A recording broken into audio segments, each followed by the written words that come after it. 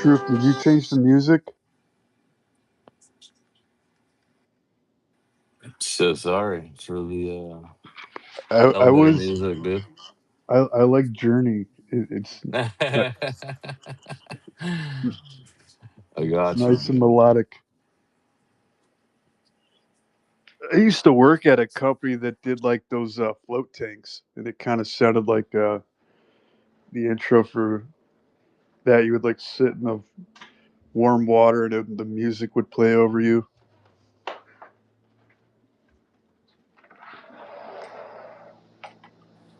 Warm water every sounds like I don't know. Sounds gay. Dangerous. What?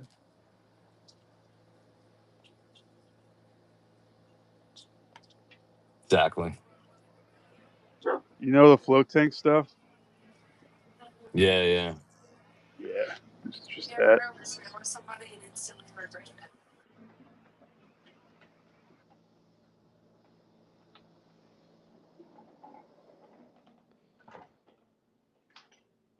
How do you spell? Maybe throw his. How do you spell his name? Full first name and last name.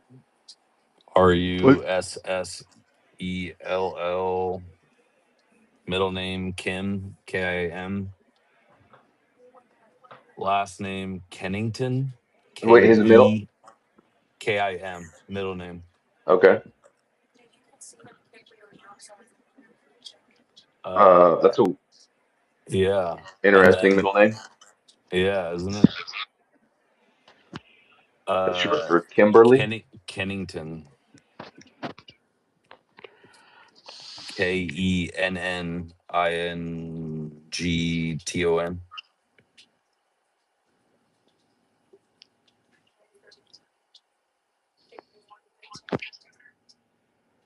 Truth, was the water feature necessary?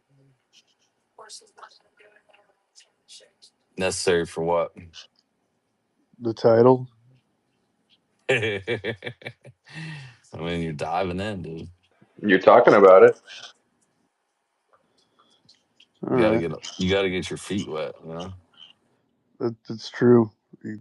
Sometimes you gotta get your whole. Oh, Wolf Dad's in here. Speaking of feet, Oh hell yeah! That's what I'm talking about, baby. time to pull down those Hanes socks. How much?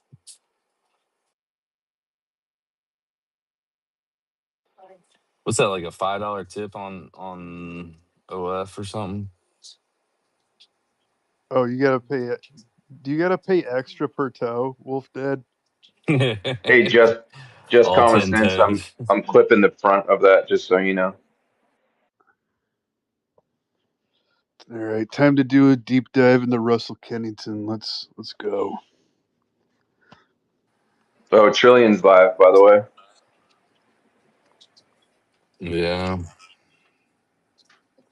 I wish he'd just like come in here and bring everybody with him. It's happening, dude. It's gonna happen.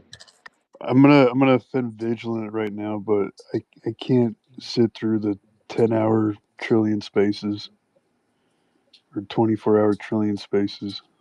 Oh yeah, they go long. Well, he can just Like, monologue forever and ever and ever. oh dude, it's It's wild. impressive, It honestly. Like, is. No, he's uh, he's actually like it's actually that's a talent. Like I One feel. hundred one, percent. He's an yeah, intelligent guy. Oh, for sure. I, That's why it's they like should have like. honestly like whenever he's like sent me a mic like it's, I'm just like okay like I feel weird but yeah. I mean, whoever like didn't pick him up for like radio seriously fucked up. Like, he could be XM serious whatever's next big star. I wonder like why he doesn't do YouTube or something. There's got to be like I don't know some kind of reason for that. Or was it Kick? Was that like the live streaming app? You You'd probably just sit there with headphones and like throw. Has anybody got a good idea? Damn. I'll have to get creative on how to play like diligence space into this space. What time zone is he in, Nick? Because I'll go to bed at like 11 o'clock. I'll wake up at 6 a.m. and he's still ripping. I'm like, holy shit. Yeah, dude. I don't know. I'm. Yeah. He must be in like China or something. Yeah. Something. I can play a Diligent Space, I guess. If do you got the link, Truth? Yeah. Hang on a second. Okay. Yeah, I'll send it to you. That might work better. I got like an iPhone, so I can like switch to wide spectrum. Some people say Yeah, that I was helps. trying to figure out how I would do it because I'm wearing AirPods to talk. So You can't Mu- wear AirPods, dude. They're gonna give you. They're gonna microwave your brain. oh shit, dude, it's too late. Corded ones. You got to have the plugins. It's too late. My microwave's brained already, dude. Muppet, I see you got that nice little Candace boost. I went over and looked at your profile right when she mentioned your name. You had 11.6 thousand and now you're at 18.3. So What the fuck? nice little boost. I need a boost like that. 11.6 to 18.3. So All the That's Australians are catching heat. crazy. You got Hayden 5K was. on deserves that? it. He's funny as fuck. Cracks me No, up. Muppet's been doing good work, dude. Oh He yeah, definitely 100. deserves it. Hayden was on Stu Peters. I saw it. I didn't watch it, but uh, I don't know. Do people in the space know who Hayden is? Yeah, Yeah, he's a Yeah. detective in the UK, or used to be. He's a retired. I didn't I know he was sent a that. detective. I thought he was I, Australian, to be He has a honest. good law He's an enforcement Aussie. background. Yeah. I sent that link to you though, Nick. Okay, I'll cue it up. I don't know. Like, I guess we could start at the beginning. Oh shit! It's Because 2 hours. there's probably a Holy lot of people. fuck! It starts like 26 minutes in. I Okay. can't remember exactly. 26, 46. 46. All Okay. right, what is up?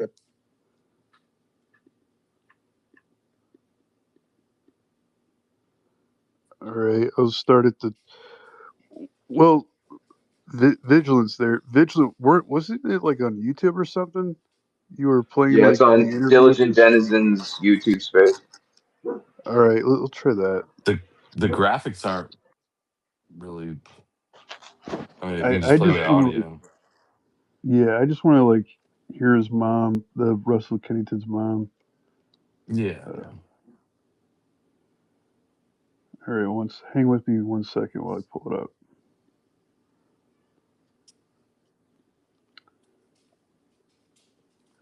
How's everybody's day going? I want to know how he got Russell Kennington's mom's number. I mean, he puts in work. I mean, He's got a I don't hundred know. some thousand followers, like somebody's gonna know somebody. Yeah, I guess that's true.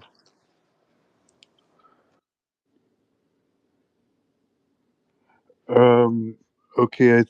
I'm at the 26 mark. I think we're ready. Oh, 200. He's over 200K now.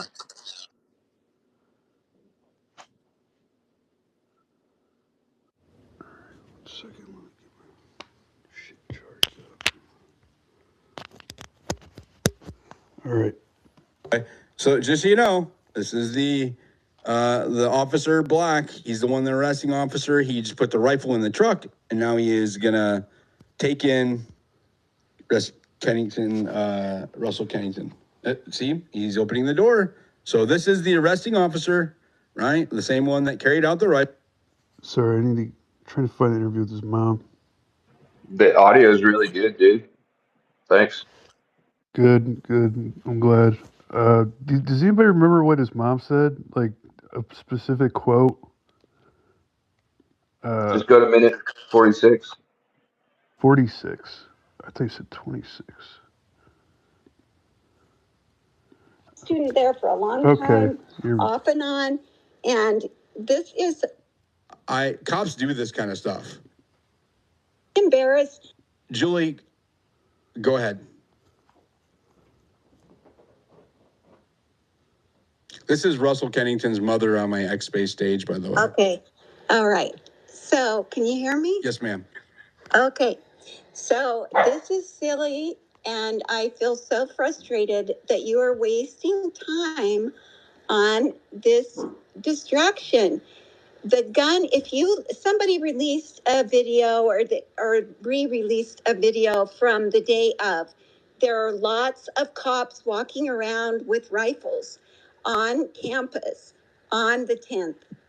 They're not doing much to distract people, but I'm just saying that the reason the charges were lowered he did plead to the lesser charge because it was ridiculous to charge him for a felony when he crossed the crime scene tape. Yes, he didn't really think, oh, this is a big critical thing. He thought he would take some pictures. Dumb, yes, and he was really embarrassed. They arrested him. It caused a lot of problems for him in his life. Yes, he did go to court over it, and he pled guilty to trespassing, which he did. He crossed the crime scene tape. But a lot of times people do stuff like that. I've done it myself where crime scene tape has been left up places for eons. And he didn't think he was trying to stay out of people's way. He's a student there at the school. He was there the day that Charlie was assassinated. And after thinking about it, he was like, oh, this might end up being something historical. And so before he went to work, 38-year-old student, by the way. What's that? He's a 38-year-old student, by the way. Well, that's noteworthy. Yeah, that's how the went up Mormons. to campus That's how they do it. and thought he would. What? The Mormons, they go on missions, so a lot of times they'll be much older when they get to college. Oh, okay. I'm going to finish up this little interview section and then we'll chat. Take some pictures. He knows the campus really well. He's been a student there for a long time, off and on. And this is totally a wild goose chase. And it frustrates me because there are things that this has been a big cover up from the beginning. But why you're going down this thing and making up some weird thing about this gun that they're trying to get rid of, Charlie Kirk, I don't believe was shot. I don't believe that gun has anything to do with it. And this is seriously nuts. If you... All right. You want to pause there for a second and discuss it or keep going? Yeah, what was that last part that she said? That gun doesn't have anything to do with it? Let me see the transcript. Yeah, she said, I don't believe that the gun has anything to do with it. And this is seriously nuts. You want me to keep going? Sure. Okay. Talk to Russ, he will tell you all the same things. He's embarrassed by this, and you putting attention on this is ridiculous. He went to take pictures, just like the witness who took pictures, of this going on. It was on the news the day it happened. There was nothing nefarious about this. It was silly and ridiculous, and for him to have a felony because he took pictures on campus, like, that's just nuts. I don't disagree, right? And if I don't know if you were listening, right? I said that I think that it's very plausible that you said in the DMs that even the lawyers said that they were overly charging him, right? Like they were being overly aggressive. It really, he's not as much of my focus as the gun is, Julie. That gun is nothing. It is nothing. Seriously, just let this go. It is a waste of time. That gun, whatever the tag is on it, is not an evidence tag. And why would they be dragging it out if they were trying to hide it? This video was on the news. If they were trying to hide that weapon, why wouldn't they have done it differently? Why wouldn't they have stuck it down his pants with all the layers of clothes that he had on? I saw somebody, I mean, this is so silly. The whole thing, all of these things do look weird. It does look weird. It looks weird to Russ looking back at it. He thinks it looks weird too, but it's nothing nefarious. And the thing is that you're spending so much time on this, and that's keeping energy and time off of the real concerning things, and it's causing problems. You know, Russ lost Julie, if the gun isn't associated with Russ, then how are you so confident to say that there's nothing there with it? We're looking for people 40 plus. Sorry, that was an ad.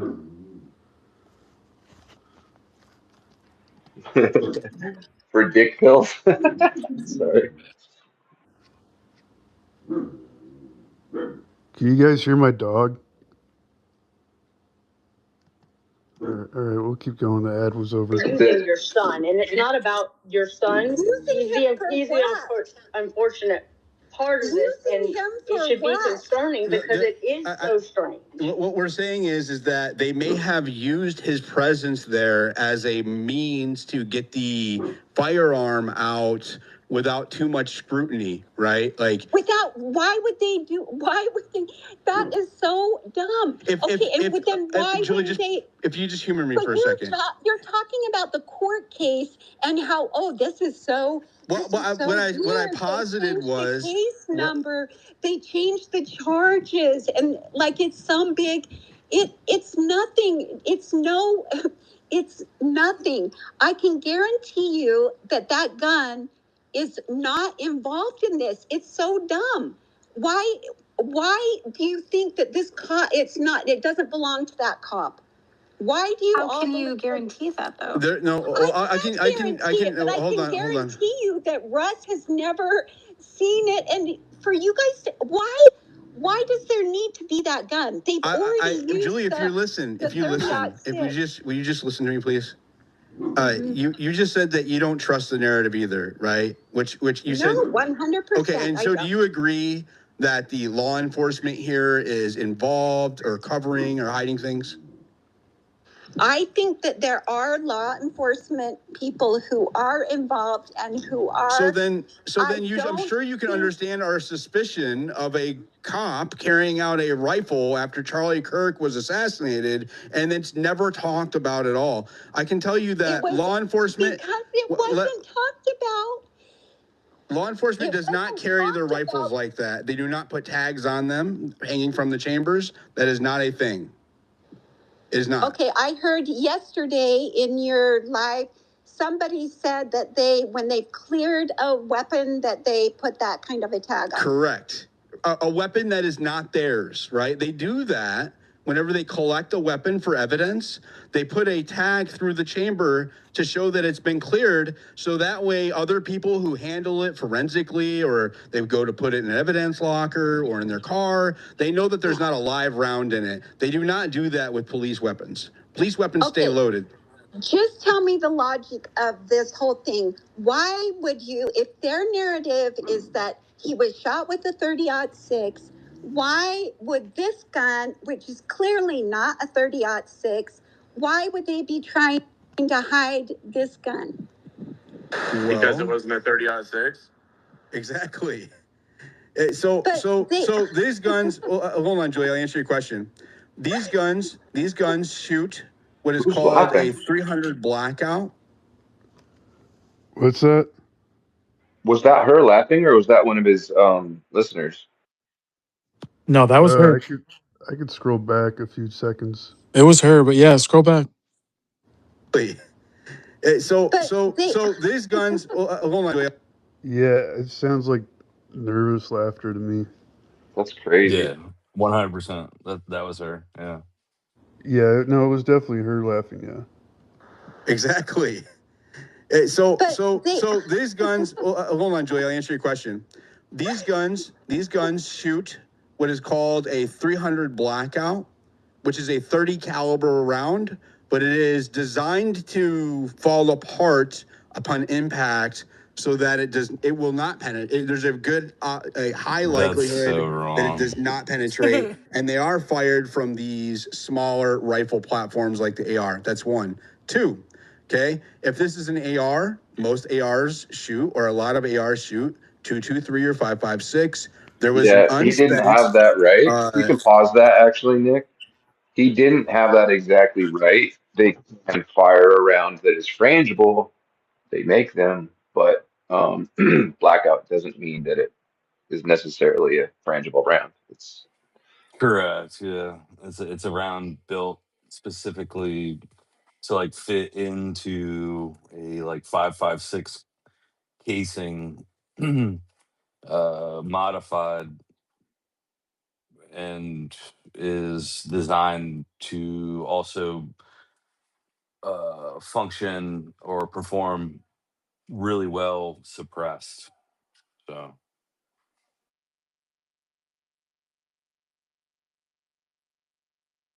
Nick, go ahead and play the rep and keep going. yeah. Go Okay, ahead, Nick. my dog's barking. Chico, stop. Rifle round. Oh, Found Chico. on the adjacent roof, and it would match this profile of gun, right? So there's actually multiple reasons of why this gun is. Okay, but you've also been telling this story about how you think that he spent the night there. No, All kinds of crazy stuff. I asked. No, he didn't spend the night there. He doesn't know Lance and Tyler, and it's really so insane that you are wasting energy on this. That gun is nothing. Why aren't you guys talking to the cop that made the arrest and ask him about the gun? Just flat out ask So them. they are. So grandmas have been filed about this and about the gun. Grandmas have already been filed with UVU about the incident, and they have refused or declined or said that there wasn't any information. They refused. They declined. Julie, can you have your son come into the space and speak to us about his situation? What difference would it make? I mean, he could answer for himself. Hey, does anybody know what Russell Kennington's handle's at?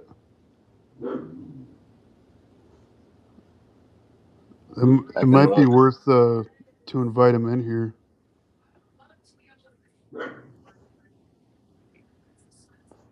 That'd be crazy, but yeah. That would be wild. What made you think of that? I mean, why not? Yeah, if I could find his X account, sure. I'll keep going. What he observed. Do you also dream of traveling the world and living from your passion? We are Elisa and Alex, and we've been traveling for the last... It would just kind of put everything to rest. But you know what? I don't feel like you are an honest operator, because you were saying things and that is just, yeah, I don't think is right. You were posting pictures of my family on, I actually didn't post pictures of your family. I redacted those. That was somebody else. It was in your video, and it's still in the video because my other children have seen it. I redacted the faces of anybody but Russell. Okay, so my grandchildren are in that picture that you posted in your video, that you went through in your video, and their faces are blurry. Right. Yeah. Hey, Julie, let me ask you a question real quick. I'm going to have to ask you to send the pictures showing different stages of Russell's life with you. Oh, no, you don't. Hold on. That's not unnecessary. I've already confirmed this is. No. I was validating who I was to her, to let her know who's. Okay. Yeah. That's. No, we're not having that. Sorry, Keith. I have already confirmed that this is his mom. So. Yeah, we're not going to be disrespectful, but I did redact. You just said I blurred out their faces, right? There's other people who would not do that, right? I was just showing that he was in there. What's that? I think Keith is based. I don't think that's disrespectful. I think Keith was questioning if it was his real mom or not. What's wrong with that? I mean, it's disrespecting her to have her on in the first place Yeah, I suppose. and have her grandkids, on there and then be disingenuous about redacting them by putting a blurry face. Like if the kids know it's them, all their friends are going to know it's them.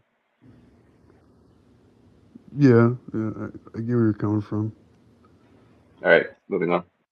And that was before I had talked to you or knew any more, right? I am just researching, investigating, and trying to answer questions like anybody else. It happens to be that your son was arrested there, right? If it was anybody else, I would be digging into them just as thoroughly, just as I have every other aspect of this case. Is your son is not as important to me. Gun is not involved.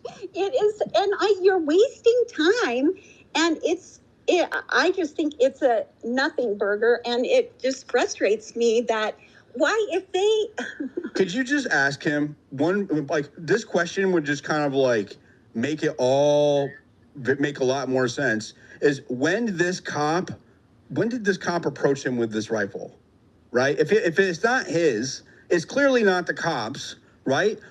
At what point during the event? How is it clearly not his? What do you mean?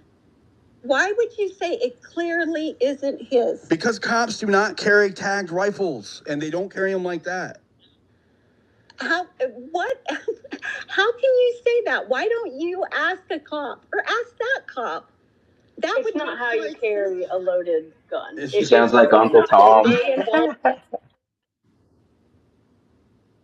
Him when they That's an example of being disingenuous for everyone that didn't catch that earlier. No, he's You gone. want me to go back? No, but like what she's doing there, that's retarded, right? That's being disingenuous. I don't know why she's even saying that. That could be honest on her part if she's legit, but it's like such a crap argument, and especially after it's being explained to her, she refuses to back down. It's like, sorry, continue. I'm gonna shut up. Too. They it seems like you would want to know why. Your son out with a gun next to them. Yeah, they did that. Cops have guns. Okay, listen, all three of my boys have served in the military, and I'm not ignorant to guns. Whoa. Sorry, one more thing. So was Russell in the military? That's what it sounded like to me. I believe so. Let me go back real quick. You said all. You said all three, Than, so I'd assume all. Unless he has more than We'll three. Let's just confirm. I believe, it wouldn't hurt. 5 seconds. It seems like you would want to know why. Your son out with a gun next to them. Yeah, they did that. Cops have guns. Okay, listen, all three of my boys have served in the military. I think that means yes. So. And I'm not ignorant to guns, medic. But for you guys to say, like, are any of you law enforcement? What about Muffet Master? Yeah, our star. He says star investigator. He's gotten called up from AAA. No shade. From AAA to the big leagues. Muffet, can you see if Russell Kennington had a military record and what he did? He's saying combat medic. Okay. Also, he put the profile in, so if anybody wants to invite him to the space, that'd be cool. Yeah. Check the purple pill. I don't really know. I guess I could DM him. Do none of them carry their? Why don't you ask that officer? Surely that officer. The officer will not speak to the media. Your son can. That's why, right? UVU.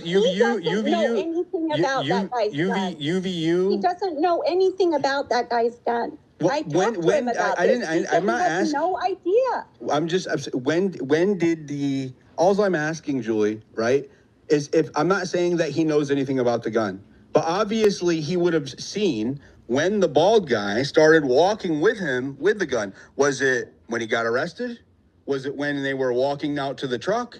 Right? When did this guy start carrying a tag rifle next to your son? Surely he would know. He can see. He's looked at him. He talks to him. He got in the truck with him.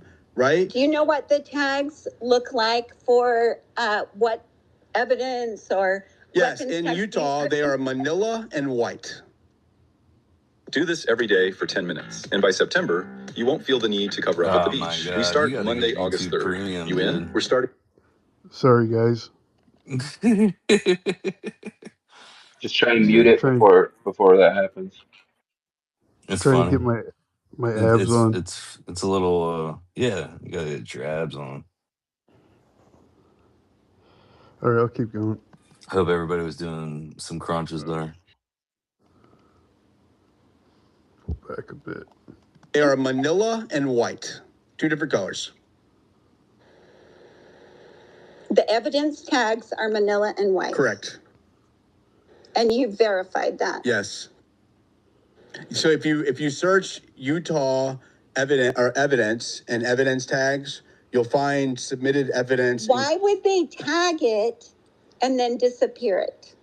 That's the $1 million question. That's what we're asking. Right. That's the alarming part, Julie. Right. And again, if this isn't so if this why? This is nothing. I don't know why she's laughing, by the way. I haven't figured that out. If this isn't nothing. If this isn't your son's weapon, right? They walked it out alongside him. They did this, not us, right? They brought a weapon that is not associated with Russell and made it appear as if it was a evidence tagged weapon and walked alongside him as he's being arrested, giving the perception that he was arrested with it, right? Like they did that, not me, not anyone else, not the woman taking the video, right? They did that. And if Russell didn't have anything to do with it, then they involved him on their own, right? Like why I would be asking if I were him, if I were you, I'd be like, why would you walk out next to my son with this rifle, making it look like it was his after Charlie Kirk's assassination, right? That's what I would be asking. Brother. They did not try to tie that to him. He pled to the lesser charge. It was ridiculous that he was charged at all. They should have just said, they confiscated his phone. They wouldn't give him back his phone.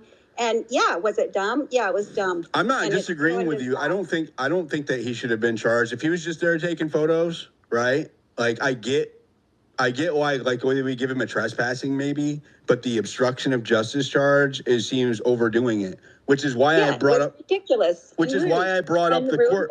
Which is why I brought up. So you're just making it worse. You're making it worse by making something nefarious where there is nothing. I'm not making. Nothing.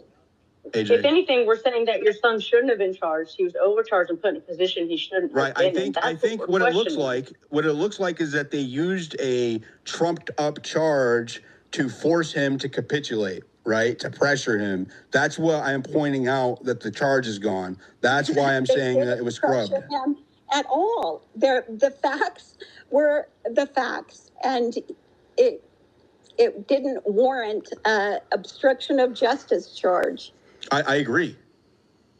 I agree. And the only reason, the only way that we could know is, that's why I asked you. I was like, I think you felt like I was trying to be malicious. I'm definitely not trying to be malicious. Hang on a second. Pause it. I want everybody to say hi to OSint Sean. I'm sure he's in the space. Hello, OSint Sean. 25 other listeners. Wow, look at that. Hey, Sean, if you want to be a man, come up. I'll give you a mic and we can talk. Uh-oh.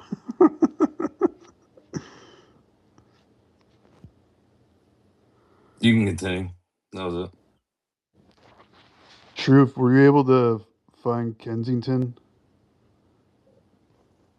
Yeah.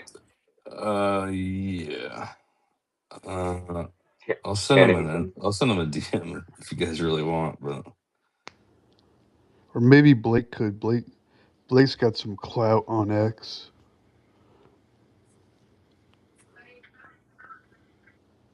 What's up, Blake? How you doing, buddy? What's up, y'all?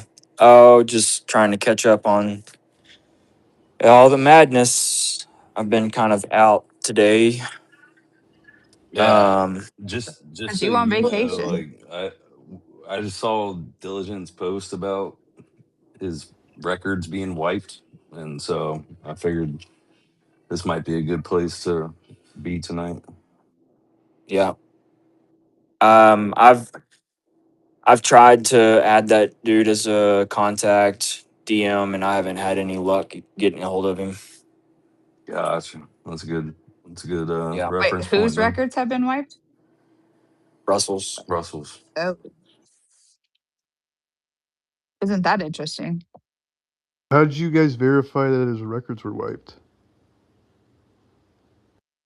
I haven't verified it. That's just what I've heard through the grapevine.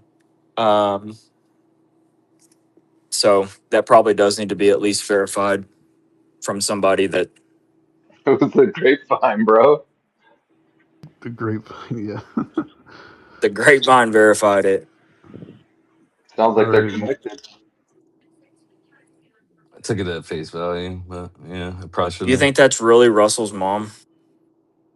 I mean, from the I don't franticness in her know. voice, I would say so. I mean, Yeah, she's super emotional. Seems nervous So and she laughs. yeah. I mean, the fact that she's saying that everybody goes behind a crime scene tape and she's done it before and it's totally normal is crazy to me. She yeah, it sounds sounds like like she's she's pleading trying with to you cover it. guys. So it's yeah. Without further ado, shall we proceed? Yes, sir. All right. I'm just trying to get to the truth here, because the fact of the matter is that less than 24 hours after Charlie Kirk was assassinated in front of all of us, a police officer walked out of the scene with a rifle, right? That's evidence tagged, that we have never heard anything about since, not once. This is huge. You don't know that it's evidence tagged. You think there's an evidence tag on it. You think that, but you don't know the it. the woman who took the video that they walked feet in front of. I listened to that again, and she said it had a tag on it. She didn't say Police do an not carry evidence white tags on strings from the chambers of their guns. They don't. Ever. because you know it all. Okay, yeah, you just keep chasing this. I'm just trying to listen. I am just trying to find out where this gun came from and where it went and why he is carrying it next to your son. Okay, it is huge. Why are the guns being all over campus? There's rifles the day before. All of the cops. If you can only perform Sorry. fire, here are three. Killing me. I don't have YouTube Premium, guys. I apologize. Hey, while that's skipping, has anybody identified any of the officers that are walking out? Is one of them Chief Long? Is that Chief Long in the back?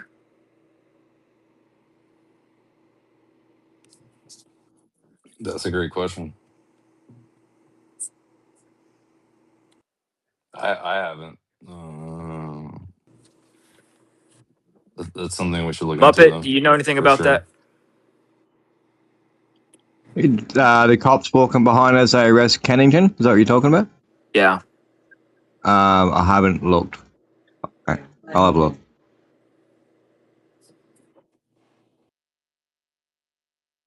All Oh, right. Sean's doxing me again in here. It's the Candy Owens Fed Slop files or Yeah, Pod that's Slop why I gave him the files. shout out. I gave him the shout He's out. posting Osint pictures of Sean, me what's where I up, look dude? fucking great. Fucking He loser. is You too. suck at Osint, dude. You should probably try to hide a little better. It's so funny You were that at he's the Charlie Kirk memorial event, dude. In the brick suit. The brick suit. Like, dude, are you kidding? well, this is cute. I'm just gonna add this to my police file. My police post against him.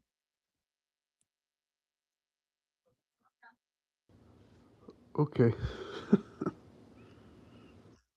Anyway, that were there the day before on uh, campus all had rifles. If I pull up videos, I will. As a matter of fact, okay, there are the videos of the day of and before. You will see that the day of after. You will see that all of those officers carry their rifles with their hand over the trigger guard with the barrel pointed up in the air at a vertical. Video that came out that was circulating yesterday. Show that one on campus where it's after the fact and they're like cleaning up. There's still a lot of people. The one that the new video that just came out? Yeah. All right, just a moment. Let me find it. Yeah. Brother, did you have something you wanted to say to Julie? I saw you had your hand up a minute ago. Yeah, Mrs. Russell, just a quick question for you. And again, nobody's accusing your son of anything. We're all just searching for truth here. In the video, it seems that your son may have something kind of something bulging underneath his clothes. Have you asked him about that? If he had anything that was tucked under? So I asked him about that. He was on foot. He went clear from his house to campus, and then he was going to work. So he had his pouch that he has, his belongings and stuff like that. So he had on several layers of clothes and he had his belongings in there. Yeah, it was like like a little fanny pack or something. Yeah, and it was weird, and and he admits that the whole thing looks weird. I don't know. Her voice sounds very like she's trying to hide something there. Maybe that's just me. Hey, do you mind if I jump in for a sec? Yeah, we can pause it. Is that okay? Yeah, I just wanted to say to the lovely lady that's been speaking, like, nobody's after you, nobody's after your son. I'm sorry that this happened. Oh, sorry. This is a she's recording. Zanny. I'm sorry Yeah, I just for wanted any to say that I'm confusion, sorry but that this happened, and No, I'm but sure it's she's very not in the upsetting. space. She dropped? this is a Okay. recording. We're playing. No. We're playing another space Oh, into this gotcha. I space. thought she was actually in Sorry here. for I'm any. sorry. No. Okay, duh. Sorry. Sorry for any Yeah. confusion. Anybody that's like Did joining you guys a already little talk late. about who exactly the female reporter is? If she's claiming to be part of the media somehow, does she have a YouTube page or an X page? What's her last name? We're She, just trying to Which listen to the which recording. which female the one that reporter are got you interviewed speaking by of? Diligent. The blonde hair girl. This is The This blonde is supposedly. hair. his mother. So This is Russell Kennington's mother. just to back up a little bit, just to back up a little bit. I don't know if everybody in here knows about the guy who got arrested on September 11th. The next day, it was like in the morning. He was arrested because he went through a couple lines of police tape. I think some other people might know a little bit more about all of that, but The girl that videotaped it off of I, TikTok, her name is Chelsea Lefroy. Okay, thanks. I right, and just that's wanted the to check video out her that channel. we all Yeah. She see. is like, That's the she's a nobody. video. That's the video we all see of the guy in a lab coat. Basically, he's got like the classic like teal green Yeah, I think yeah, everyone has Scrubs. seen that. scrubs Scrubs. on with a lab coat over it. There's several police officers in the video walking him, and he's obviously arrested. So that's we're this is a space talk. Diligent Denizen is interviewing his mom, that guy's mom. Gotcha. I actually didn't realize it was a recording, so I'm so sorry about that. And we can just stay with that. I was No just problem at curious. all. I wanted to dig a little bit deeper into like the reporter's history, but we could do that later. Diligent Denizen is on X. You're welcome to go look at his Oh, profile. no, thank you. Okay. I've already scrolled, and it's as soon as the no line of sight thing came up, it turned into Kennington land, and has been nothing but that since. So I don't know. I'm a little bit sussed out about it. And, the reason why I was asking about the reporter was because I listened to that interview that he supposedly did with her carefully several times. It feels kind of staged. And I'll just tell you, my spidey sense was like, where is she posting? When did she start? Did she start with this? Does she have a long history before this? It sounds like she's a nobody. And I'll tell you one step further. I went and started looking for people named Chelsea at the Salt Lake City FBI. Like, that's how my mind works. So they don't publish their officers anymore, but that's kind of like where my head's at with it. Yeah, I feel that. I think there were coordinated efforts to put out video in the aftermath. So this ultimately very well could be some wild goose chase that leads nowhere. But at the end of the day, I think it deserves scrutiny either way. Anyway, please go back to listening to whatever you want to. I'm sorry I didn't understand what was happening on the secondhand space thing. You're good. Thank you. The whole thing looks weird, but it's not anything nefarious. And he was upset because the cops initially acted like they were going to just kick him off campus and give him a warning. And so he was very cooperative and he was very chatty with them. And then they're like, oh, we're going to arrest you and take you to jail. And so he was really upset because it's not his MO. It's not the way all of this has been made out to look like. So did he ask what the change in their energy towards him was? Like, why, if they weren't treating him like they were just treating him like they were going to escort him off, like what happened? How would he know that? Like, what happened? He said just. I mean, there could have been a communication, or no. There were several of them talking about because there were the UVU cops, and then there were other kinds of law enforcement there, and so they were like talking about it, and then they're like, no. And he said he thought they were being nice to get him to be cooperative, and diabetes, coronary disease, autoimmune diseases, obesity, cancer, pretty much all chronic diseases. He was cooperative. They also said that he ran when they told him to stop, and that he says that's not true. He didn't run. So they're lying, right? I mean, that shows right there that for sure they're lying, but that doesn't make this out. Why waste time on this? Is such a nothing.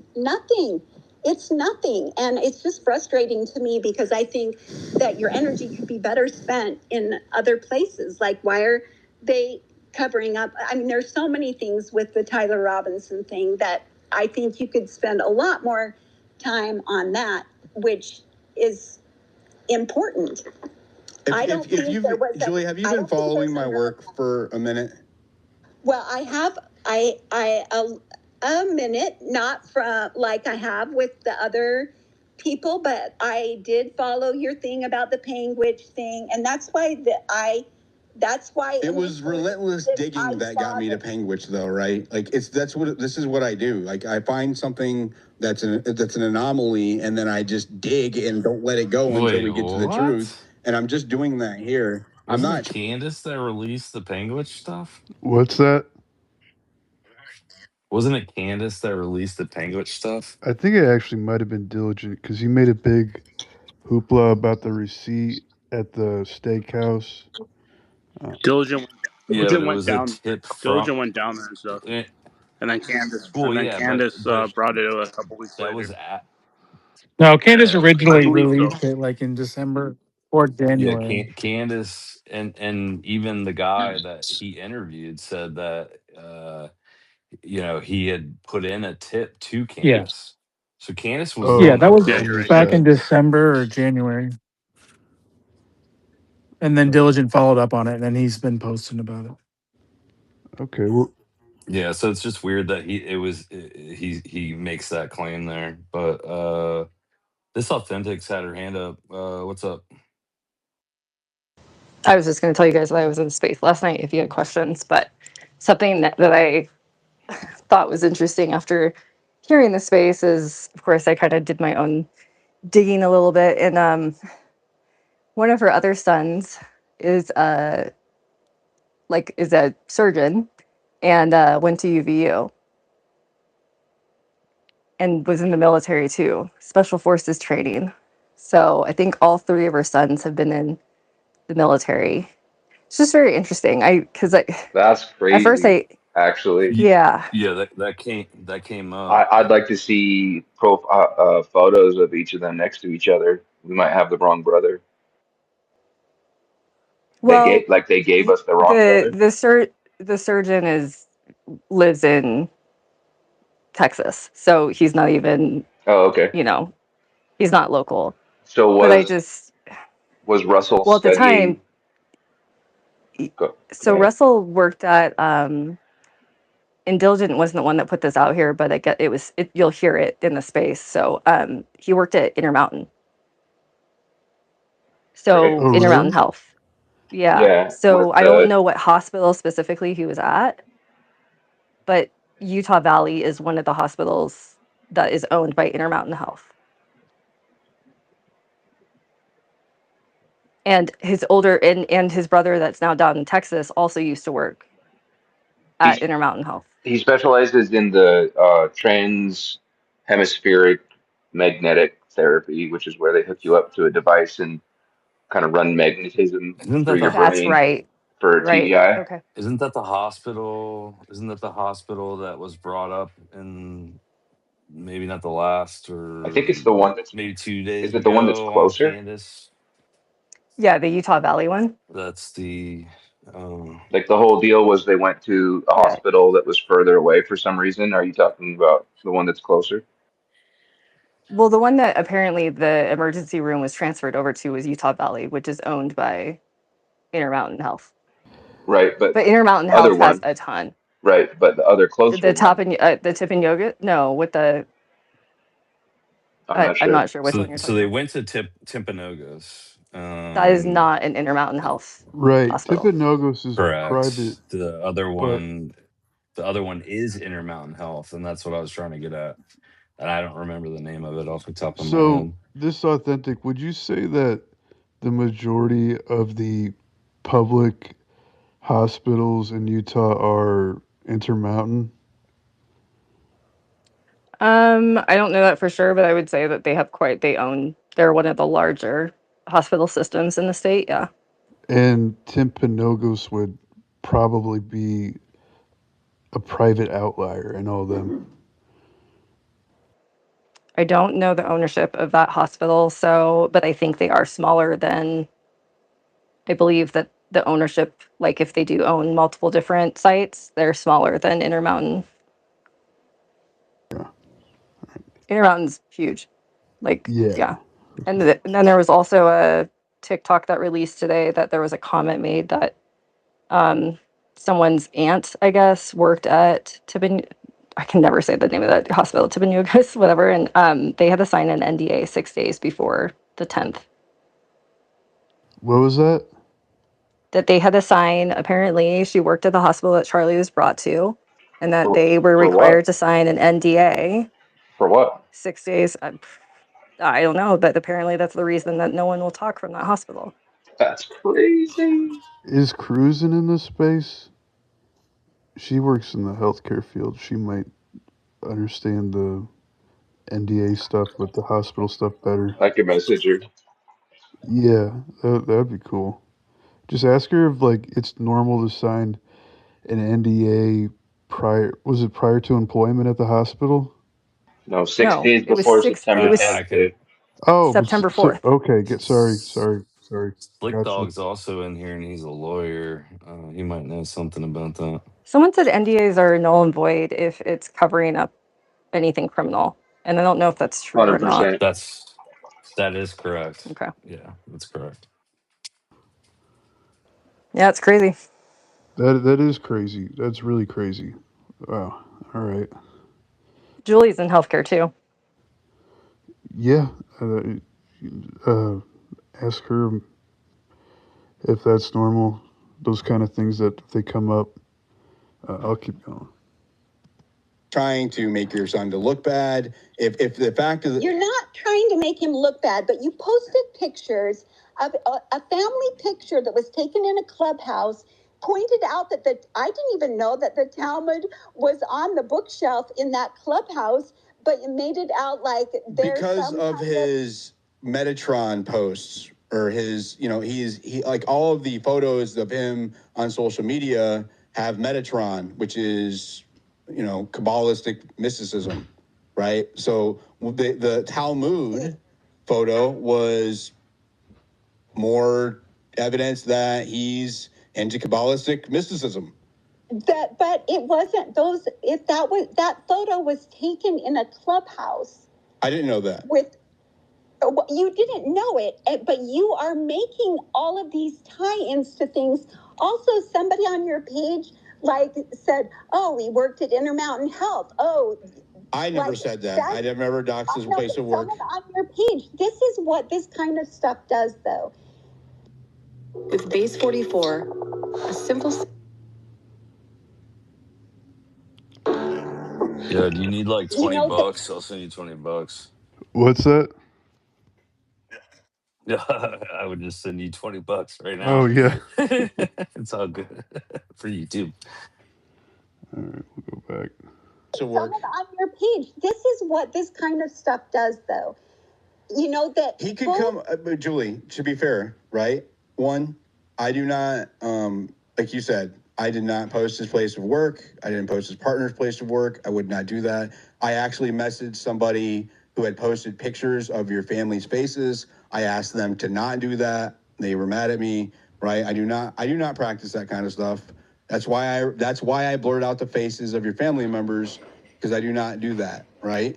But he could easily, just come out and post or come onto a space, not me, even if you don't feel comfortable, somebody else, right? And share his experience there. And it puts a lot of the questions to rest. It's the absence of information that makes people dig and speculate and dig. Yeah, but you don't think that he might have wanted to just put this behind him, that he was embarrassed? If they had not walked a rifle out next to him, we all probably would have just.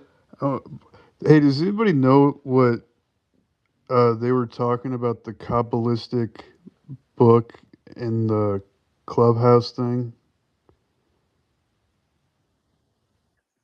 I think didn't he say the Talmud? They mentioned that too, but the jump from the gun to like the reference to the clubhouse, I don't know how that reference is I don't being know. I made. got lost. So if anybody else, What's that? I just said I got lost. So if anybody else followed that, they're welcome to pipe up. I can go back to the clubhouse bit, but I Probably don't understand the jump. if this authentic, or does that ring any bells from? It sounds like previous diligent stuff. Sorry, I'm dealing with fighting kids at the moment. What was the question? Diligent when he was talking about the Metatron photos and the Kabbalistic nature of them and the Talmud references, that type stuff. It's something that maybe he had addressed Was earlier. he talking about the symbol? Is he talking about that Yeah, he's talking about the symbol? symbol that the necklace that he has, and then he also had something, I guess, because I guess Diligent went to the guy's apartment and he had something hanging above his door as well. Gotcha. Thank you. Woof, you have something to say about all of that, I bet.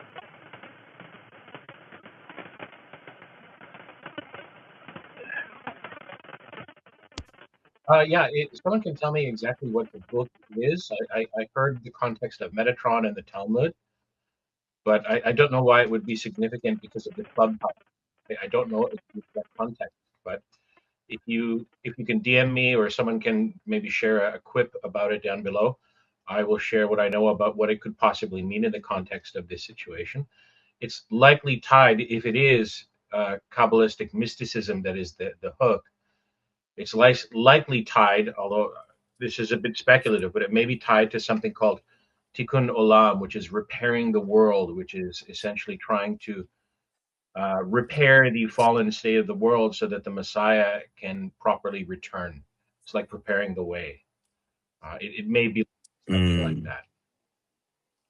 Yeah, I think you're onto something there, and I think that you were exactly correct with the mysticism aspect. I think that's what was being alleged, anyway. Can you hear me? Yes. Sure can. All right. I don't know what happened there. Like it just bugged out on me. I think people are getting booted or something.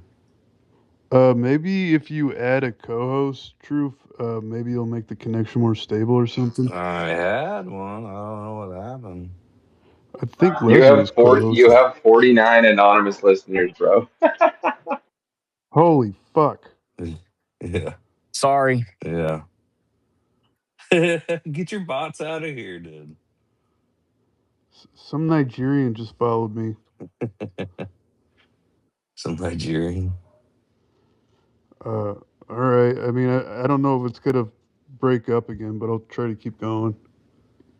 Just moved on, right? But what does the rifle explain? Why the rifle's important? Because there was an assassination the previous day. Okay, there was an assassination, and you guys believe that that rifle shot Charlie Kirk? We don't know. We're trying to find out. The one that they're Why is she claiming not did it, didn't blatantly do it. saying like that's not my 100. son's rifle? Why is she not like that's not his rifle? It's not his. He didn't go there with it. Like I'm not. It sounds like Like just like the hospital. Maybe she signed an NDA, just like her son did, and she's trying to feed off the story to get away from it all. Possibly. Didn't do it. So 100%. 100%. We can all agree that a 30-06 did not kill Charlie Kirk, right? And probably a 223 would not have killed Charlie Kirk either because there was no exit wound. Right? She sure fucking knows a lot about actually, guns for 223 not has a knowing why the gun's relevant. What was that? Talking about 30-06, just the fact that she's saying it couldn't have been a 30-06, and then saying that it also couldn't have, probably wasn't a 223 either. Like, Yeah. but she doesn't understand the relevance of people wondering what the weapon or whatever it was. I guess it was a rifle. That's spot on, Seems dude. to, Spot on. dude. It's Yeah. weird. It's too much. Yeah, it's really weird. She's like speculating on like which type of caliber gun killed him. I don't know. It's really odd. A 223, actually, a 223 has a higher likelihood of not exiting, actually. Okay, well, I think that would be very... Conflict is gonna find you. Say nothing and stay safe, or say something. Oh my god, what's your cash out, dude? Strange. Yeah, dude. Like I'll buy you premium for the rest of the year, dude. Just shoot me your cash app. Sorry, guys. It's his sponsors. I think that would be... You want me to pause it there? No. Keep going. Okay, sorry. It was a joke. Very strange, but... I'm looking for the video. I'm looking for the video that you're saying. Yeah, maybe not a 223, but if it was chambered in 300 blackout, that's perfect. A decent, much decent chance on that, especially in subsonic. Well, then why would they use that kind of a weapon and then use their because they matched narrative. the ballistics of a 30 caliber. Yeah, because they didn't tie it to a specific one. Remember how the ballistics were inconclusive on the specificity? Well, they started saying right off the bat, they started saying that it was his grandpa's 30-06 that did it. And so anybody knows that a 30-06 didn't do it. So why are you guys? Because the gun that they carried out next to your son fits the bill more than the Mauser does. That's why there's so much scrutiny. But the thing is, we know that their story, what their story is. Can anybody tell me what the gun was? It's not a gun. Did not. I don't believe a gun of any kind killed Charlie Kirk. I don't believe that story. I don't believe that it did either, but these people are very sophisticated. So why are we chasing this down? Well, they set up a plan B too, for the narrative. Well, it's just somebody would leave their gun, and somebody who did that. Okay, in your scenario, they would have left their weapon after they did that. I have no idea. That doesn't make any sense. Doesn't make any sense whatsoever. I don't have any idea why they chose to walk this rifle out when they walked your son out, right? Hey, maybe the cop was carrying his weapon that way because he had something in his other hand, or he had to shift or do something. Maybe that's why he's carrying his gun that way. Or maybe somebody else gave him their gun, somebody else on scene. There's a million different things, but this is nothing. And you're wasting so much time and energy and upsetting a lot of people that don't need to be upset. Don't deserve to be They really upset. need a middle finger button on this thing. Sorry, what was that, Truth? I can't hear and listen. They really need a middle finger button on this thing. Like, oh yeah. I'm sorry. When somebody says don't look at something, like it just makes me want to look harder. Like, fuck you. Yeah, I'm 100%. Yeah, Me too. Especially when she has the chance to bring her son into the space and just say, hey, like, what was the rifle? Any information on it would help everything. The defensiveness is definitely strange. Like, it does kind of make me want to look harder. Like, at first I was just like, she's being frantic, but now I'm like, okay, this is getting weirder and weirder. So say this, and that's why I posted what I posted yesterday, right? And deleted all of my posts, including the one with the blocked out pictures of your family, right? I deleted all those. But you didn't delete the video. I did too. You deleted the video from yesterday? The one, what do you mean? Which one? The one where I'm asking questions? The one where you're trying to connect Russ and Graham to all these. I didn't mention his boyfriend at all in that post. I said I have. No, in the video. In the video you did, the live you did yesterday, you mentioned Graham Durant, and you go all through. I will delete that video. I forgot about the YouTube. I'll delete it. Okay, that's great. That's awesome. But I'm just trying to figure out, right? I'm just trying to figure out. We're all just trying to figure out. Listen, there has not been a picture of anybody with a rifle that looks like it could kill Charlie Kirk in the 2 days of footage they presented to us in court, right? This is the only footage we have that's not like Bigfoot quality of somebody carrying a rifle that looks like evidence throughout the whole thing, right? I'm not saying it belonged to your son, but they chose to walk it out next to your son, right? That's not my fault. That's not anybody else's fault either. And I'm not trying to pin it on your son. Find the video that came out just recently. It's on campus near the amphitheater where he was at. And there's cops all over the place.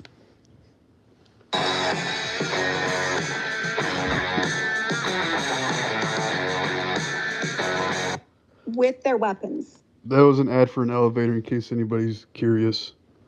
Nick, you're fired. Does anybody know what she's referencing? I think what she. Sorry, I hope you don't mind. Wait, that was Jump an in, jump in. elevator Okay.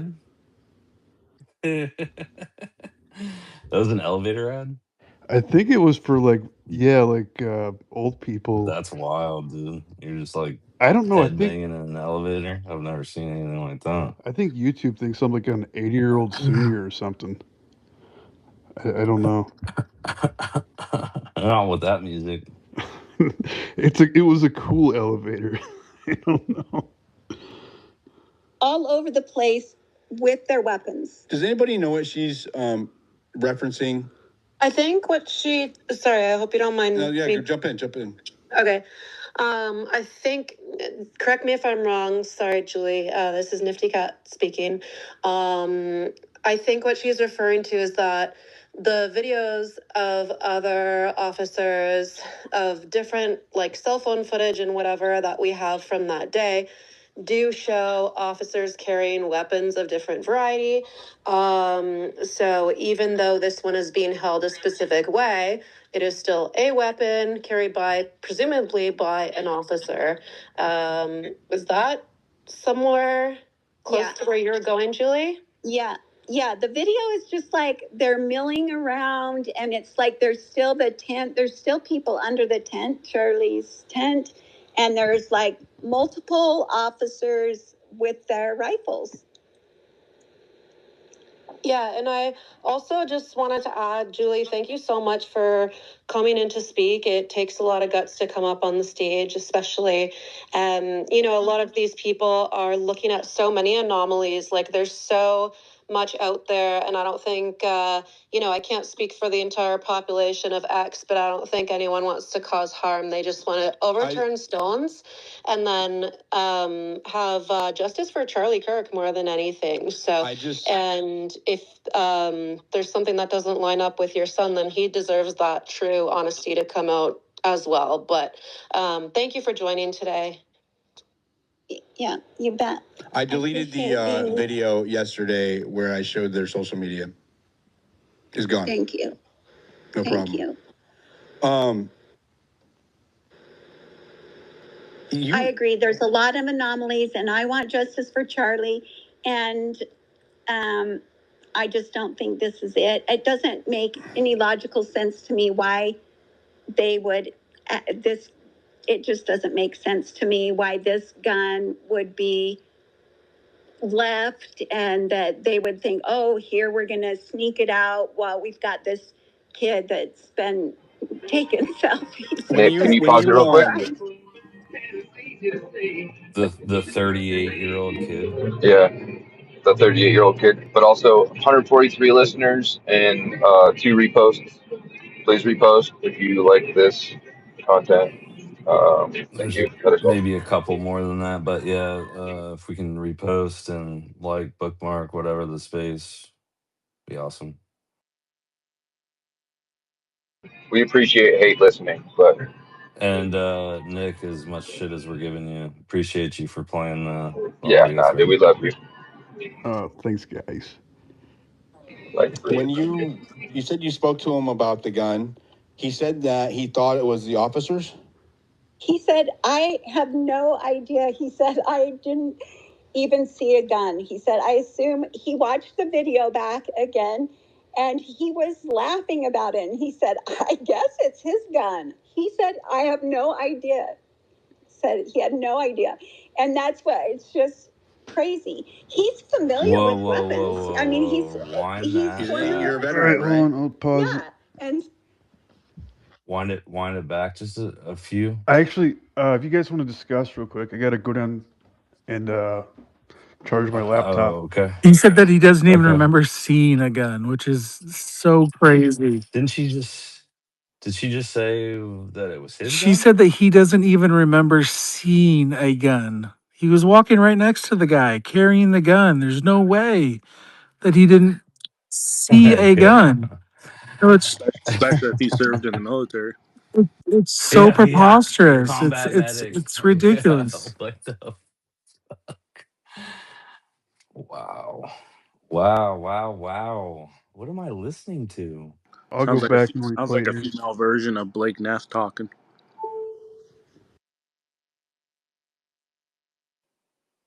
For real. Yeah. Wow. Muppet.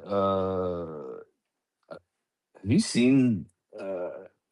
Matthew just reposted something from Sam Parker into the Purple Pill. I suggest everybody look at that. I think there's like value in all of us getting eyes on things at this point. I think that guy needs to be identified. I don't know. I hadn't seen that before. It's very interesting. Backpack on the front. Looks like he's giving like commands. Maybe has a radio. Yeah, I'm just looking for a clearer Check picture of that him in the now. purple pill. Yeah, I just replied back to Sam about. I haven't found him. I don't know who he is.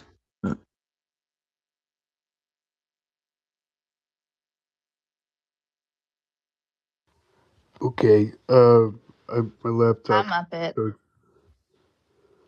Hey, how are we all? Just getting doxxed by Sean Campbell again on a shit count. I just heard that. What a Yeah, he's little a piece of pussy. shit. He is too. Why The don't you try and biggest. dox me, you pussy? I dare you. Go ahead. Yeah. He blocked me before he and I even had any Same with interaction. me. Yeah. Fucking I wild. hadn't even heard of the guy until he popped up and I went and checked his account and I was already blocked. I'm like, who the fuck who is this maggot? He's doing it to Blake and Uncle Tom and everybody. So on his little fake account. He's a pussy. Shady Lady Katie is in here too. She did the same thing to How's me. he not getting blocked? Wouldn't want to get on her bad side.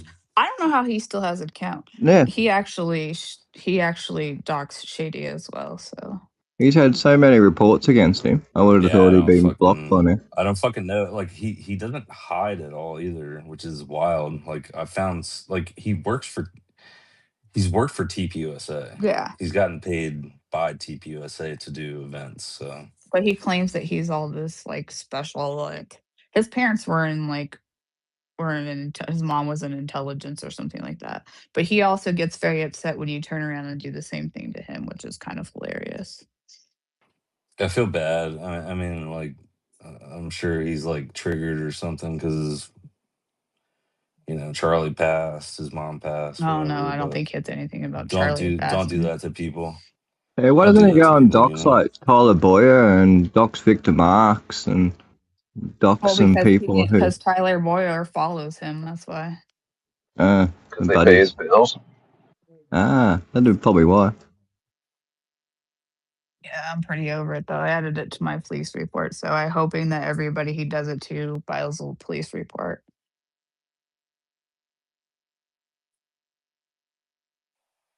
What are you thinking, Blake? What's going on with you, dude?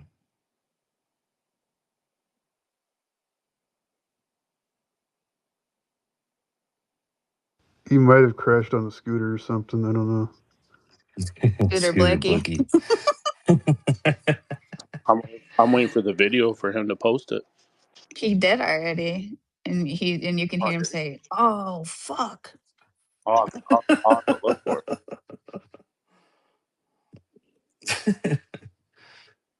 That's hilarious. I don't know, man. Like this whole interview's been super strange listening to it. I think that there's obviously something being hidden. I mean, she gets more and more defensive, like as it goes through, and the speculation Well, in on the specific questions, even like you can hear her get more like shaky. the 223 when she was speculating like what shot Charlie, that was really weird. Yeah. And then the defensiveness Yeah, about that's really weird. what's that? No, that's weird. I think that's strange that And then she kind of was like throughout the entire interview from the beginning. If people hadn't been here from the start, like she literally came in saying this other gun is a nothing burger. It's nothing. It's nothing. It's nothing. So then, why would you say at that point a 223 would just go through too? Like why bring that? Like, you know enough about guns to like say one round over another, it would enter and exit, however, whatever. Right. But Yeah. Yeah. you can't understand the fact that we're sitting here speculating what this other weapon is. Yeah. No, that's exactly right. Like, we're sitting here speculating, like, what the gun is, and then she just jumps and say, "Well, it's this thing." It's like, uh, logically, I just don't think that makes any sense. Um, I don't know. Shall we continue? I think his mum's a fucking tripper. That's exactly. She's like freaking out as Yeah, finding out who her 100%. son is. But she's given up a whole heap of info while she's doing it. That all her sons were in the military. He came from UVU. I can't find any records of him at UVU. But yeah, I think she protests too much. Well, I mean, let's take advantage of it. Let's see if there's anything more we could find. They'll protest too much. Yeah, go ahead, keep playing it. And that's why it's just crazy. He's familiar with weapons. I mean, he's former You're a veteran, military. right? Yeah, and so he's familiar with weapons. He's not afraid of them, or he's not, and he's familiar with them. But he was freaking out. They arrested him. He's not. He was taking pictures. Yeah, it was stupid. Yeah. And he actually likes Charlie Kirk. He didn't know that he was there that day when he was assassinated. He was in class and he didn't know. And so he said that it was after the fact that he was like, oh, this might end up being a big thing, because we talked about it a lot. He texted me after the fact and said, hey, we're all okay, and that was crazy, and it took us forever to get off campus, and because they had everything locked down. Yeah, I heard the whole story, and I heard the whole story about the rest, and he's embarrassed, and it's really caused him a lot of unnecessary pain and misery, and I just wish it would stop. If he were guilty, and a lot of people have said, oh, it's your son, and you're going to defend your son. He's I love my kids, I do, and I will defend them in truth, but I'm not going to defend. If I thought he was involved, I would be hiding out, and I would be suggesting he get an attorney, which he had to do when this whole thing went down. But it's just really frustrating to just see people tying all this stuff together. I'm a conspiracy person. I have been forever, and I never got why people don't ask questions and just accept the narrative. But now I understand it. When people were trying to make all of these ties to all of these things, and now I understand why they think that conspiracy people are nuts, because there are some ties that have been made that just don't even make any sense, that are really crazy. And it's just frustrating, because I would like to see more stuff that's like, why did they shut down why can't we get the camera footage from the hospital ERs? Why? I mean, there's a lot of stuff. This gun does not make any sense to it being anything about anything, in my opinion. Do you know anything about his fascination with Metatron's cube? Yeah, I do. And yeah, that's a whole nother story about Russ and his life and his personal issues. And I don't think this is the place or the time for that. But I don't That's think fair. this, yeah. we're not. Hey Julie, I shared that Marshall video up in the Pill Diligent, and Julie, I shared that so that you could see what she was talking about. Thank you. I was gonna do that. You're very welcome. Let me look. Julie, I have a question from YouTube. It said, and of course, only answer what you feel comfortable with. Can you please ask her if he works with teens/young adults, depression, and mental health services? No. No, he doesn't, or no, you don't want to answer? No, he doesn't work with teens and mental health. No. Well, bullshit.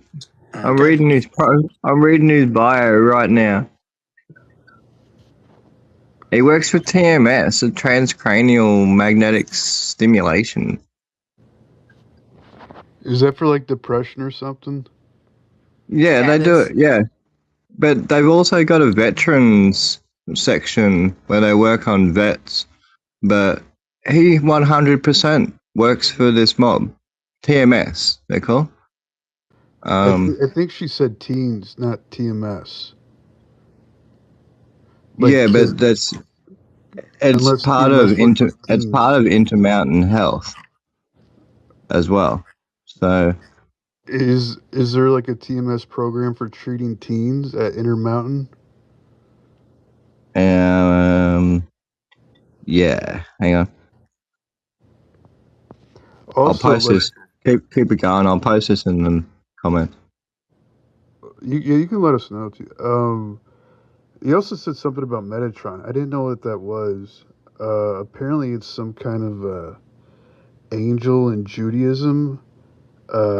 It's mentioned 3 times in the Talmud. And I still don't understand what they're referencing with the Metatron stuff, but it has a connection to the Talmud. So I can offer a little bit of lore into that. I've just been doing some reading. Wolf, can you I can wait get as well. closer to your mic? Yes, maybe I don't have my mic set up properly. Give me just a moment. Yeah, you're good. Let's see how this sounds. Pardon me just a moment. Where it does have to do with Jewish mysticism. This should be better. Am I coming through stronger now? Yeah. It's good.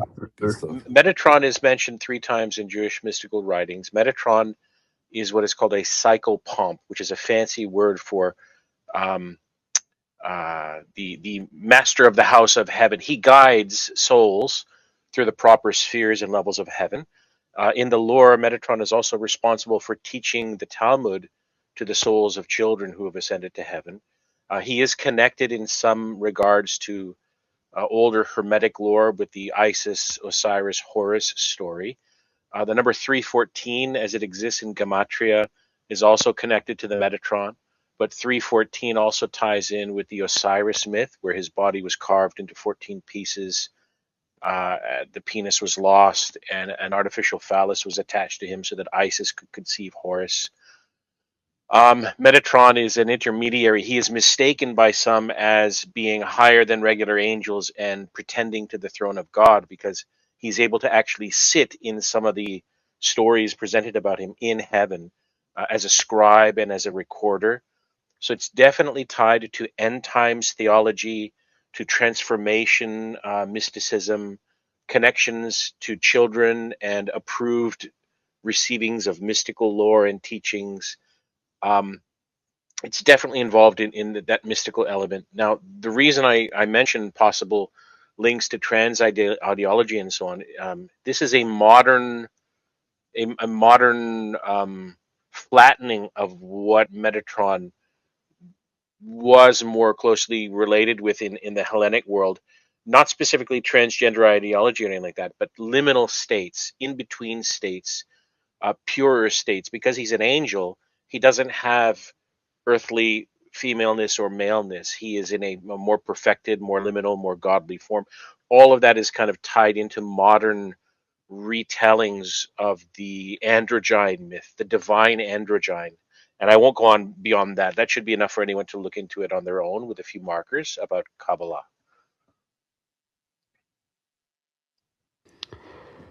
I love having AI in these spaces, dude. It's crazy. Yeah, well, you're Just gonna kidding. He's not. invite He's not Argus a. in here. Uh, yeah, I don't know how it's supposed to be connected, and I don't know what they're referencing in terms of his personal life, how that's connected. Uh, I can give you a link to the technology he lived in, right? Have you heard of people talking about the God molecule DMT, or the God region in your brain, where if it's stimulated, you have mystical experiences that tie with religious experiences that mystics and others focus on. He may have had yeah, an interest in Yeah, I have. exploring that element of consciousness, learning about the technology, simulating altered states of consciousness to connect with inner divine work. A lot of this is tied into, again, modern flattenings of much older and much more varied mystical traditions dealing with the nature of humanity, the nature of divinity, some of the Gnostic ideas about self as God, self apotheosis. I don't know enough about his grounding in this, but Metatron, the Talmud, and the mystical research into it, in the context of him being connected with the Kirk shooting, in the context of possible narrative, ritual murder being involved, in the context of the site looking as if it were designed to be a Jewish or mystical framing or setting for a sect. All of that ties in. So it doesn't surprise me that this guy is interested in the mystical and occult elements that are not dominant in the Kirk narrative as it exists in the public, but exists below the surface. There's definitely subsurface current operating here. yeah. Hey, did anybody find it weird when her voice got more calm when they started talking about the Kirk assassination? Oh, Diligence in the space. Hi, what's up, Diligence? Diligent, you can come up if you don't try Hey, to shout out, commandeer dude. the space. Appreciate. You know, we've been playing your interview from last night. Just want to say thank you for doing that. And yeah, appreciate you Yeah, I was doing good work, sir. thank you. I was just trying to add some context there.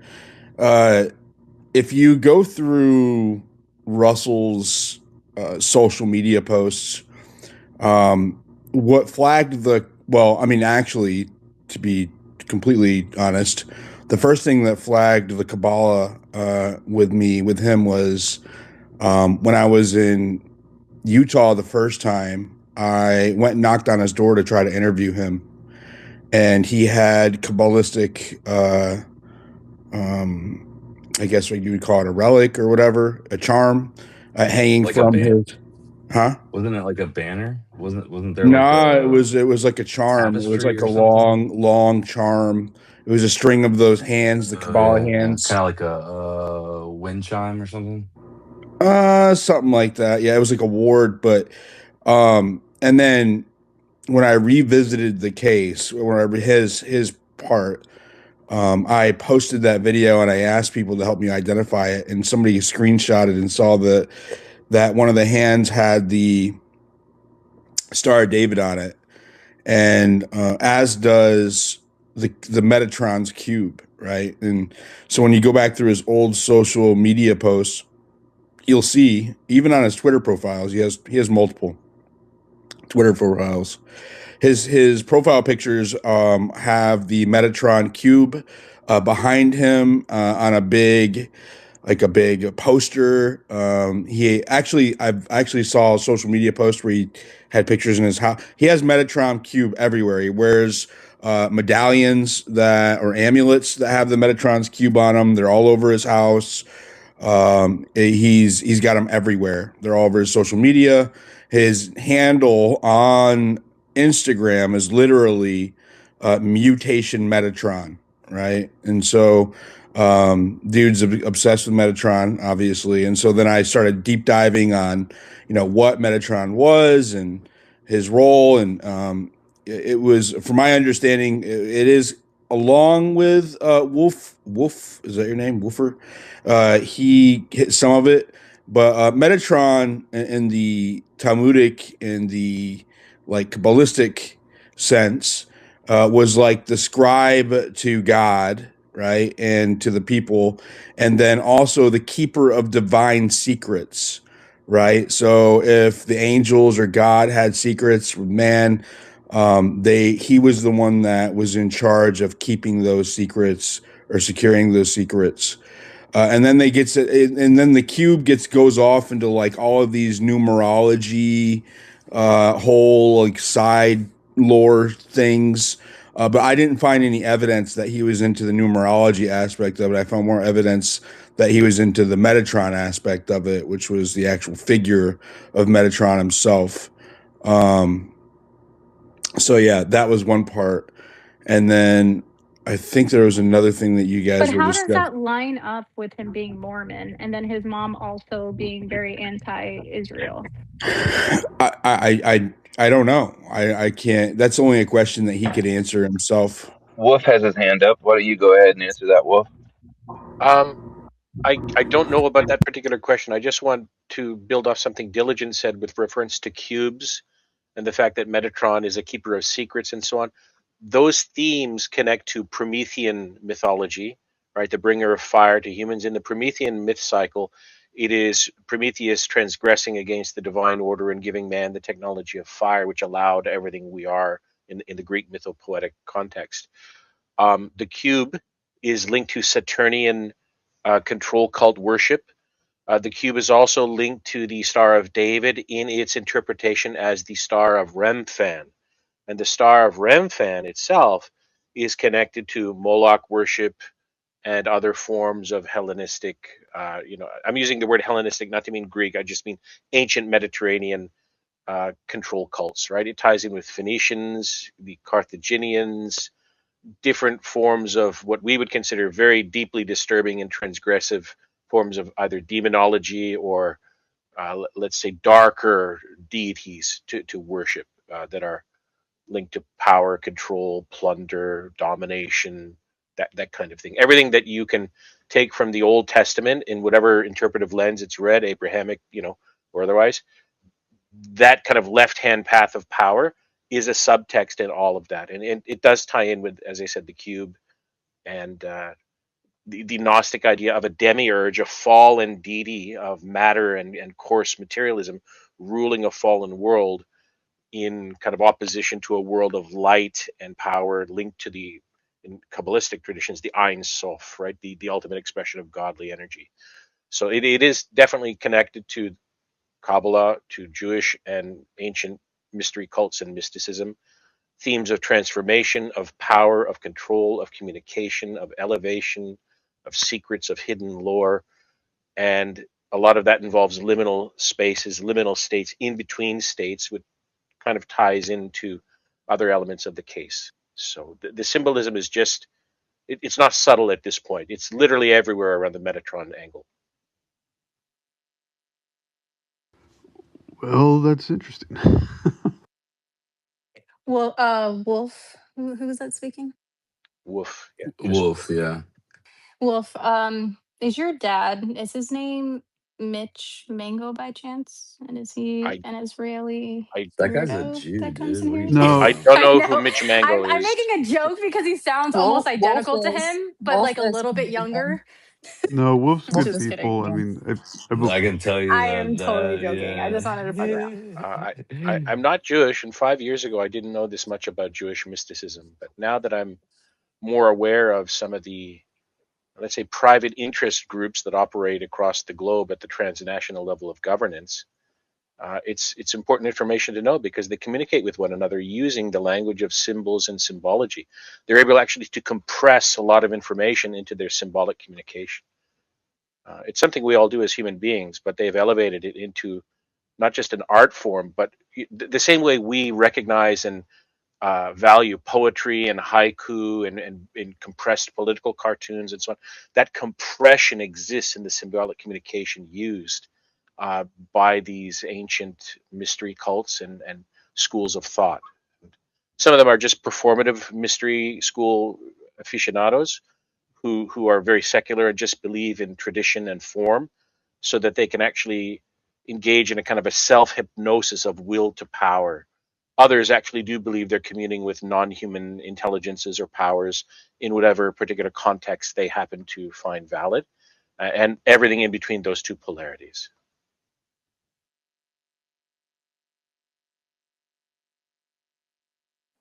100%. 100%. Now, the last thing I'll offer then is that this angle is also a vector to lead people into useless rabbit holing so they're distracted from much more mundane elements of the investigation, the trespasses of the state against standards of investigation and evidence keeping and so on. So the mysticism is there in more than one register. And the connection to Mormons and so on. Again, if you're a Mormon, I'm probably going to offend you by this. I don't mean to offend you, but Mormonism itself is a highly tiered or compartmentalized religion that is based off of a kind of a mystical interpretation of Luciferian will to power as it's expressed in Freemasonry. Within Mormon beliefs, LDS beliefs, you have a left-hand path and a right-hand path. That's not unique to them. That is a common element of most religions. And the tie here with the Kirk assassination, of course, is that it's a ritualistic setting. We know that the Mormons are involved in a very high degree in government and intelligence circles. They have a core of youth that travel the world with a wonderful operational cover, right? Proselytizing and missionary work. We know that the Mormons, through Mitt Romney and a few others, are connected to religious organized crime groups. I mean, even the Amish have religious organized crime expression, right? In parts of Mexico and the United States and Canada. So the religious aspect is not the dominant expression of their worldview, but it's a non-trivial element of it, how they justify their moral choices, how they justify their separation into in-group and out-group, higher and lower, right? Greater and lesser. But all of that can be easily weaponized to distract you, right? A weaponized form of apophenia, of pattern recognition. So it requires some care to disentangle. The focus is the rifle. It's always the rifle. 100%. Yeah, Diligent. What rifle is that? Do you have a ID on the rifle itself? What do you mean by ID? Is it Like, a rifle? yeah. Well, yeah. First off, is it a rifle, and if so, what kind? I mean, there's people who, like military people who I've just talked to or have analyzed the raw video that all agree that it's a rifle. Even Kennington's mom last night said that when they looked at it, they both agreed that it was a rifle, and they're both gun people, right? So, I mean, you could tell she knew weapons. yeah, Just yeah. yeah. The whole family has a deep history in the military, which is interesting enough because they're She said all Mormon.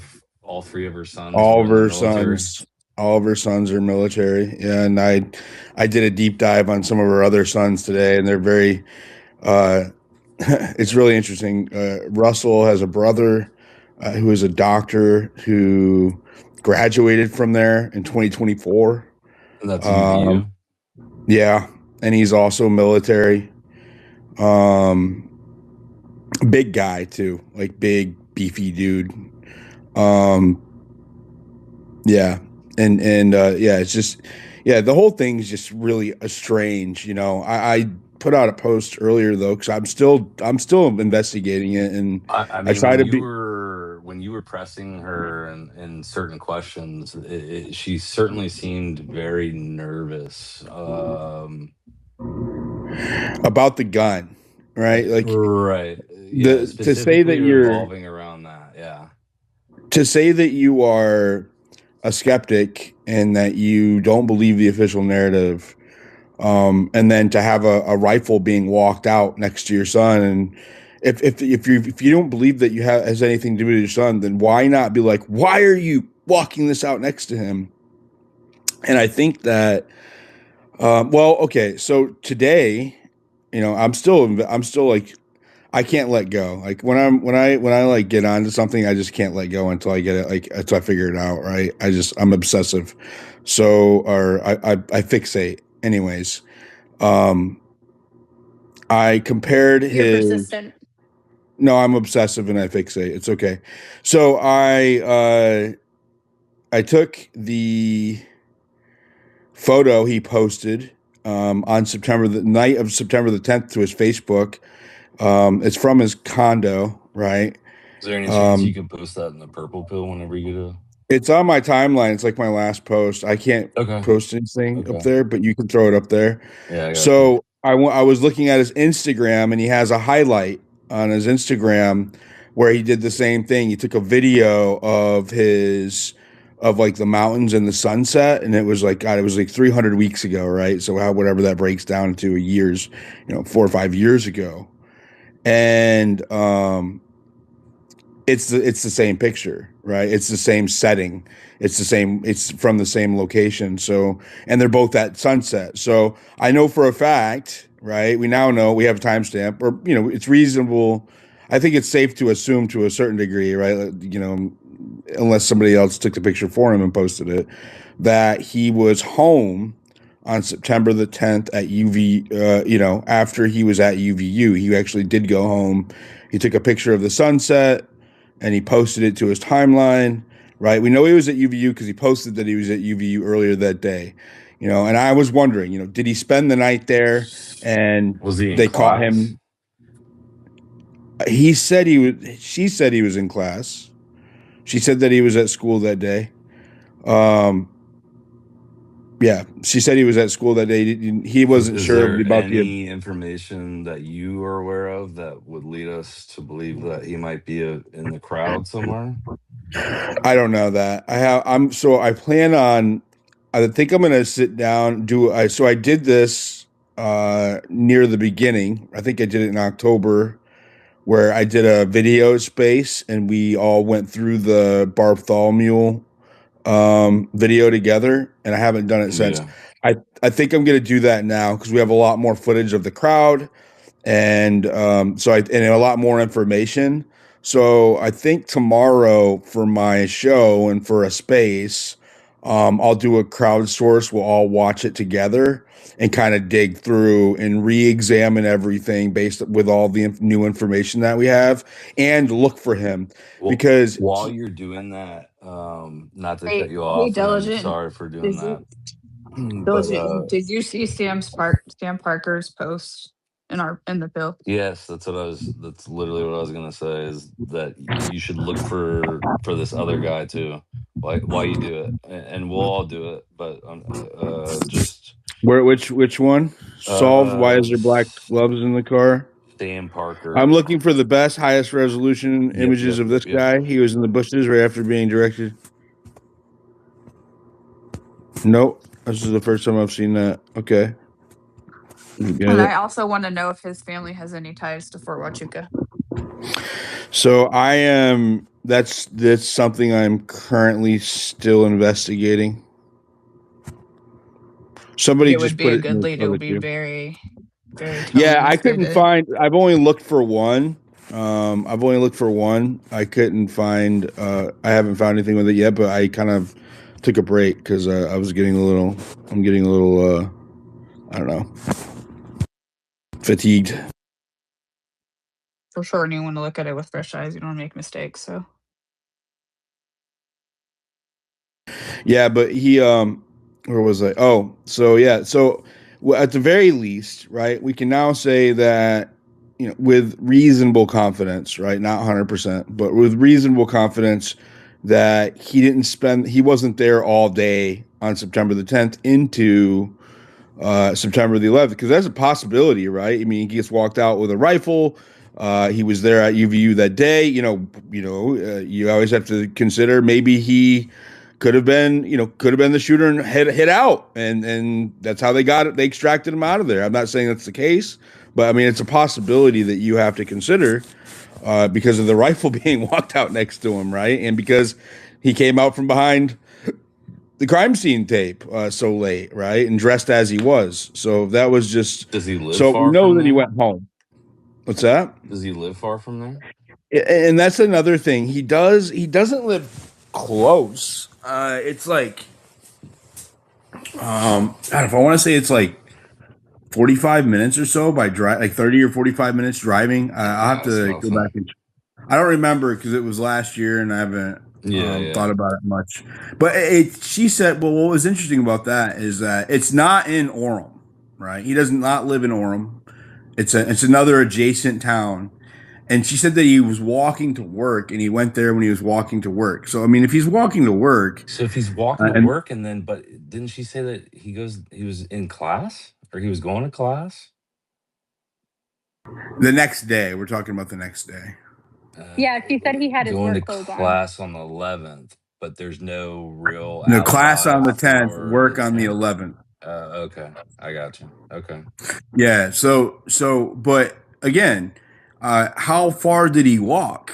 You know what I mean? Like that's a long walk from where he lives to Orem. Let me look it up real quick. But Yeah, 45 minutes in a car is that's a long walk. it's a super long walk. But you know, let's just say she according to him, I think she said the other night that he doesn't drive. So you know that. Could he live in the dorms or something? Oh no, you said you went to his Yeah, house. he doesn't live in the dorms. He has a condo with his husband.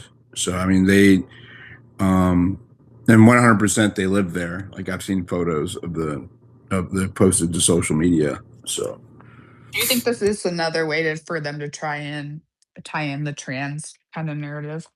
I thought that, but it's weird. I can't find any political. She says that they're conservative. Um, I saw one really old post by him. I can't forget on which platform that suggests it was like a Trump post, but I mean it was old. But beyond that, I haven't been able to find any political affiliation with any of the family, her included. She's a registered Republican in Montana. I can tell you that much, which is where she lives.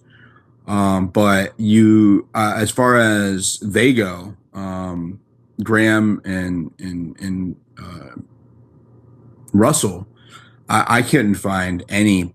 I didn't see any, like, there's no political posts on their social media profiles. There's nothing about gay people or trans or any of that. There's no LGBT stuff, but there's also no like hardcore conservative stuff either. It's really apolitical.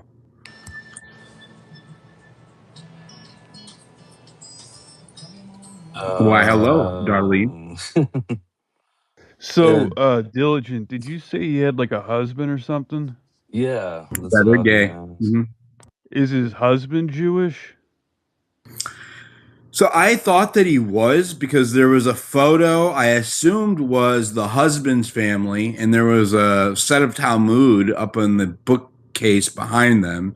She said that that was a family event. They were visiting one of the relatives, and that if they were at a clubhouse for that event, like whoever they were visiting, it had a clubhouse, and that they had their little family get together in the facilities clubhouse. And then when you look at the other social media profiles, I looked at her profile on Facebook, as a matter of fact. It does look to be like more of a commercial setup. So like, you know, like the door has, it just doesn't look like their house. So, and then I also couldn't find any other, like there's a funeral photos and other stuff that, you know, of a family nature. I didn't see any, what do you guys say, tiny hats or anything. So I didn't, I'm not saying it's not possible. I haven't seen a lot about Graham's family. All of the social media posts I've seen are actually from Russell's family. I haven't seen Graham's side. I assumed it was Graham's side, but really it was just him posting stuff he had done with Russell on his own Facebook, and that's why I had misattributed it. But you didn't see any like Jewish ornamental stuff like on the front door or something? I mean, I took some more screenshots today that I haven't really dug through, but I didn't. I mean, their apartment has Kabbalistic shit all over it. It's covered. That's what I'm saying. The Metatron's cube and the Star of David's everywhere all over their house and all over his stuff too. Okay, so it's not coincidental, in my mind anyway, that there's a Talmud in a photo at a clubhouse somewhere.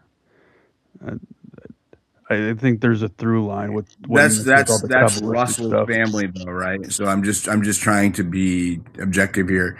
That's That was one of Russell's family members. Anybody can go to her profile and just see what I'm talking about if you just click through her photos. Public. No offense to anybody, but I'm gonna have to start cycling speakers in and out just to make room for everybody.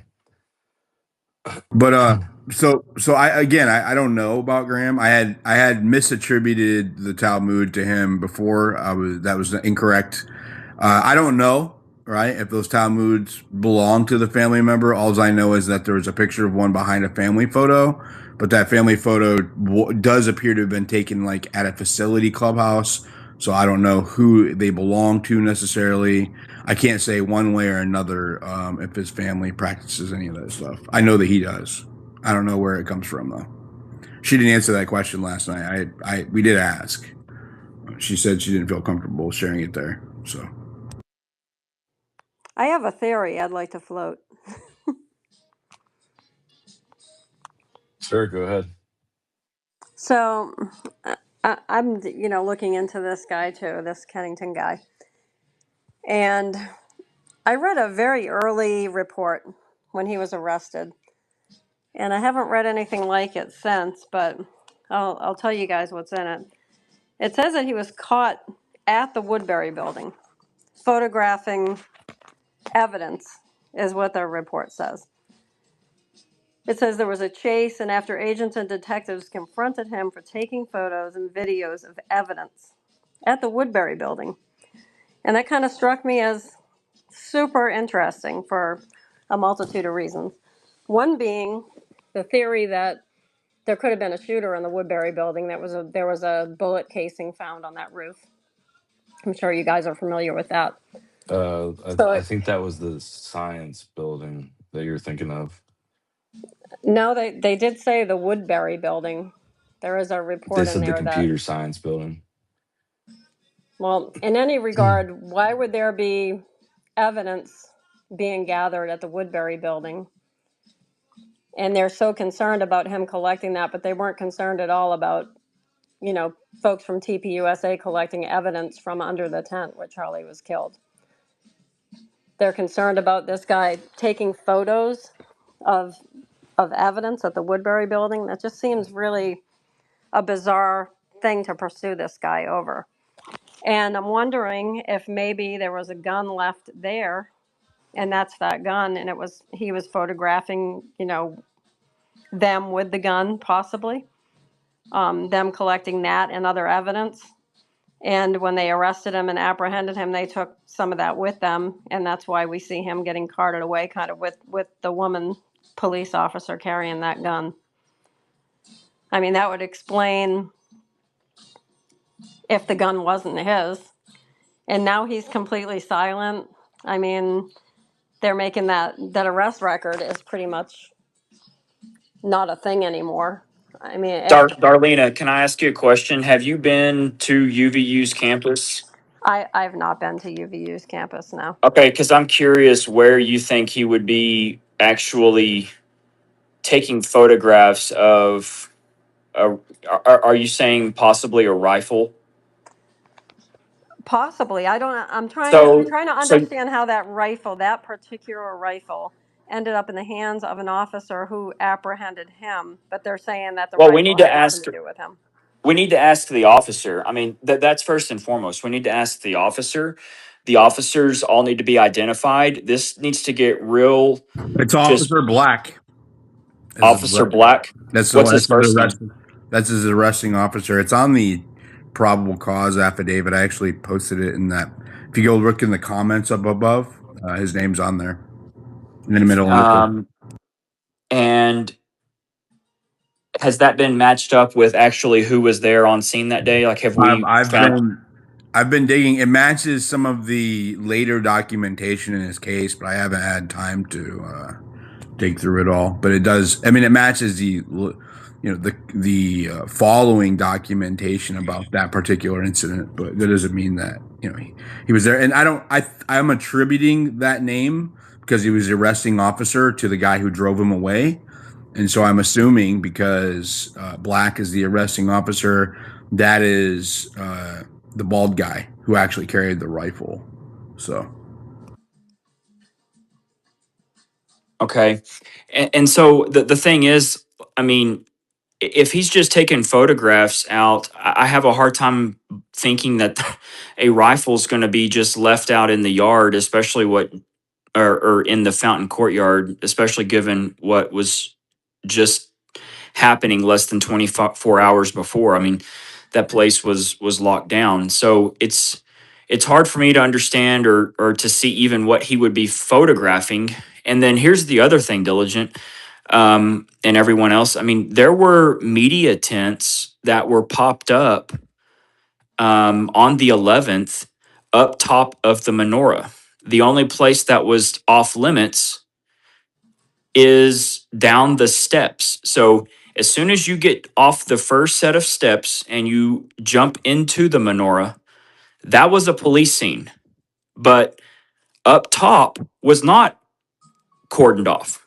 So I'm curious, That's number not one, true. where did he run? And then number two, why do we not have any other media getting photographs of this chase that allegedly went down? Well, because you're wrong about what was cordoned off. The building on the exterior, on the parking lot side, east of the of the courtyard of the quad or menorah, whatever you're calling it, that was on the exterior of the building. You can see it in the video that I posted, the full video that has him being initially brought up from behind the tape. The tape is actually between the parking lot and the building, so there is a layer of tape around the entire perimeter, the exterior perimeter on the outside of the building, and then there was another layer of tape in the courtyard area around the actual crime scene itself. So So are you saying the Woodbury, the Woodbury is what's mentioned in the police report, yeah, correct? there's a layer of tape outside of the Woodbury as well. So the Woodbury was cordoned off. Do we know why that tape was out there on the outside of the Woodbury? Because the way this reads is it happened on the interior of the fountain courtyard, which is where all the people were the day before. It did happen there, right? Like he got well. I mean, if we're to believe the reports, they say that he was seen in the inner area, the courtyard area, and when he was spotted, he ran, and that they caught up to him, they chased him at the Woodbury building, and then that's where they yelled at him, and that's where he complied and stopped, where they actually apprehended him. So. Okay, I so it mean, happened on the interior. It did not happen on yeah, the but we don't exterior. know. The only Just guys, I want to move to Coyote, and then let's see what David has after Coyote. They've been waiting a long time. And Sam, you have a invite. So get on up here if you want. Get on up here, Sam. Hey, I'm looking something up because Blake just said something triggered my mind. You want to go ahead, David, or do you want me to go? No, go ahead. Yeah, well, I'll go. Looks like you need some time.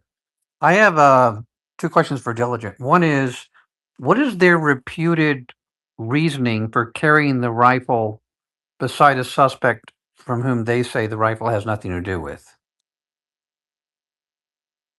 we haven't. There is no official accounting or addressing of that rifle. According to mainstream media and official records like the police reports. Well, the one charge that's now buried, so we actually don't know. There is no reference to that rifle. We're the only ones talking about it. Nobody else is talking about it. Okay, well, my second question is, so I looked at the evidence that you presented over the past few days, and in fact, on the Space Viewer with Sam Parker, and there's a sort of a idea that struck me very powerfully, but it could still be wrong. But when I look at that, when I look at the whole thing, it looks like the carrying of the rifle. This guy is wearing all this clothing on a hot day, and it looks like the rifle is meant to distract me from the fact that this guy is clearly smuggling something out. If you look at the picture, and I guess I'll pose this as a question for the room, everybody's eyes goes to the rifle. There's a guy carrying a gun. I mean, this is right after an assassination. But then you look at this very odd, very strange guy, and he's wearing layers and layers of baggy clothes on a hot day, and there's clearly a bulge in front of him when he's getting in the truck, and everybody is buddies when he's getting in the truck. That just blows my mind, because they wouldn't even be that way to a DUI suspect that they were putting in a police car, which, oh, by the way, would go in the back. So doesn't it look like that the real thing going on here is this guy smuggling something out? You think he's asking the panel, he's not asking me. Yeah, I was asking all of you, including yourself. Does it look like that?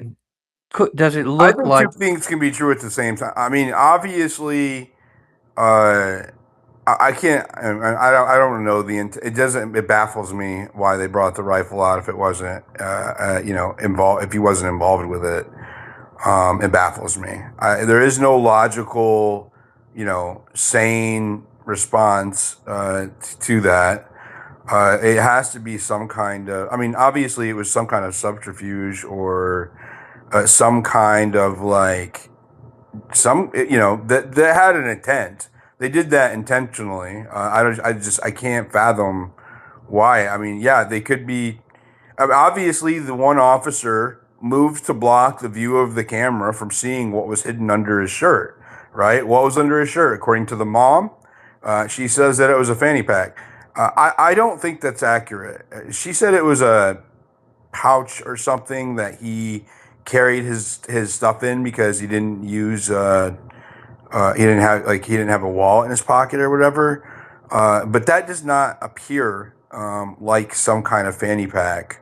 So that part I just don't believe. It's because, and another thing is, cops will not allow you to. And I challenge anybody to look this up, whatever AI you want, or even Google, and just look for precedent. They do not allow you to keep a bag on your person when they throw you into the vehicle because of safety, right? They just don't. There could be an object in there. You could strangle them with it. There's a lot of things that could go wrong. An officer, whenever they're detaining somebody, safety is always the number one thing. It's the North Star, right? For them to allow him to keep some kind of fanny pack, even if that's what it was, under his garments, while they put him in the vehicle is extremely unorthodox, right? Like it is a huge anomaly in and of itself, right? So that Diligent, I don't mean to interrupt you, but do we have any video of them like patting him down at all? there I was is just gonna ask that. there is on the totality of video I posted. I'd have to go find it, but there's a video that's like 3 minutes long. I think maybe it's 2.5 minutes long. It has all of it, and there it jumps a little bit. So it does show them digging through his pockets not once but twice.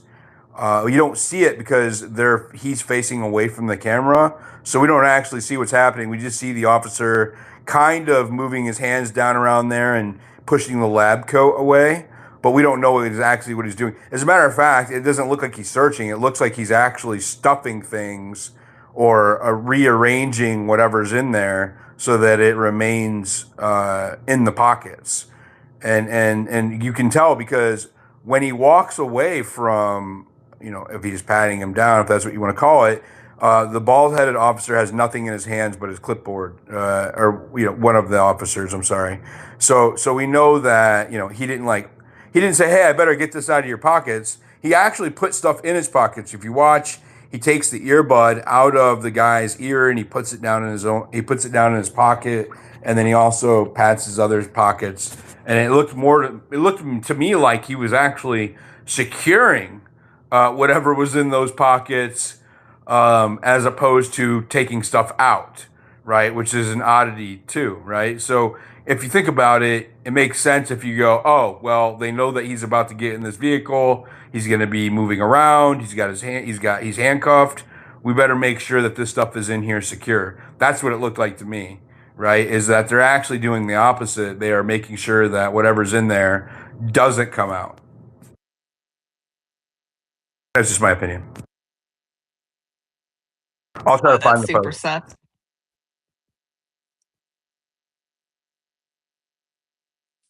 So did he end up actually charged with the felony and like did he plead to it or I didn't catch that part. He was charged with, and they say it's called capital felony there, right? Which is the severity of the charge. It's not like murder, but I think it's because it was a capital offense, is why he got a capital obstruction of justice, right? So, because like that means he killed somebody. No, it's a capital murder, right? So the obstruction of justice was Has to be aggravated. attached. Yeah, It it was has to be attached to aggravated. the original crime. Yep, it's an aggravated charge because of the severity of the crime, right? So he was charged with capital obstruction of justice, which is a major felony. It's a huge felony, and then the trespassing charge. And what they ended up doing is cutting a plea deal with him, and she affirmed this last night. Although it was vague because she kept saying that it was on his criminal record, but if he pled it out, then it's not on his criminal record. So I don't know, but he made a plea deal, and they sealed the obstruction charge completely. You cannot find it. It is not in the Utah court's records. And then he did end up pleading to aggravated trespassing with the city of Orem, which is it's a minor misdemeanor. I mean, it's like probation and community service and fines. And so he didn't really. It's strange because usually it's the other way around. Like you would plead to the higher offense, they'd knock off a side offense, and they'd get you for as much as they can. But with him, they gave him a really sweetheart deal, considering the severity of, if you're looking at it from like a cop standpoint, the severity of what they could get him for. If he's just there taking pictures, I think that the obstruction thing is a little. If he wasn't back there fucking with evidence and he was just literally taking pictures, I think it's too much. But if he was back there, poking around, touching the crime scene or whatever, then I could see them definitely charging with obstruction. I think the real question is, and it's in the order, and somebody pointed out to me yesterday, the judge ordered specifically that his phone not be returned, which I thought was significant. What the hell? Yeah. That's super weird. And the other thing that was super weird to me is that his mom was saying, she was like, what was she contesting? Oh, she was saying that people like, I've crossed crime scene tape all the time and Yeah, blah, yeah. blah, blah. I'm like, Yeah. that's not a Seen regular crime occurrence. Like, scene I've tapes never been crossed up for into a a crime scene while. tape. Yeah, I've never done that in my life. So her demeanor was extra super weird to me as well. Like, this whole entire thing stinks to high heaven to me. The whole thing is extremely weird. Coyote, are you ready? Yeah. I was just looking. I don't know. Y'all just somebody said the J word, and it made me think about the menorah. Blake, what are you getting right there? No, I did something a long time ago on that, and it was like that middle candle thing. I was just saying because I haven't heard anybody say that. But the middle candle is like it's like the assistant or the server candle. I call it the menorah every night, brother, or every day. I mean, it's kind of something and you're right. I mean, for those of us that have been hitting on it, calling it that, it just has stuck because it looks just like it. It's just all this is weird, dude. It's like that's what. Well, Truth and everybody in the stage. It seems like Coyote might end up being Russell's mom's honeypot, and he may end up being his stepdaddy. So Bro, we may if have you find send me out some more pictures, information. if you draw menorahs on my face or something, Coyote, I'm fucking done with you, bro. If you send me any of that shit, I'm done with you after this. We got to see if she's good, man. You got to tell me if it aligns. No, man. Now Boo Boo's good. Appreciate you asking that, Luna. Remember, you used to be mine, but you started going after Diligent. And just but that's what they do. I Damn. know. It's like right here too. We'll air it out, but we're family. But yeah, Gotta it's. wear it out. What do y'all think about that? Like today, all of a sudden, a Cash Patel on a roof. It's like, bro, it makes me think of like I'm trying to learn off the Epstein, and when they kept feeding little shit, it's like I looked into that limited hangout, and I don't want to get jammed up in that. But man, all this information, bro, this is so much. And the Jewish thing, Dilly, did you It's a go follow fire it? hose. Yeah, it's a lot, bro. That's the thing. I'm still hung up on the whole R.I.P. Shlomo Pearl. I'm never gonna get over that one. You just We're not too worried about all that stuff right now. We're working on the Russell Kennington stuff specifically. No, that's I mean it relates. It relates. He's I think good. all of it relates, man. Yeah, for So sure. Dilly, what did you like? But you have to You're stay not focused. letting go of the Russell thing. You didn't buy it from the moms or what? I mean, well, I would rather. It just adds context. I would rather talk to him directly, and base my any opinions I get off of that. The what I found today, it helps me believe his story a little bit more because I know that he wasn't there all day, right? So, the idea that he was there and spent the night there and stayed hidden until the following day, that's no longer possible. He at least went home once. That doesn't mean that, he's not involved somehow. I'm just saying like that specific one, is we can kind of put that to rest. But, it doesn't explain, the rifle. I'm not letting go of the rifle, right? And I don't know what his role is one way or another. She answered some questions, but it's not enough for me to like formulate any kind of conclusions. The only conclusion I can draw is from what I researched today, which is that I know that he went home the night, or at least the late afternoon, early evening of September the 10th. I don't know. I would He's love got to clear his name. I would There's no love to not clearing know your name. when he actually went to UVU, like exactly. Like what time did you go to UVU? Was it in the morning? Was it the night before? When did you get there? When did they find you? What time was that? When did the bald guy approach you? That's a huge one for me. Is like if you didn't know shit about this gun, and which is what his mom says, and that's what she said that he watched the video. He's like, I didn't even realize he had a gun until I just watched this.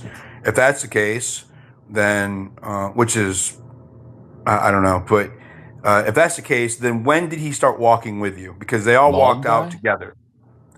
Yeah, the arresting officer was a bald guy. Huh. Yeah, Officer Well, Black, I believe. the reason I asked, I let my pops. He used to, over here in Harris County, Houston.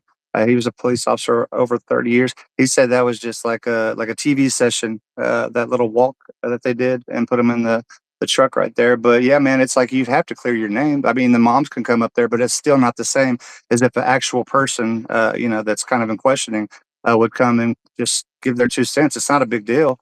Honestly, it's like, get your followers up, man. But I don't see them.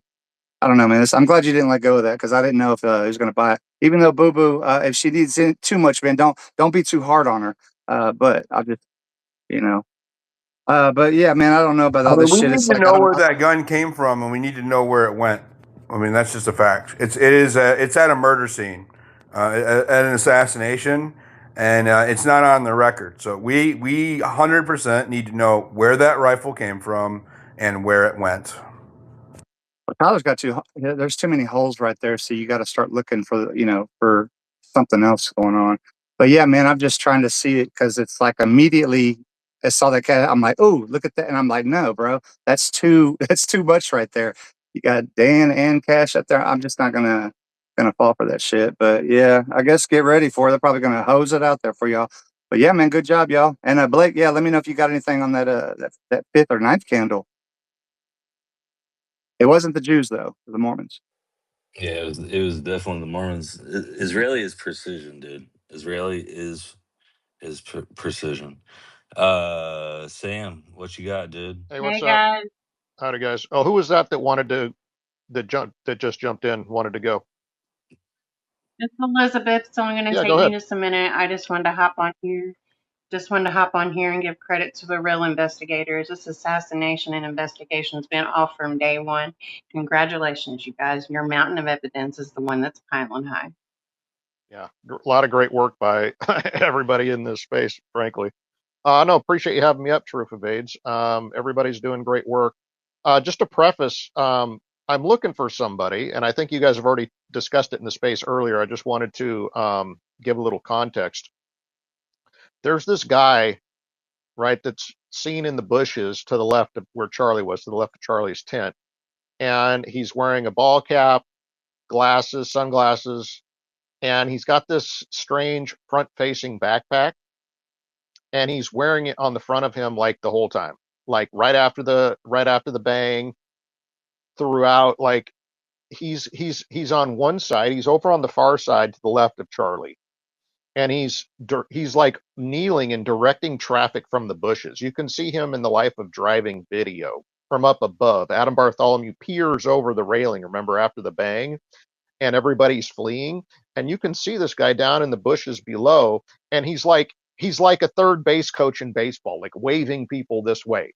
And I'm like, that's kind of weird. Like anybody who was like inserting themselves into like helping people flee looks just a little suspicious to me. Another person that did this was Jason B. Hunnan, you'll recall, where he was down to Charlie's right. I know you guys know who Jason B. Hunnan is, but remember how he moved one of the he immediately stepped out of the way and moved a barricade and started just like telling people to go this way, go this way. And then he starts taking video of the crime scene, and then he starts searching the crime scene, right? That's Jason B. Hunnan. Well, this guy's kind of similar. He's way up to the left in the bushes, and he just decides, you know what? I'm going to tell everybody to run this way. Like, like what? What are you doing, bro? Like, why aren't you running? Why aren't you going anywhere? Why are you kneeling from the bushes with your funky front-facing backpack with some black object in your hand? And like telling people to run this way, like keeping them sort of away from you, basically. He's kind of basically keeping people away from him in the bush and telling everybody to go this way. Well, then he, later in the video, you see him up on, again, if you're Charlie Kirk, under the Charlie Kirk tent looking out, where he's up on the upper rim of the amphitheater at maybe the 9 or 10 o'clock position, okay, up at the top of the steps. And then a few minutes later, after Adam Bartholomew moves over to the other side of the courtyard, the other side of the menorah, whatever we're calling it, to Charlie's right, if you're under the tent, Adam Bartholomew sets up shop up there for a while, and this guy you can see him walk right in front of Adam Bartholomew, and he's on the phone. So that's another spot we see him. So he's like so first he's directing traffic from the bushes. Now he's walking the crime scene, but he's always got his backpack on frontwards, and he's on the phone, right? Like doing I don't know what. But I think there's something going on with this front-facing backpack. I'm not going to say what, because I don't want to make any allegations or accusations or anything. I want to get good pictures of this guy, because the other thing I'm struggling with is I don't have any 4K devices. Okay, so if there's 4K video for like Life of Driving or any of the other videos of the event or photographs, like maybe there's a higher resolution picture, truth, out there that we can find this guy. Now, one of the pictures, and I think Muppet Masher posted it, and that it has some of the lettering from the front of the guy's ball cap. But I'm thinking if there's a higher resolution Life is Driving video, that we might be able to read what the back of his ball cap says and what the front of his cap says. Maybe. I don't know if that'll be useful, but we won't know if it's useful or not unless we can, see. So, anyway, India from what's her name? I don't know what she's going by now on Twitter. I think it's like Independent News. yeah. She's the one that put me onto this several months ago, and I've been trying to locate this guy to no avail. So I'm putting up the bat signal here and hoping. You're in luck, Sam. I decided that I'm going to do a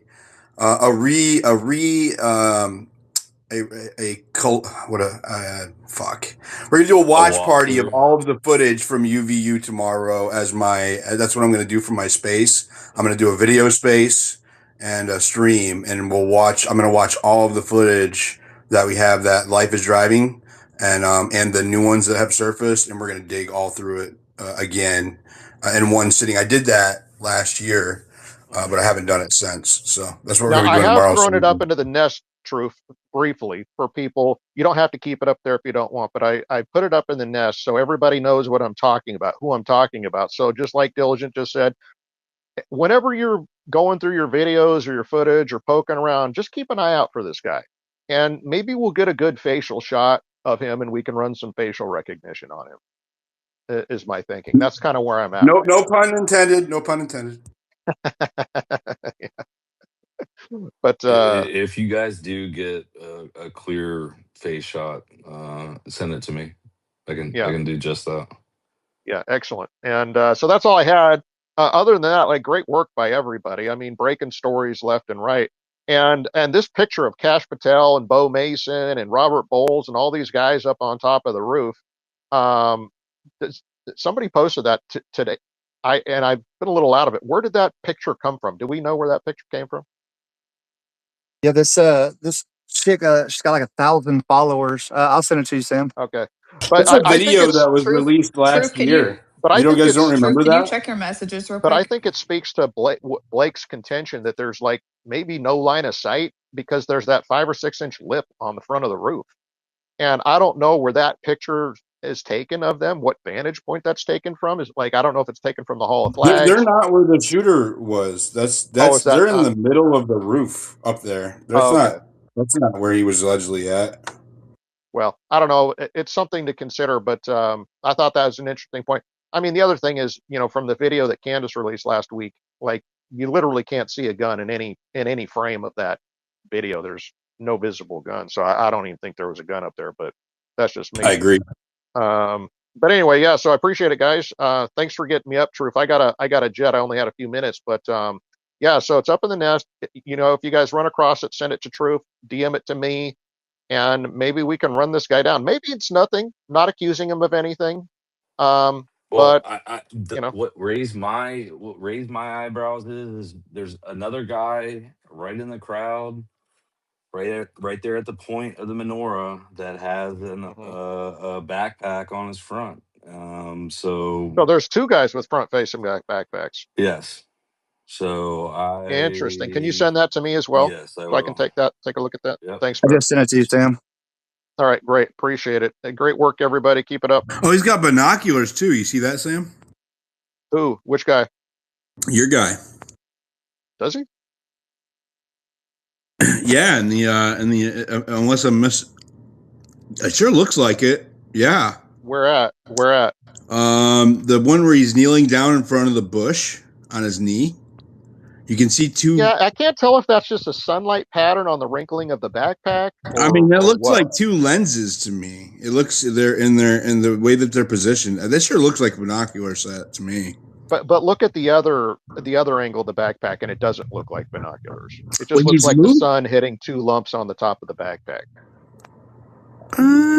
causing that Now, kind of. why in the fuck would some guy be sitting in the bushes like that, directing people away from him? Yeah, and he's got something in his hand too, like a little black object in his hand. I also find it funny that he got caught on the life is driving That's a phone in his uh hand. It might be. It might be something else. video. I'm It might sorry. be his phone, which we see later on. It might. He's got a black phone in his hand later, so it might be his phone, but it might be something else I too. mean, I I just can don't tell that know. it's his phone. It's a flat. I mean, it's a phone. You can't. It's a phone. Well, yeah, I'll talk. I'll talk to you privately. But anyway, yeah. So there's lots of videos out there, and it seems like every day a new video pops up. So maybe we'll get lucky. Are you free tomorrow for the watch party? Not for the whole thing. No, I might be able to pop in for a while though. All right. Yeah. Anyway, thanks a lot, everybody. Great work. Bro, what's up? Have Real a good quick, night. Sam or Diligent. I don't know if you guys have went on TikTok since Charlie Kirk's assassination. There are a lot of really good videos of people posting that were there. There's this one guy in particular. He filmed, like, he had every single shot from before Charlie got assassinated. And I reached out to him like maybe the day or so after the assassination to see if he would want to come on X Spaces and speak. But obviously I don't have any kind of standing or any kind of presence on TikTok. But I can send either of you guys a video of this guy in particular and That maybe would just reach be out to him and see if that. he would. Yeah, go ahead. Yeah, that'd be great. Actually, Blake, are you still there? Yes. Like, there's a video that you posted outtakes of before, and I'm wondering if you can send me the whole thing. it's an angle that looks like it's coming from near or around Hunter Kozak or Rick Cutler, and it's got like Frank Turek in the background with his phone up, And do you know the one I'm talking about? Is it And the it's like one it's that right up to the moment Bagley? of the it's like right up to the moment of Hmm. the bang. Yeah.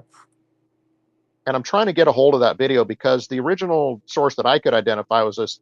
It's an account on TikTok called Truth Sees, I think, and TikTok deleted it. They took it down, and I don't know if he's the original source of it or if you have the original source, but I can send you the screenshots of it so that you know which one I'm talking about for Yeah, it's sure. just send me the screenshots. There, I think if we're thinking of the same thing or the same video, it's a student, um, and I don't think he's got anything that is truth sees.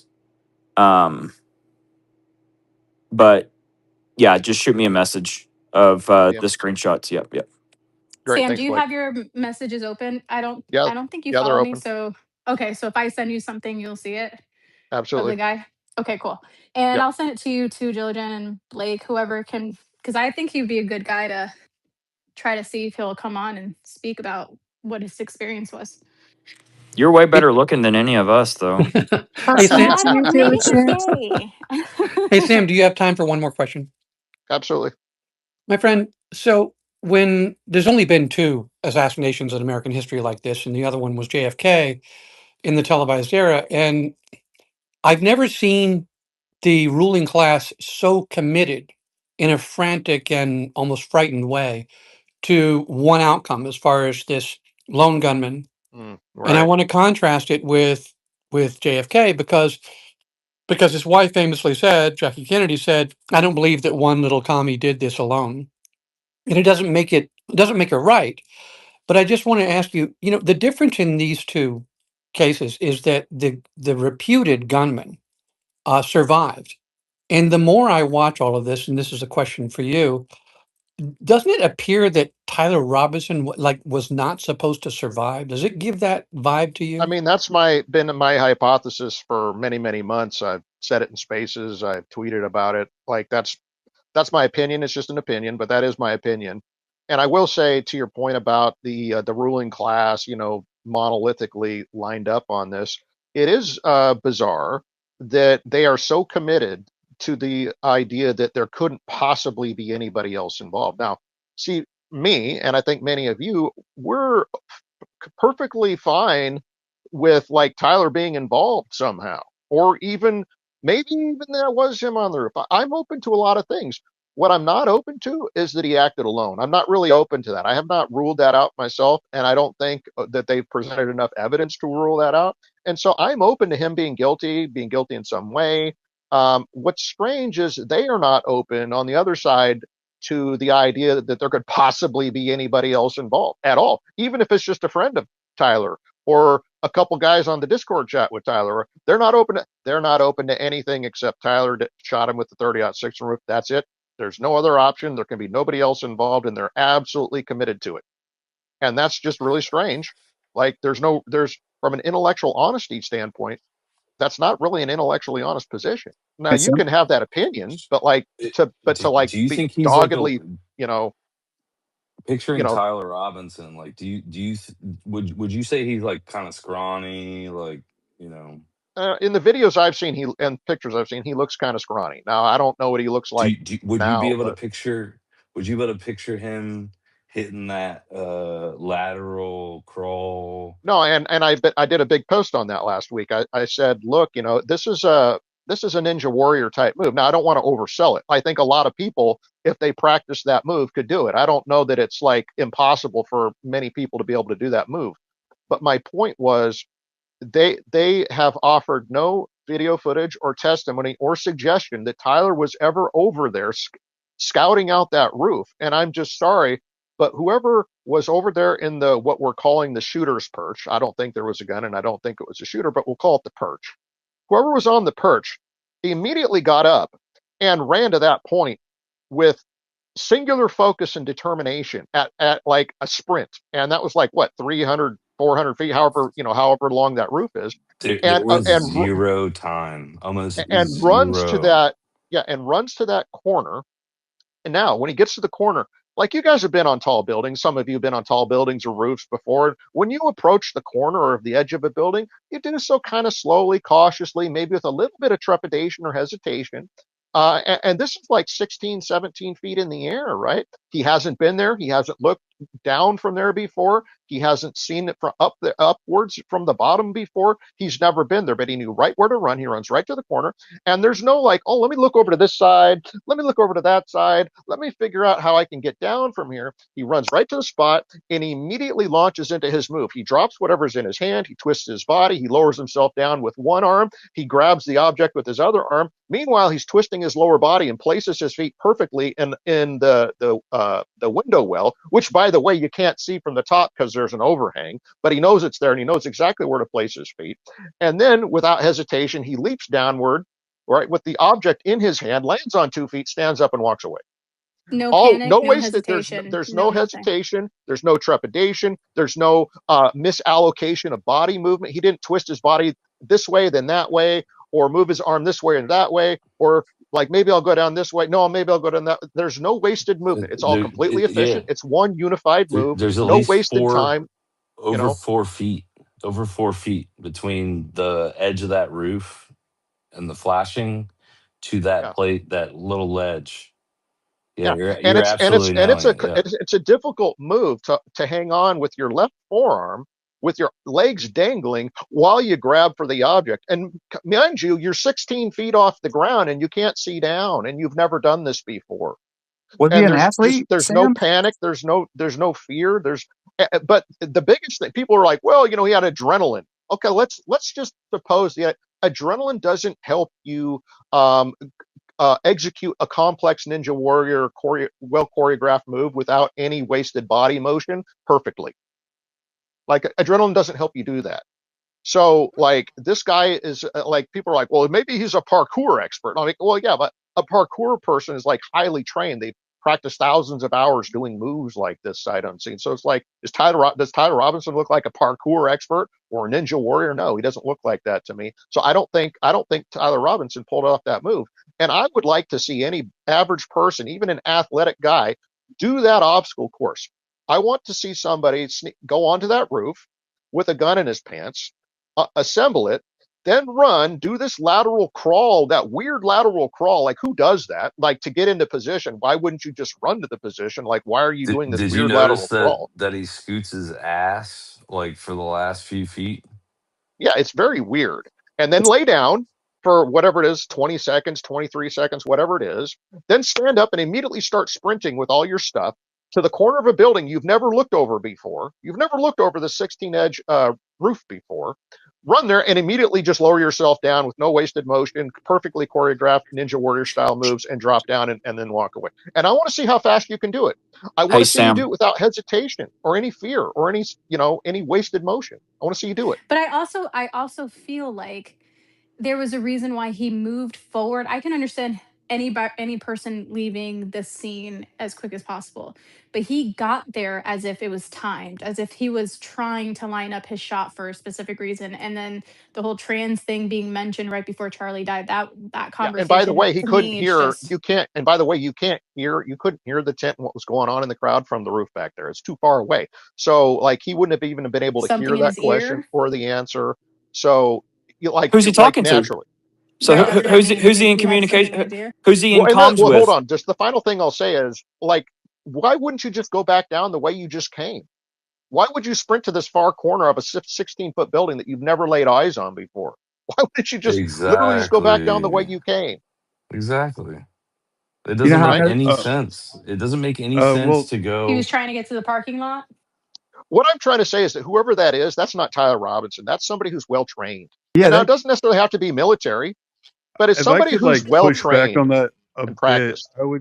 I would say that it seemed kind of awkward when he tried to make the descent down from the roof because we can speculate what object he was holding in his hand, but uh, He put his before he made foot his in descent, the gap right hold on, before he Lene, jumped off. Lene, hold on. Before he made his descent, he kept that thing with him.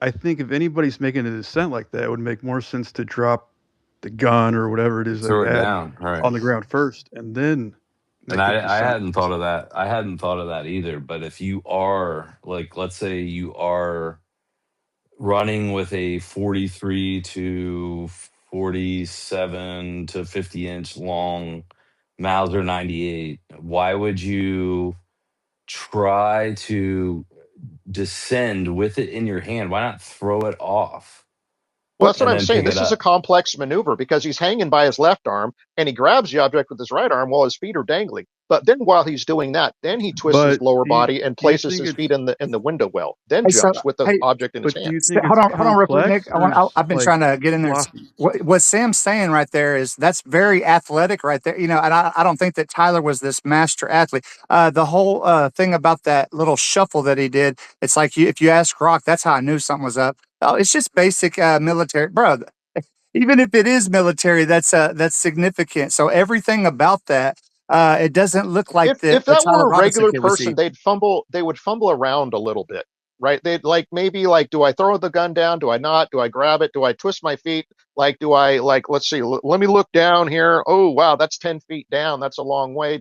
There would just be like these little hesitations, little indecisions, little maybe move my hand this way or my arm that way or twist. There's none of that. He knew exactly what to do and went into it like boom, like he's on a Ninja Warrior horse. You're Have you seen it executing a play? Have you perfect seen it shot. played backwards? Have you seen What's it that? played backwards? No, I haven't. It almost looks like he's crawling up it.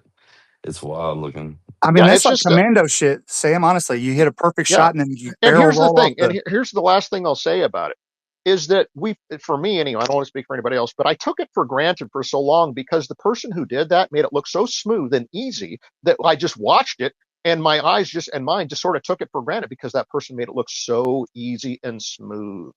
But then when I thought about it, I'm like, wow, this is really easy and smooth. And that's 16, 20 feet off the ground. And he can't see the window ledge and he's hanging and there's no way. I'm like, wow, that he made it look it's too good. It's too good. And so I took it for granted. But like now I'm saying, like, yeah, that's really smooth. That's well practiced. It's a well executed, maneuver.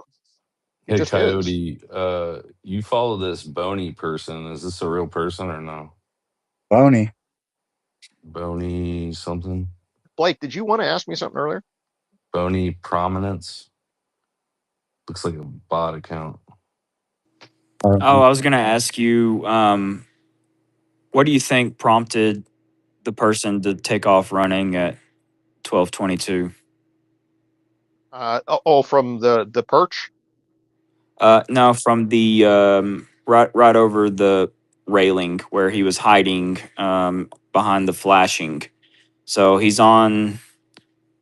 It would be the opposite side of the roof from where the perch was. Like he was chilling from 12:17 to 12:22 Oh, and then he goes up behind on the that roof, flashing. right? And then he goes up on the roof. Well, he's already on the roof, so it's basic. Like, do you know where the cameras are, or the cameras were that were the mobile unit cameras where they had cordoned off of the where he jumped over the railing. Diligent did a video space, and walked right up to it. Right. There was I'm talking about that mobile camera. I don't think I remember watching Diligent Space. I don't remember a mobile camera back there. They had like On it the was roof, you security, mean? yeah, on the roof. That was yeah, it was one of those mobile patrol cameras that's on a trailer, Sam, where they have Oh, the post with all the cameras on it. It had a speaker and it was warning people away. gotcha. Okay. So that was after the fact, but of course there was nothing there on the 10th. But Tyler or whoever that is was chilling right there on the other side of that wall. There's or it's not a wall, it's like a 30-inch flashing piece that is right there. So that's where the person was. That was from 12:17 to 12:22. And then what happens to that person? I don't think I've seen So, the so the footage you're talking about. well, I mean, it's missing. So that the court deliberately cut Uh, that part out. All the court showed, or actually all that Candace put out, mhm. was beginning at 12:22 when we start seeing that individual take off running across the roof to go to the side where Go to the the perch. actual perch was. Yeah, to go to the So my perch. question is, how did that person know? Why did that person know? What made them at 12:22, after they were chilling for 5 minutes? Yeah, I have a theory for that. Yeah, I honestly, obviously, whoever that is, I think they probably did have a radio piece in their ear. They were in communication, and he was waiting for the Hunter Hunter Kozak Kozak. question. He was waiting for the Hunter Kozak. Absolutely. Now, I want to stress to people that I'm not accusing Hunter Kozak of doing anything wrong or being in on anything nefarious, but I will say that that's what the evidence looks like, is that he was waiting. He was just marking time to use one of our new favorite phrases. He was marking time, waiting for Hunter Kozak. Once Hunter Kozak comes up, boom! Now he's in action. Now he's getting to the perch. Now he's being quick. That's my opinion. I think that's what it looks like to me. Okay. Yeah, Yeah. we're on Can the I same page. can I share a quick little anecdote just because I did a deep dive on JFK. It's on my X. It's called JFK Theory in a Texas Accent. But um, one story that's not mentioned in any of the JFK lore comes from an anecdote from former Senator John Tower of Texas, and he told an author. Can't remember the author's name at the moment. I apologize, but the author's book is called "A Fish in the Courthouse." Um, Tower tells the author that when Oswald was up in the sixth floor Texas School Book Depository, uh, he had been set up as a patsy by E. Howard Hunt, and he was just supposed to fire 3 shots up in the air. But something happened. Uh, Somebody shot at Kennedy before Oswald was supposed to make his dummy shots in the air, and that spooked him, and so he ran. I think this guy on the roof may have like a similar situation to Oswald. Somebody, he was supposed to be set up as the fall guy, and then he saw Charlie get shot, and then he got spooked and he ran. Whether he was a hired military guy, Tyler Robinson, I can't say, but that's what it looks like to me. Well, the comment I'll give on that is there were at least 2 body doubles for Lee Harvey Oswald, and I think we have good evidence that they're using body doubles for Tyler Robinson. So there's obviously a lot of, and they've used body doubles in other high-profile crimes like this before as well. So that's what I would say about that. I don't know. It looks to me like this was a well choreographed thing to set up the idea of there being a shooter. I think it looks intentional the way that comes out. It's all very precisely timed. Like Blake said, he's Yeah, down there the waiting. timing is, yeah. Yeah, and then he gets out. He sprints out to the perch, gets there. He's down for what I haven't timed it out. It's like 20 or 30 seconds, and then there's the bang. Then he's up and he's off to the corner. And there's those cars. There's the SUV and the golf cart in the parking lot back there that seem to be monitoring that guy. And once he walks away, okay, then they drive off. So I think it was all precisely choreographed. I think that was part of the plan. So I don't think there was anything accidental there. That's just my opinion. But interesting tidbit about JFK. And I agree with you, Sam. Yeah, I think if it, Oh, go ahead. I think if it was any one of us, if like any normal person that didn't like have any, that wasn't a professional like this guy seems to be, I think they probably would have returned the way that they got there and try to book it as quick as possible. Um, he left from the parking lot because it seems like he, knew it was a parking lot and jumped off the roof knowing that. Hey, I mean, it's just weird because he could have gone back down the way he came, but like, obviously they needed to shave some, I don't know, seconds off the clock. I mean, I don't know. Maybe it Like has to they're, do with the yeah, van, like you mentioned. It's yeah. all just like planned. I It, mean, it's my understanding that the rifle is supposed to be stashed in the woods, basically across the street.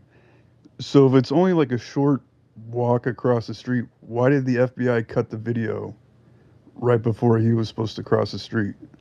Yeah. No, it's all very contrived. It's the emperor's new clothes, right? Like they show us a little video snippet and tell us that's Tyler Robinson with a gun, and we're just supposed to use our minds to trick ourselves into believing that. Oh yeah, that's Tyler. Yeah, Tyler Robinson with a gun. He just shot somebody, and now he's running, jumping off the building, and he's going into the woods. They don't show you him going into the woods. They don't show him taking a shot. We're they're we're supposed to use our minds to fill in the gap and just pretend that the emperor has clothes on, I guess. You know, You know? Sam, you brought something up, and it was a good point. Honestly, it's like you're guilty now.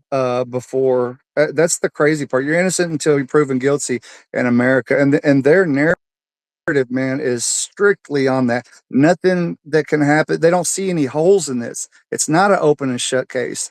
And like it's a moral problem, honestly, that's developing, and they really got to take a look at that because I'm like you. If he did it, like let him fry, whatever, like go with it. But that's not the case. There's holes in it, and that's a life, bro. Like how would you want it if it was you? But they don't even think like that. It's just like I gotta do this. He's guilty. Well, Coyote, Crazy. I want everybody guilty brought to justice. Now, what would have happened after John Wilkes Booth killed Lincoln if they'd stopped looking with John Wilkes Booth after they shot him in the barn? Oh, we got him. Let's stop looking. No, no. They actually launched the largest manhunt in U.S. history involving the U.S. Army, and they ended up finding 11 other conspirators. Okay, there's like 11 other conspirators outside of John Wilkes Booth, and they brought them all to justice. But like, why would you stop? Okay, we got Todd. What about everybody else? How about are we sure there wasn't anybody else? you know, but they desperately want nobody to look beyond Tyler Robinson. I'm sorry, that's just silly. That's just dumb. That's just intellectually a dishonest. It's just an intellectually dishonest position, frankly. It's the government's narrative too. That's the other thing. It's like, no, don't question it. Like, bro, I'm gonna question, especially right now. Like everything the government does right now, people should be. But it's just so it's amazing how many people. And my thing is, man, these Christian Zionists, bro, they are so aggressive in this thing. I deal with them all the time, but I don't know what it is about Charlie Kirk, bro. They're on top of this thing, and it is vicious, man. They got to relax. because I they will- realize they're losing the narrative. They realize they're losing the narrative, and someone in their you know thoughts, their ideology, fucked up the game. Like they realized that they screwed up big time and woke a lot of people up that weren't awake before, prior to this, and now they're having to deal with the repercussions of it. So I I think got it does scare them. I got called an anti-Semite yesterday, and I think it's for being indiligent. I don't even know if it's for like what it was for, but that's all I could How get you off. It gonna was like, oh, blame you me, know bro? him. You're gonna blame me because No, you I'm not got called blaming. the That's anti-Semite. all I That's could think fucked up. about. No, and you don't even. It's so crazy because it's like, okay, so was it because of what I like Charlie Kirk, or was it diligent? What was it? And it's like you're just anti-Semitic. Well, okay, oh, I just don't get this shit, bro. It's like Anybody want to take bets radicalizing. before Coyote is starting to draw menorahs on my forehead? Anybody got want to throw down? I don't know. I stopped that Mitch honestly. Mango, he messaged me and asked if he could come up. What do you guys think? I mean, the Jews ain't a Oh, I problem, love honestly. him. That It'll guy just sucks be a balls. giant subterfuge. I mean, He's literally a paid Israeli asset. So Absolutely. And look at his like no, I can't deal I with think that I can dude. You flip can him. if you I want think because I it's can your flip him. space, but He's nah, I just don't gonna think try so, to dude. That dude is derail I say, broken. everything. Broken to the Hasbara, core. look, reverse I say Hasbara, it's after this, Uno, bitch. I will say I to say Sam's after this, I will say to I say Sam's after. point though about Lee Harvey Oswald. I'm sorry about John Wilkes Booth. But just imagine, Sam, if Lincoln had said 2 days before, "I think Lee Harvey Oswald is going to assassinate me," I'm pretty sure everybody would say, "Gosh, I think that guy assassinated him." And this is what happened with, of course, Charlie Kirk, who said, "I think Israel is going to take me out." So yeah, that's the only big difference in those two things. I say after all the hard work Truth you out guys have truth done out. and all the disrespect that you got, it's time for you guys to be shown some respect. That's what I say. I'm not the boss, but you guys have put in Here, a lot of here. hard work I don't and know. I think you're the boss right continue to now. work. Thank God that everything's Continue kind of to work. All shifting, of you is guys. it not? I received more I'm hate. saying everybody that's done this. Like if I had like a Every single barometer, person. if I had like a barometer for the hate that I've gotten for the stories I've covered over the last year, this one definitely takes a cake. But unfortunately for them, I had already been canceled like 99 times before this, and so all of their like tactics I was like already immune to. So, fuck off. Hey, They Blake, hate you so Blake, I bad. sent you that video in Well, your DMs, by the way. just so you know, the easiest cure for that is to not give a fuck without what anybody says, and some of us were born with that. So Thank God that things are shifting because this shit. I mean, this is not this. This isn't the. Oh, you're gonna go over here and just start going the opposite of it and make a shitload of money and not get called shit every day. It's pretty discouraging, but I can feel everything starting to work out, man. nah, who gives a fuck what anybody thinks? If you give a fuck what anybody thinks, you're weak. Dude, I'm numb to shit now. It's kind of sad. We should be caring if somebody calls us a label, but it's so played off, overplayed. Why should we care if somebody who we don't know is talking about us? No, Real, not the yeah, even that. realize, realize, realize. You know what I'm saying? They're gonna send the Zios after us, Leslie. That's why. I The mean, they already sent CEOs. Mitch Well, they Mango they after already There, you. there are have. So bots literally trying to get in the space right now. It's crazy. But if you have a country that has a Wikipedia page dedicated to its assassinations, and we have a victim who said, "I think that country is going to assassinate me," it would be ridiculous. We know that there's something weird when the FBI and the CIA, none of these people investigated, and indeed are all in on shutting down any other narrative than the lone gunman theory. well, I mean, it's obvious. Like just like that's just common sense. I mean, how many of these lone gunman ops have we had? I mean, I think the people are just kind of tired of it. I mean, I was JFK's looking into the. assassination, his brother's I assassination, was MLK. actually re-exploring Las Vegas before this. which is super sus Dude, as well. Like so that's you have wild. like all the things like that, and like you have 9/11 and all the giant things that don't make sense that just seem to go Well, away. I mean, Well, you know Like what I think is really revealing? that guy was barricaded in his hotel room. There's no way they got to him the way they said he did. And there were Supposedly running multiple between two like reports suites of and firing out windows well, and yes. Well, and there were multiple reports of all down the yeah. strip, people saying Well that they were shooting. after Those just went yeah. You away. can see muzzle flashes from the helicopters. Oh yeah, 100%. 100%. You know what I think is really revealing? Candace today, well, yesterday she mentioned a police officer or someone who seemed like a police officer on the roof with the actual police officer that testified during the preliminary. Mhm. Um, I forget what his name is. I think it was It's Alan or Adam or something like that. Alan Robertson. Yeah. So she mentioned him yesterday. And you know what he did? He clarified his situation, the reason why he moved, and she brought it up today and was like, look how easy that was. And I've been saying that this entire time. Every time she has called out anyone from TPUSA, all they've done is just deflect, run away, and just try to attack her. No one has ever just confronted her questions, laid out answers, and just like they've only ever done anything to make themselves look more involved and more guilty. And I just think that's so funny because it would be Meanwhile, very simple. Meanwhile, we have people like Daniel Merrill, the landscaper, the paver, who went on a podcast and was very open about everything and said that people were accusing him of being in on a conspiracy. And then he said it was so funny. He said once I looked into it, he's like, yeah, maybe I was, you know, uh, very open and upfront. And we have Do you know Jeb. how easy it would be if Erica just like went on a live platform with Candace, actually like went live, and if she like just spoke and seemed like a human being? Do you know how much hate and attack, like even more than Candace already has? But I think it would have been very easy for people to support her and TPUSA if they seemed like they weren't hiding so much shit, and if they like came at this headfirst, seeming like they were being honest. I there's no I, other way I around still it. wouldn't They would. trust her. I just think, well, now at this point, there's already I been a lot of weird, questionable things.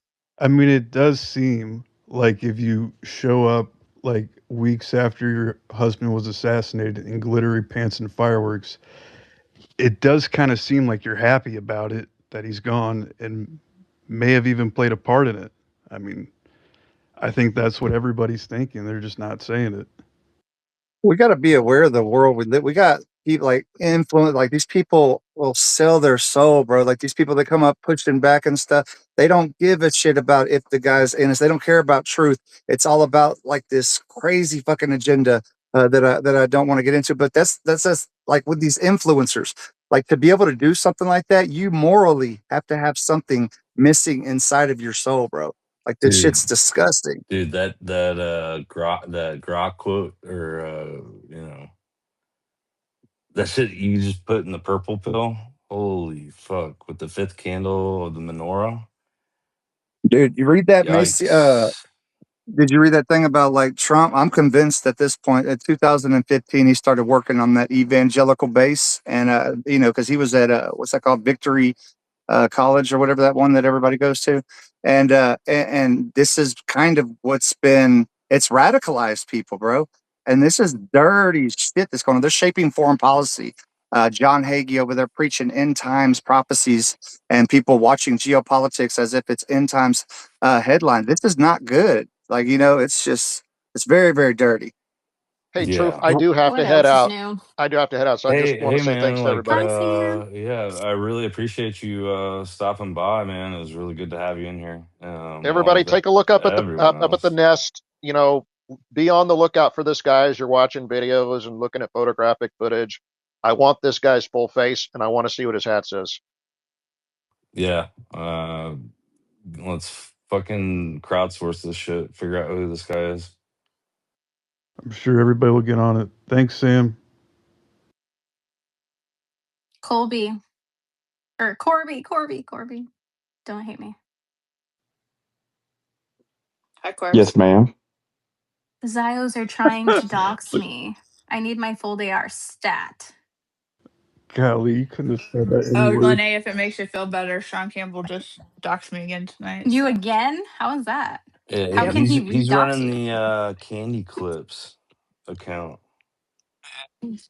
That's him? Corby, go back down Oh, to That's him? 100%. listener. All these Yep. Yeah. 100%. all these ladies are like oogling over you, dude. Oh, I well, don't know I why. like work for him, so You're a doesn't colonel mean I get my now, full day off. Lene. Colonel Lene. I've been a captain for a very What's it long take to time, get a job there, dude? but Benea's a shot caller. Trained I for this. am. Did you hear me, Corby? Getting Yeah, getting doxxed is a badge of honor. That's what I thought. I'm like, I must be doing something Not right. really when it not really when it puts my kids in danger. Just don't acknowledge Just it, for Lene. Even everybody's if it's like whatever it information. is. Just for everyone's information. He was the dude at Charlie Kirk's memorial with the brick suit on. Go look for that guy. Sean? 100%. So he is working with TPUSA? Yeah, he shot a Amfest 2021. Yeah, he acknowledges it. And then he's like, "Were you at Charlie Kirk's memorial? I didn't think so." So So they he's have literally fucking they've Andrew. got some guy out here doxing people. They've also got some guy out here that is a trained debater. It's like, dude, That's come what the I mean. fuck So they on, have man. Andrew Wilson or whatever his name is, who talks shit to women for a living, training them on Oh, I how got into to. it with him too.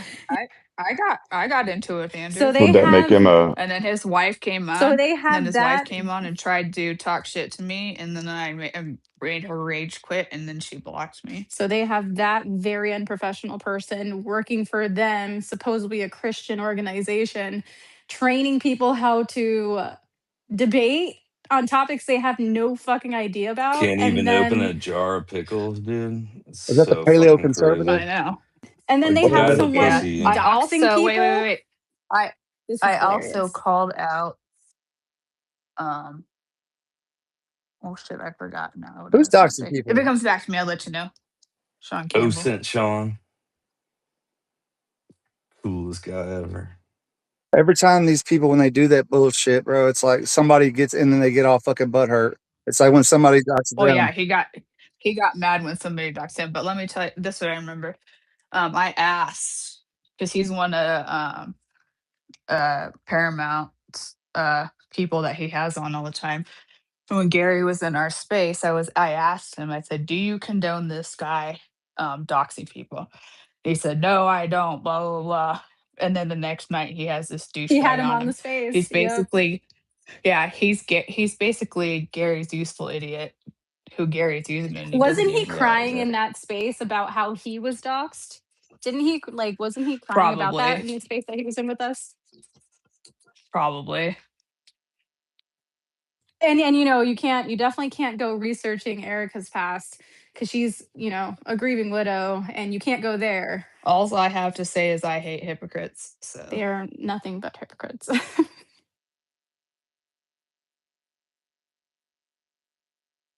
I just don't understand when they do that stuff. It's like, bro, you're gonna find like a 40, a white guy in his 40s or something. Like, ooh, like he did something or whatever, and that's the whole thing. You just can't entertain that bullshit, bro.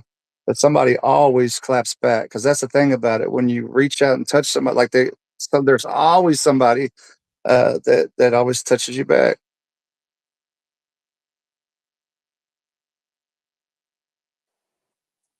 and I agree. He doesn't know. One day he's gonna run into somebody who doesn't care what he has to say, and it's Like gonna. Edward Snowden's cousin or some shit. It's gonna be on this app, and he's gonna oh shit, what happened? It's like 'cause you quit fucking around with a bunch of people, bro. It's just techie. They just walked up and Well, touched her they back, dude. have the Zionists protecting them, and especially TPUSA. So they feel like they can do it and get away with it.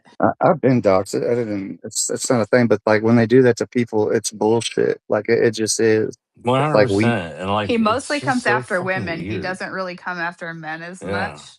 He dude, mostly he does it to blocked me, women. and I And he hadn't even interacted with him.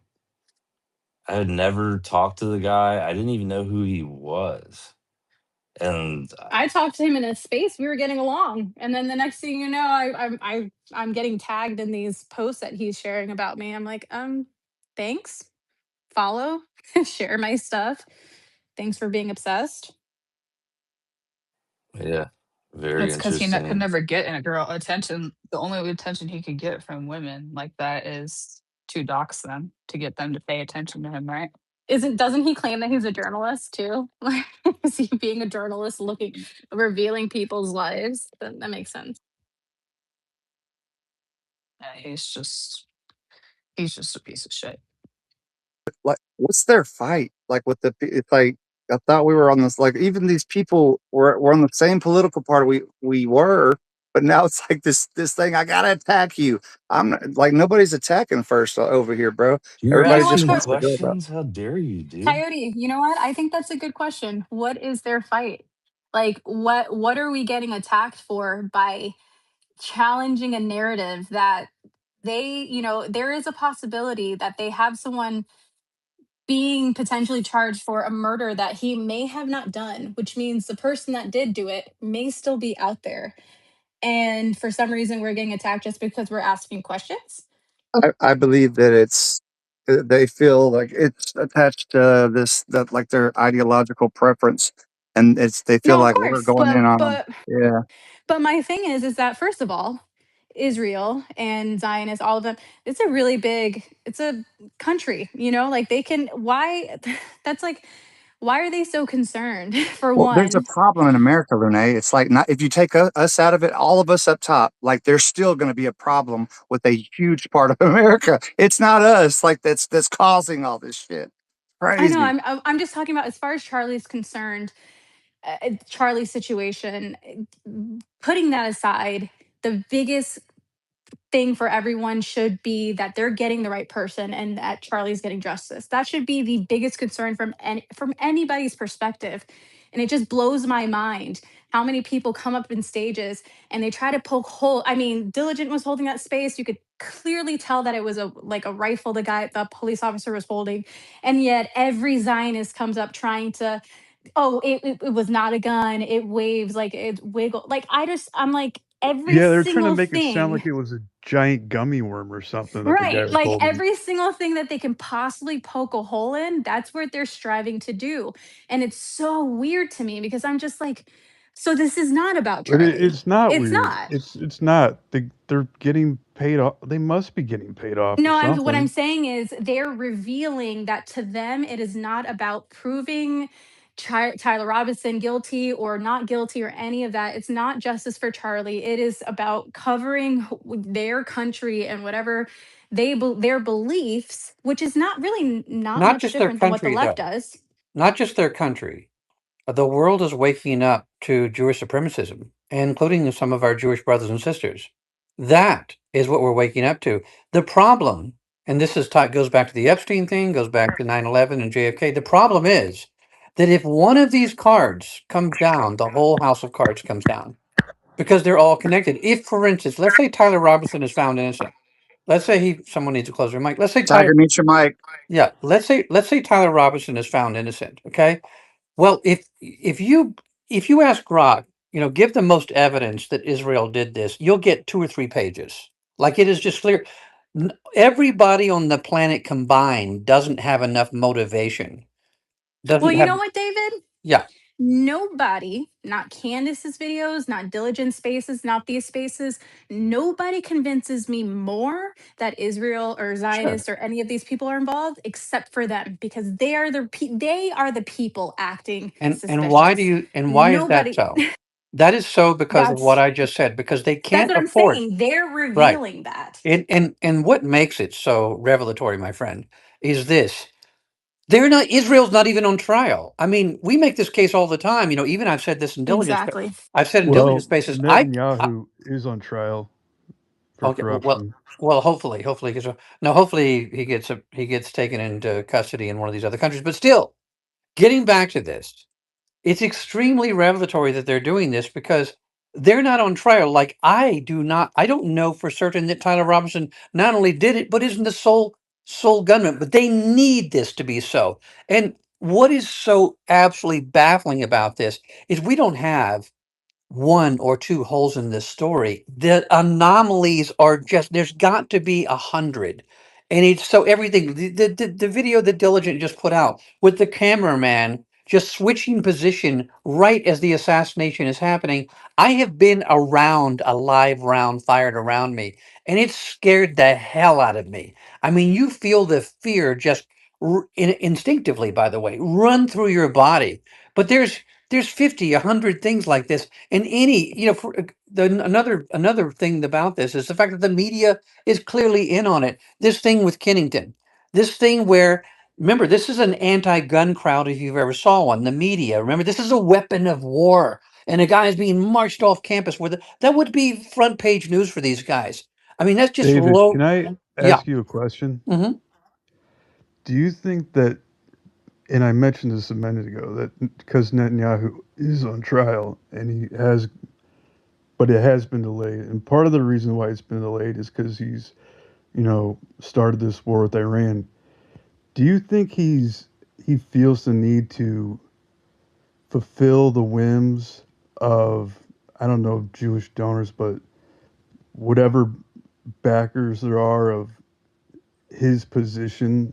Like, do you think he's backed in a corner and this situation sets up a position for him to deliver on their behalf?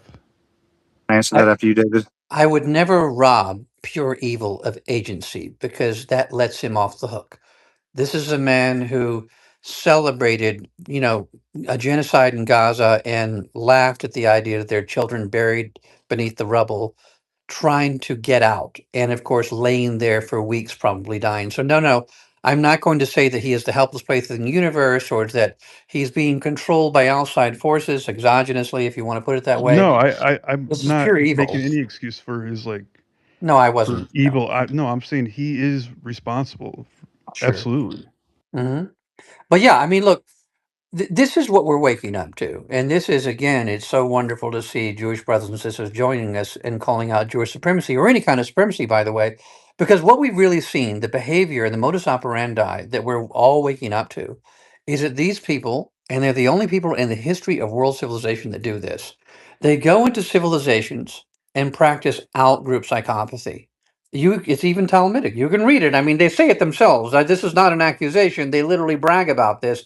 There are different laws for them. There is only one religion that says we're chosen. Everyone else, you have to have an active consciousness to get into heaven. You have to, whether you're a Buddhist or a Hindu or a Muslim or a Christian, you have to be good. You're not just chosen where you get to look at everybody else. Imagine if you were raising 10 kids and you told one of them he was just better than all the other ones. He'd be an absolute monster to all the other ones. And the thing is, the practice of this outgroup psychopathy, and we see it again and again, where they go into civilizations, coalesce the malcontents, deracinate the morals, and of course, what relationship are we talking about where they exist at the expense of the civilization within which they're in? Well, in biology, we call this host parasite relationship. So that's it. That is it. That's what we're all waking up to. And of course, when this is definitely coming to an end. There is a great awakening. It's happening, and the revolution will not be fought out in the battlefield, to be fought in the hearts of men and women, because there is no way this small, infinitesimally cowardly group of people can rule over the rest of us unless we deign it to happen. That is coming to an end. The fairy dust that this is okay or that we're not allowed to talk about it. They can't call us names. By the way, we're all pro-Semitic, which is why we're asking the anti-Semitic country to stop of Israel to stop killing all the Semites around them. We're all calling them out for Holocaust denial because they committed a Holocaust in Russia. So these Holocaust denying anti-Semitic people cosplaying as Semites in the Middle East, no, it's all coming to an end. And what do we want? Vengeance? No. Emancipation. And that's why going back to this case, you notice for 2 or 3 weeks, and I noticed this in diligence spaces, no one talked about the Epstein thing. And it was, remember, they tried to memory hole the hell out of that, and they just couldn't do it because the Great Awakening was already happening. We're like, hey, look, they are literally running things and bragging about it and looking down on us. And they used to hide it really well. Now they're looking at you and going, yeah, we rule everything and we control everything. And that's why, Greenblatt of the ADL says, we're working with the FBI and the CIA and to find out who's criticizing us for genocide. Well, don't you see the impudence is just all they have left. They have nothing left. They have the media and the money and the military, but they do not have the atomic power of truth, and that is what's bringing them down. Yeah, I agree. Hey, Angela, you've had your hand up a while. Why don't you go Wait, hold ahead? on one sec. One thing I do want to point out is the reason why Benjamin Netanyahu keeps himself in wars is because he can't be put to trial and he can't be arrested. Supposedly, I'm getting this like wrong, but he can't be No, you're getting arrested it while right, Leslie. You're while getting it right. he's continued on these wars. So that's part of the reason why he keeps Israel in wars. If you keep your country in a state of emergency, yeah, I believe it has some paralyzing effect on the courts. So I want to say something real quick. Somebody's messing with the phones and stuff right here. Hey, so if you look into, can y'all hear me? Can y'all hear me? Yeah, I can hear you. Okay. So I put it in the nest. It's a lot that goes with this, and it does take a lot of time. And right when you think that everything's off, there's more to this shit. But you got like the Rebbe. I don't know if y'all seen like Trump. He's got the little hat. He's over at the Ohel or whatever, doing that little procedure at the gravesite of the Rebbe. Well, there's where he talks to Benjamin Netanyahu, and what he tells them is that he's going to bring in the Messiah. So if you take that and you kind of look at kind of what's going on right now, like when that Ukraine they tagged Iran with a drone. Well, it's not to say that all this third temple, all this shit.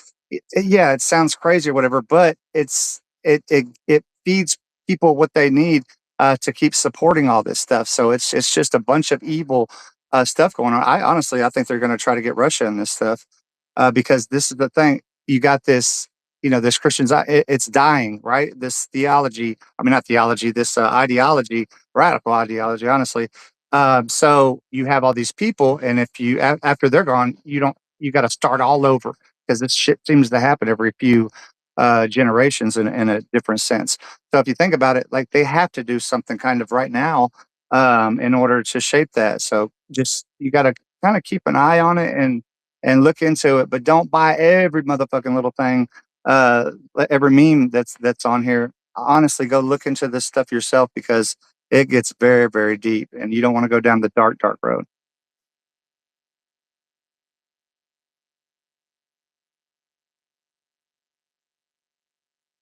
And I can't wait till this bullshit is over. Because honestly, fucking Zion, that shit's got to get out of this country. Because I'm tired of it. Like I'm sick of it, David. Been a long time, man.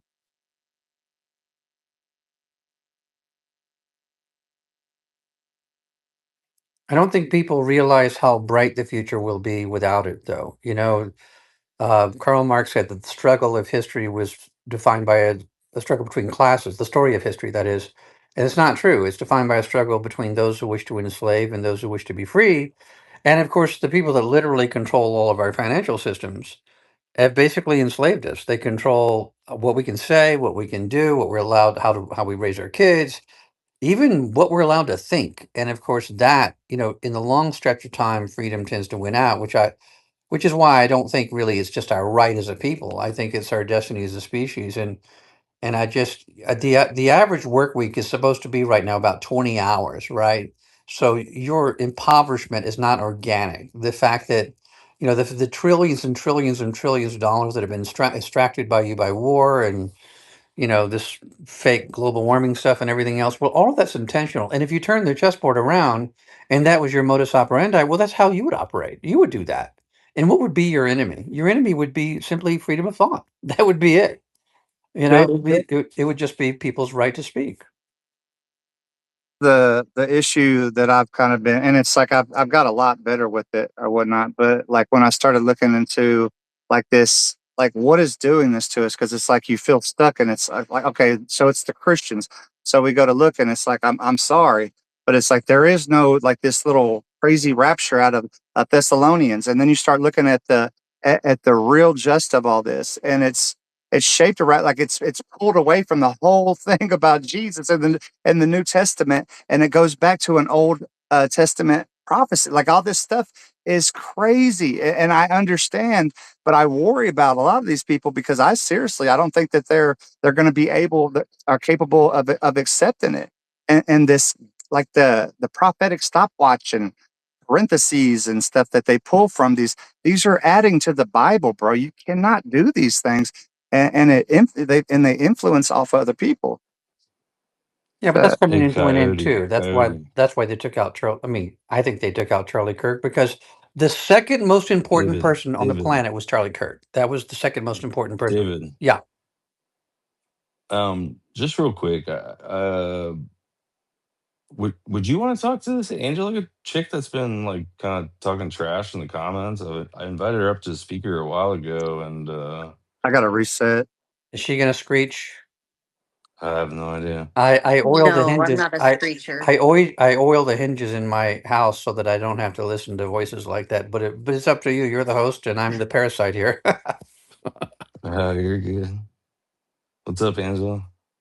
Hey guys, yeah, no, I'm not going to screech whatsoever. I absolutely love Charlie Kirk. Huge fan. Obviously, as everyone else. Um, I did attend his memorial. And I am listening to this. I'm seeing all of the stuff from Candace, all the things. And I hear what you're saying about Israel and Israel's government and their, you know, potential or actual involvement in other things in the past. Perhaps this too. I mean, I understand why you would think that. What I don't understand, and I used to be a huge fan of Candace Owens and Blexit. Um, uh, I really have been questioning Candace's kind of character for a while now before this happened. But the way I'm okay with asking questions. I'm not against that at all. But the way in which, the manner in which she has gone after the I people that Charlie loved the well, most. let me ask you this. I don't Oh follow my God, Kansas. you're one of those. Like, get Well, over no, yourself. I have a Oh, quick here we question for go. you though. Okay, good. No, my friend. She's Dude, paid to just be remember here. that I'm co-host, Oh, so I will kick you if you oh, begin to talk shit. Because I saw your What? comments. You're lucky But you're up well, here. hold on. Let me ask our friend. Let me ask our friend here something. I'm Do trying to you question? understand. Okay, No, good. Do you're you? lucky you're in here. Just know that. Okay, Angela. Do you question Charlie Kirk's character? No, I really don't. I don't Okay, have a good. No, reason no, to. that's cool. I think he's a pretty good guy. I don't agree with him all that. Um, now, so here's my question. So do you? And then Erica Kirk. Are you a fan? Yeah, I have no reason not to I mean, be, and besides I'm. the fact that she's uh, purely demonic. I mean, do you? Okay, so here's my No, question. I don't agree at all. That just Yeah. shows Okay. her Uh, judging uh, character right okay. there. That So, tells you all you need well, to know. let me Wow. just, if I Okay. may, if I This may. is why people So, think you guys are crazy. Nobody uh-huh, gives a yeah, yeah. shit what you That's think, that's bitch. who we think is good. We Okay, let don't me. care I what low IQ obviously, Okay. cult. I'm trying We to don't care what understand. low I care IQ about cult Yeah, members Leslie. numbers. Let think. me let No, me no, wait, finish hold here. on. No, Here we I'm gonna put go. her in her place. Nobody cares what You're low not IQ cult putting me member. in my place, honey, Nobody cares at what low all. IQ cult members think. That's a good point. That's Okay. crazy. You Shall I guys, come continue on. or? Troop, let me see that co-host real quick. Yes, Yeah. please. I'd like to hear what you have to say, not Leslie. Okay. Well, let me. If I may continue, may I continue, Leslie? Yeah, go right ahead. Okay, so my question for you is this. Uh, Erica Kirk has basically, she's demonized. She's pronounced people as absolutely, she's excoriated them for saying that they believe that Epstein worked with the Mossad, basically that Israel was running a child sex trafficking operation against Americans to coerce our politicians into supporting their killing of other children in Gaza. Do you agree that Erica should be demonizing people because they believe Epstein? I'm sorry, that Israel was running a sex trafficking blackmail operation. Do you agree that is? Do you agree with Erica demonizing people for accusing Israel of that? I don't see her here anymore. She bolted when I took co-host because Holy Okay. know what How time old are it shit. you? is. Scared her off, brother. Yeah. I've I never know what seen time it anything is when like I that go. Yeah, before, if you'd have bro. let me cook a little bit, because the thing is, the question that I ask these people when they come in and they say, Charlie Kirk, you are either Team Charlie or you are Team Erica. Those are the complete opposites. If you could listen to the voice of someone who had the most animus for someone else, ideologically, then all you'd have to do is watch tapes of Charlie Kirk talking in the last month of his life and listen to Erica Kirk now. You could not find two more diametrically opposed people. Because what did Charlie Kirk say? He said, why are all these NGOs inveigling people across our border from our greatest ally? Why are Jews doing this? Charlie Kirk said, the October 7th narrative didn't add up, which means that they intended this to happen so that they could mass exterminate. And remember, they're the ones using the term Amalek, not all the rest of us, which means genocide. That's what that means. Charlie Kirk said this. And then, of course, Charlie Kirk said Epstein worked for the Mossad. He said, yes, Israel, our greatest ally, is running a child sex trafficking blackmail operation in order to get our politicians to help them exterminate other children, not just the ones they rape, but the ones they kill in Gaza. So if you're Charlie Kirk, if you're Team Charlie, you have to be not Team Erica because Erica will not allow anybody to say any of these things. And lastly, of course, also remember our JFK's wife. She said, I don't think one dirty little commie did this alone. But what if JFK had openly said, Israel is going to kill me? What do you think that the great Jackie Kennedy would have said? She would have said, well, we need to investigate Israel. Well, this is what Charlie Kirk said. So I don't want to hear it. Don't ever come into a room again with this goy slop. You're absolutely defaming. You're spitting on the grave of Charlie Kirk when he said, I But think she Israel. didn't. Yeah. She When had a question about Candace, though. She yeah, didn't. She well, didn't but come in that's here. She. obfuscation. I'm sorry, but they look the idea. This is kabuki theater. Whenever they say, "Oh, well, I want to puppetize Candace and make that the enemy," that's not the enemy. Okay, if Kansas never talks again, and I don't actually listen to her, right? We just follow the facts, and where do those facts lead to? One country in the world is a greater threat to America, indeed the rest of the world. One infinitesimally small group of 9 million people in one place in the world is a greater threat to America than all the other countries combined. They have killed more journalists in the past 4 years than all the other countries combined. They threaten assassination. They brag about it, as Tucker Carlson said, as a method of operation. So when someone comes in this room, all they're saying is, hey, look, this is what they told me to say. Okay, fine. They strung the strings of guilt across your soul and they're playing them like the virtuoso, but the rest of us just aren't buying it anymore. Do Hey, we real know quick, Erica's Grenda. position Grenda, on hold the on, real Epstein quick. files? Grenda, you got something right there? MT. No, wait, let's see. What were you saying, Corby? Do we know Erica's position on the Epstein files? I don't know if we do. Well, she hasn't said enough, that's for sure. We do know Victor Marx's position, though, right? We sure do. What is that, Leslie? It's Oh to yeah, drop that's it, and right. it's not a big deal. And that's where people expose themselves is Epstein. If you are not clearly asking for Epstein justice, if you are not demanding the arrest and imprisonment and worse, I won't say it on the space of these people, you have revealed yourself. There is no moving on from Epstein. There's no dismissing it. You're either for Epstein justice or you're against it and you're evil. It's that simple. Well, I can say that she didn't come up here seeming like she was trying to stir the pot. She actually seemed like she was just Luna, trying to you have a say every time that conversation. you're nice to somebody that smacks you in the face. Remember I've that? never said that. I just She was I talking know shit that about when us I in the comments before You, she you even. talking about That's Angela? why I got her I up didn't read the here. comments. I'm what Yeah, I'm I got saying her is up when here she because I entered started the reading the space. comments. I started reading the comments, and she was saying like, we're fucking crazy, all this shit. So So The way I'm you maybe do gonna. it. maybe there's room for discourse. Well, All I'm here's the saying thing. is hold on, And let me No, talk for a no, no, second. no, What I'm no. Like saying the is demeanor was when I not. think there should be apologies, or at least they should be at least respect their apologies after everything you guys have took.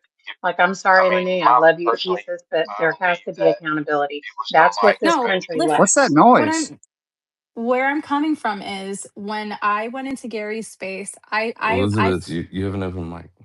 I experienced that firsthand. I went in there just to ask a question and just to have some, back and forth because I sit in these spaces most of the time, and I have my own assumptions of what everybody else on the other side thinks. But it would be nice to be able to have a back and forth, and that back and forth was quickly interrupted with disrespect because I listened to Well, Candace Owens and this and that. So my just getting to my Okay, point, and all I I'm get saying that. is what? All I'm saying is I that get that. she I get wasn't that. being But if you disrespectful, wasn't at his least when she comment, came in and was speaking. Lene, okay, and I get that. But you didn't see the comments, and you wasn't in Gary's comments. Like I was, I listened to you that day actually because I was actually kind of listening to Gary to see if he had lightened up. So I did hear that back and forth and with Muppet.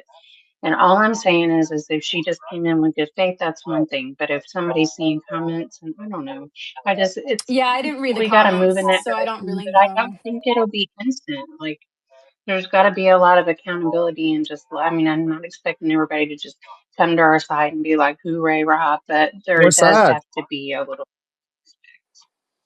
Seems That's What? my point. Why pretty are there juicy sides? to Why do me. they need to be sides? I don't mean side, but you know what? You're right.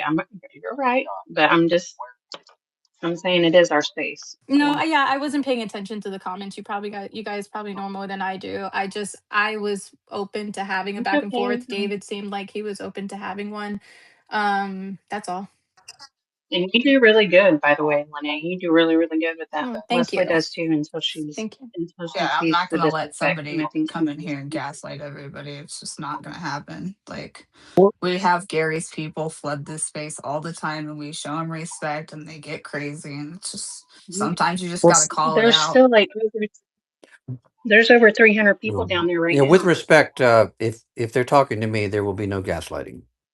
so the thing is, it's like when you get up at listener, okay, I mean up at speaker, it's different. You have like zap your IP. That's what I call it or whatever. I've been doing spaces a long time, and it's like that's I don't know how to explain it. Even I've almost got it narrowed down to where I think they can only do like either the co-host, like one specifically, or the host at sometimes, but they can also pop you from the other side at the anonymous right there. And that's the thing about it. But if you have all this trust, that's what I'm saying, Lene. Remember that one time? It's like I came up and I knew what I was doing. I've been doing this shit a while, whatever. And everybody starts, "What are you doing, Coyote? What do you do?" It's like, bro, I know what I'm doing on that. I think I remember Yeah, everybody started well, it was tagging like, you. Is yeah, that what they, you're they talking were about? doxxed and diligent. It was like, bro, everybody's attacking me, and I'm your people. Yeah, Oh, that's something we got to work on. Honestly, it's we really got to work on that because we go. It's like if Godfrey tells me, like, "Hey, bro, I'm gonna listen." I've known him a long time. He's been doing spaces. I know he's familiar with it, and it's nothing. I'm not going at anybody. I'm just saying there's this thing that people gotta do opposite of the people that they know. I don't know what that is. I think it's from the social media or something. But yeah, that Angela chick, very bad. Like I don't know what that was, but she's got some kind of electronic because I got glitched way the fuck out of here. That's Well, maybe interesting. she'll think about it and delete him. I don't know. We're conditioned to this. I mean, I'm not saying I'm innocent at all, but our country is conditioned to it. And but now that we're waking up, we have to work towards what we want. And but we also have to hold people accountable, in my opinion. This social media fucked us up, man. I'm serious. Oh, it's bad. But we are coming out of it. And it's good to meet y'all fine folks. And you, the Christian I Zionists and the just Zionists, invited bro. some rando up, so GG's. This is what I do. It's like right here, like Grinda MT's like squatting. But I don't know why when they come up, they should have their hand up if they don't, if they got something. Unless you're over there. I'm telling you. Oh, I'm working, bro. It's hard to just kick in. So, yeah, I got stuff. Like, I work with a cousin of Matt Robinson. Can you guys hear me? Not Pretty very loud right here. well. You're Yeah. clear-ish. Yeah. were you in Yeah. Diligent Space Yeah. yesterday?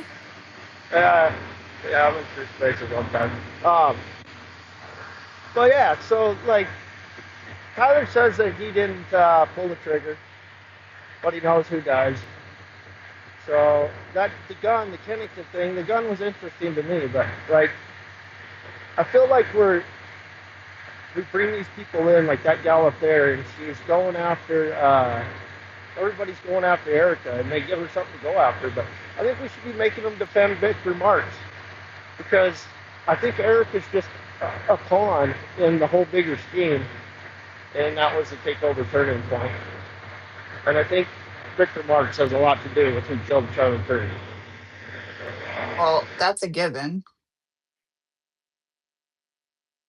But yeah, I I don't mean, know who's I don't know speaking, what but can really you good it move your does to phone talk from the about fan? Erica. When I think we need to get him on the defense of this Victor Marks guy. Like Chris Morgan actually did a good job of That it. mic is really bad. He's working. He's in the middle of working. Our Bishop. Yeah, that probably ain't gonna work, my Who did boy. Hey, he say he works? He works with the cousin of Matt Robinson, Tyler's dad. Oh, okay. Truth, you got your earpods in or something?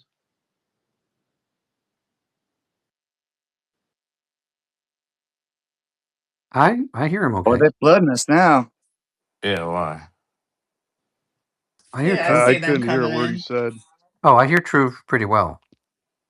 Well, I couldn't hear the other guys. What I'm saying. Oh yeah, well he was talking on the other side, of the Yeah. bright side of Mercury. So yeah.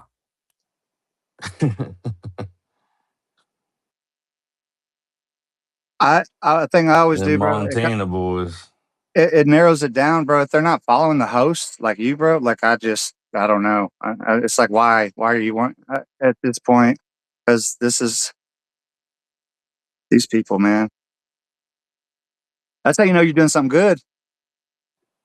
I'm trying out here, dude. You know, literally just I see a really big problem, and I really I want the future to look bright for my kids. So like, I don't I and it's really hard to see that right now. Like the situation out here looks desperate. but we're going to Nuclear win. bombs are bright. We're going to win. You know, I used to do a lot of wilderness survival, and I would go out in mountain ranges and live alone for a while, and never needed an alarm clock because you hear this one sonorous bird at dawn, before dawn, and it's just then another one and another one, and then it becomes this beautiful orchestral symphony, and then the sun comes up, and that is where we are. You know, we're a moment in civilization where this great awakening is happening, and Victor Hugo had it right. You know, nothing can stop an idea whose time has come, and that's what's happening. And it's the others, it's the people that we oppose, as the Jewish supremacists that are frantic, and you can see them behaving this way. Look at how they're behaving. It's like people that are robbing a jewelry store and they hear the sirens coming and they're grabbing as much as they can. You know, we don't have two wars, for instance, going on. We have one war on two different continents, Eastern Europe and then in the Middle East, waged by the same people. And we see that is in the line of the matrix. The world has been pulled down around your eyes to blind you, but we're no longer blind anymore. So, and it's just really, really amazing to watch this because once we liberate ourselves from these people, you know, we don't want vengeance. We just want emancipation. And it is absolutely going to happen. You cannot enslave people at this scale without getting them to say thank you. You know, that's how you have to do it. You have to turn it in, you have to religionize it. And they cannot do that anymore. We look at them and say, who are you to lecture us about morals? You guys are responsible for genocide. Who are you to tell us what is right and wrong? You guys are responsible for pedophilia and running 90% of the pornography in the world and trying to convince our daughters to be whores and our sons to be daughters. No, we absolutely reject everything you're doing. It is completely antithetical to Western civilization. You clearly do not like us, right? You clearly absolutely have utter contempt for us, and we need emancipation from what you're doing. And they know this.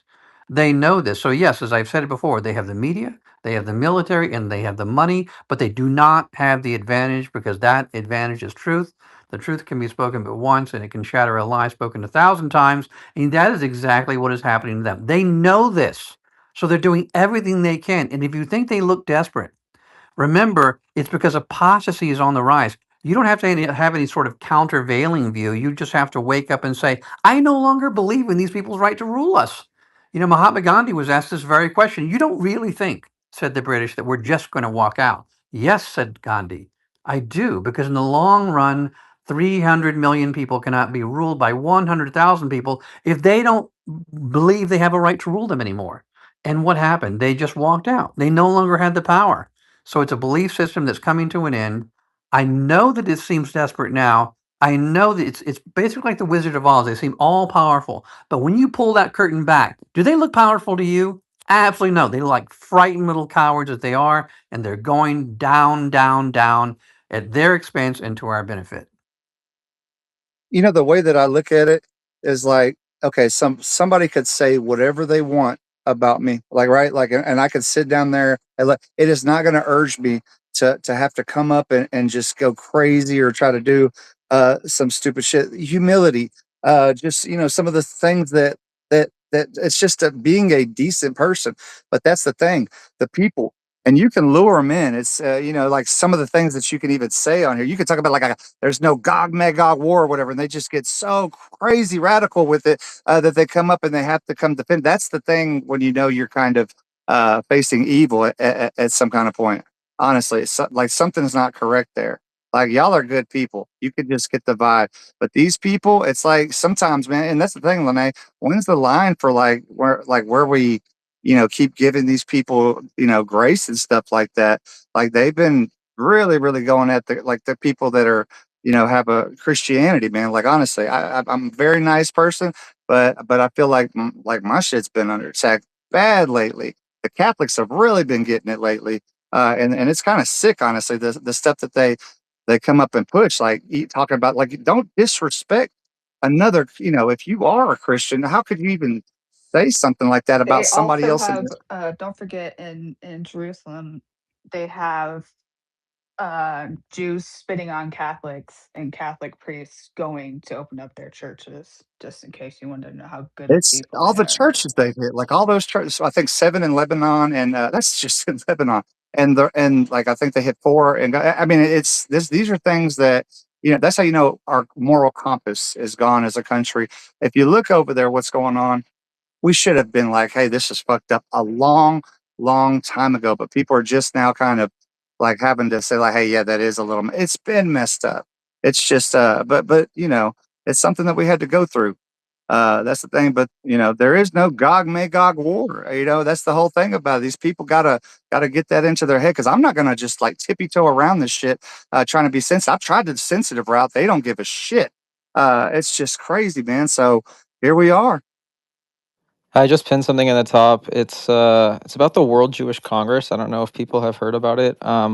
It's a group that has existed since, the fall of Nazi Germany, and it exists to apply the same standards to Israel as other countries. They lobby the UN and other major countries to apply these standards. But I think it's funny because what we've seen is the exact opposite, right? They've worked to make sure that Israel is treated as a permanent exception to this rule with their revisionist history and their unique framework and like approach to their suffering, their unique right to self-defense and unique immunity from the consequences that every other nation would face for their actions. And I think it's time we start talking about this stuff openly, articulately, and not in a way that comes off as brash, right? Because that's how we get discredited. So just want to come up here and share some facts. I posted Artifacts. my 9/11 When documentary in the nest above, so people could take a look at that if they want to. Hey, and artifacts. everybody should be following each other. Everybody down there, y'all follow the host, the co-host, and anybody that actually everybody up here, y'all should be following. It's like we're in it together, y'all. If you're good, you radical, you other people, I really don't care.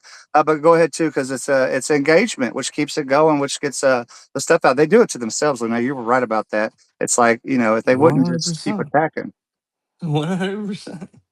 Artifacts. When or like, do you know, or when you worked there, did you run into anybody that like specifically worked for the World Jewish Congress?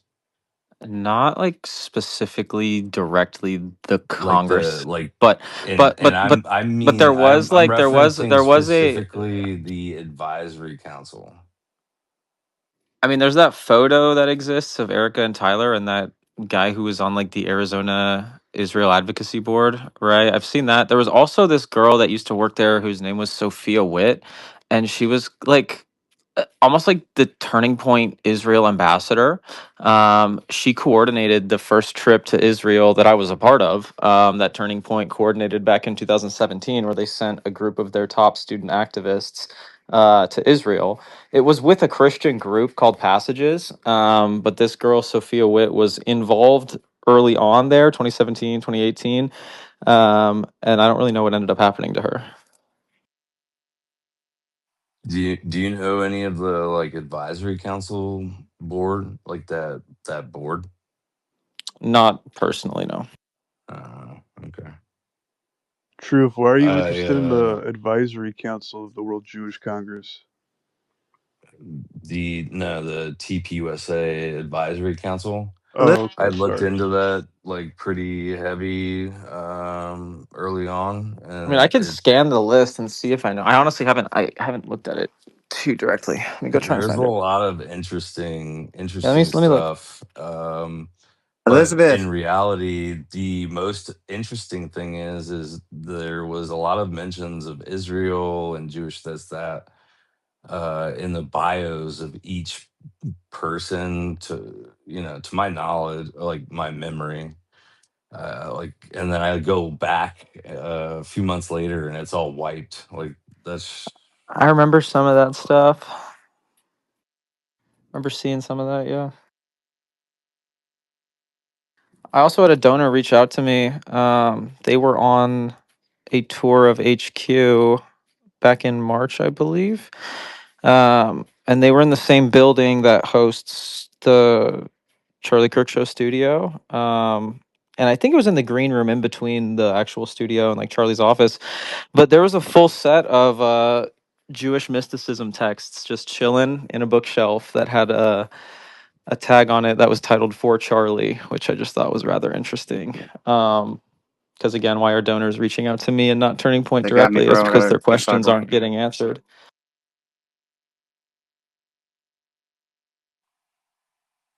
What's that, Coyote?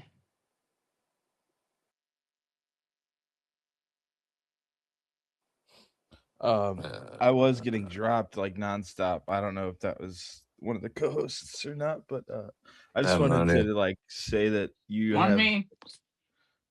you have an It was ample me. opportunity right now to like talk about the truth and what actually happened that day, and it wasn't an explosion mic or an explosion device by any means. We're And not Yeah. gonna listen to this What shit. was it, Dank? nope. What was it? I mean, so I No, I'm no, I curious. mean, I He was could shot. start the main 3 things that I would start with is the back of the shirt moves before any of the front of the Yeah, shirt we've been moves. through this. We have people on here proving that why that is. And I mean, if you want to go like tell us some rational shit by any means, you're more than welcome. But Sadly, I have for, over 10 months, but you can talk about whatever. It's fine. I just don't understand the definites when people speak in like absolutes as if Okay, well, it's like like infinitive, definitive. the explosion stuff is pretty definitive as far as like not happening. It's not like that. In your opinion, but do you know what Are you happened? are Did you you a know that Tyler Valhalla Robinson was person? there and like were you involved? I spent like probably 6 months doing like 8 to 10 hours, and I don't care about clicks or any of that. Like, I obviously don't. You've never heard of me. But yeah, like I mean, you've not heard of a single person support an explosion within the audio, right? And their audio characteristics for a gunshot versus an So explosion in are your opinion, you don't completely believe different. that it It's not. happened that way, Lene, but that Lene, No, doesn't just mean let that him it didn't actually let him happen roll. that nope, way. nope, nope, nope, nope. It's It's okay. not no, an I opinion. think it's People don't good. want to I talk think about it. It it's does draw a division line, but that was my goal, right? It's to when try they to go get ahead and people. continue on the questioning. I think it's great. Yeah. I was just clarifying. Sorry, go No, ahead. I'm being dead serious. Like you're bringing up valid points. It's in his opinion. Well, I just think I don't know. It's counterintuitive when you come up and you speak in definites as if you know for a fact, when in reality you are only sharing your opinion on things, just like everybody else comes up here and just shares their Is opinions on their theories. You're really no that really your different. opposition to what he just said? No, I never claimed to have an opposition. That's all I I was mean, you pointing out, like seem I pretty mentioned. like opposed to what he was saying. So, I'm opposed to people coming up and speaking in definites as if they know what the fuck they're talking but it about. just It's seemed no you different than didn't anyone else seem mentioning interested at all. theories. I like, can speak why for didn't myself. You ask any questions about I what he was believes clarifying or? I that didn't even have he to say that. I has had asked a what he wanted theory. to speak That's on. all. I didn't No, you say shut I'm that shit challenging his down, narrative. dude. To clarify that he is speculating just like everybody else. This is his opinion. That was it. That's all I was doing.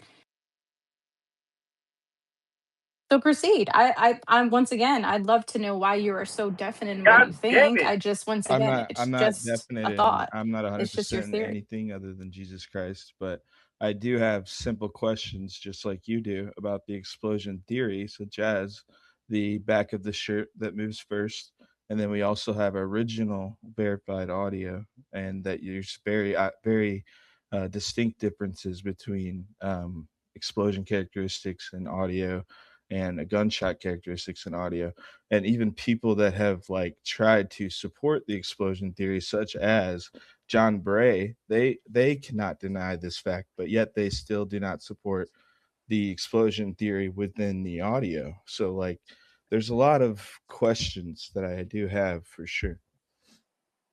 What's your theory that you know for sure, or you don't know one, but you just know that that theory doesn't make any sense? The exploding mic doesn't make any sense. Well, Truth and I had worked, he's basically like a brother. Uh Worked with him for like 10 months. We spent 8-hour nights. I did probably like 5-6 months. He's done it nonstop since. But basically, yeah, like we just kind of constantly played like devil's advocate against each other, and constantly like tried to prove ourselves wrong or prove each other wrong, and Yeah, we focus mainly on audio, and you can do like TDOA, which is time difference of arrival. So if you can imagine like syncing up, a time before the shot, like a clap or the grate. But most people use the grate from Hunter Kozak. If you can imagine that like lined up and synced, and then you would have like, a gunshot characteristic in one part of one audio, and then another part of another audio, there's going to be a time difference, and you can actually measure. With three audios, you have a triangle, and you can actually like triangulate where the source is coming from. So we've done that and like done it like scrutinally, didn't like put anything out. We were never there to like we were just trying to, like you said, we're just trying to find the truth, just because we don't want people that have a voice to just get killed, for no reason. So we wanted the truth, and we did, as much as we. Do you have a theory after doing all of that?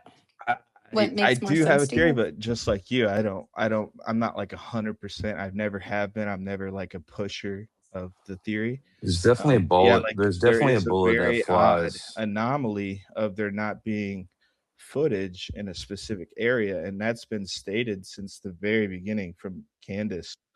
From the No, back? the From the front left back? of Charlie, where George Zen is, like that. Not George Zen specifically, but yes, George Zen.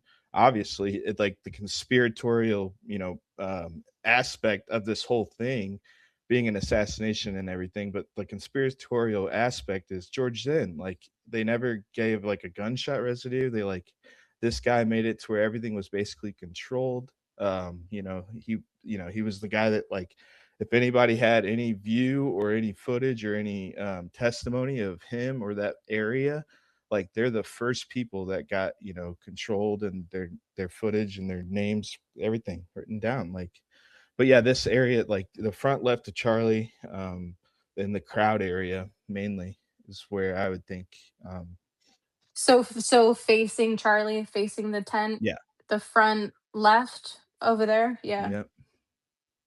And Truth and I have put out like audio analysis, but it doesn't really reach anybody.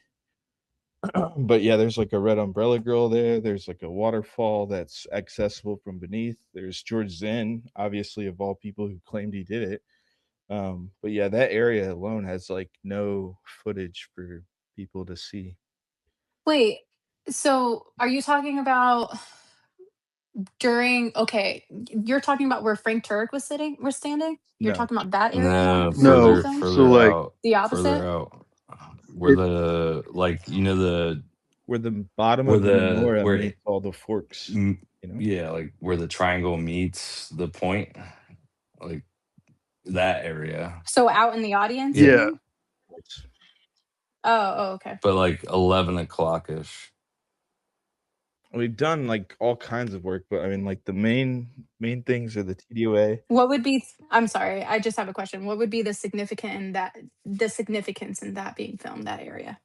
To see something The unusual, significance in any see a theory is that it's gun, a see something. sophisticated assassination, and that only one group of No, I'm sorry. I people was just can actually I'm pull that wondering off. like you specifically. Yeah, no, that makes sense. I just because I'm thinking why would someone be filming that area because the focus is Charlie Kirk, right? So um unless maybe someone from the roof or from that area upward was filming or There something were because there were people people up everywhere, and it Yeah, you look protesting. at just you look at Yeah, any Charlie. video no of the crowd. angles There's capture every other that. person has their phone up and recording everything.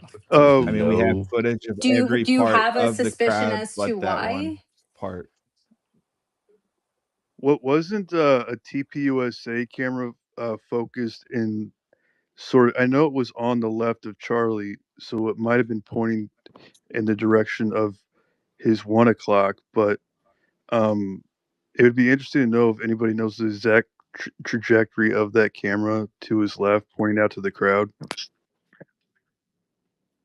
You're talking about the one facing him? No, I thought there was one behind him, wasn't there? A TPU. Yeah, they showed that we've seen the footage from that. What's that? And Candace released that like back in September. Okay. It wasn't the best shot or angle, and we saw it through a FaceTime call. It was like a video of a video, but So it would have been behind his neck, but people did point out how that one was also cropped. which Yeah, would kind and of there was like support Dank's yeah, and it idea. was redacted too. It wasn't like the raw footage. So had it had been like a wider angle and was showing the audience, or the, you know, people out, yeah, out there watching Charlie, like Danks is mentioning, you could possibly see out there where, what's his name, George Zen would be. I can give you like a kind of a fun thing to think about, right? So like you have someone like Artifacts who is related in some way, and yet he's gonna be known by many of us because of that reason, right? Well, anybody from that event would be near the same, but there's been like maybe one or two people that have came out and talked or said, hey, this is my video, and these are like one of thousands and thousands of people that are supposed to be debaters and people that are to stand their ground and put their foot down and talk out when stuff doesn't seem right, but like yet all these people are silent, and it's just so much more evidence to me that it's obviously controlled even on that massive scale. Dank, I feel Well, I the don't know if you've same seen way like about that. I've put out the text messages from the girl who was running the front camera that faced Charlie because she was Jordan texting me the Wilson, week is that her name? of it.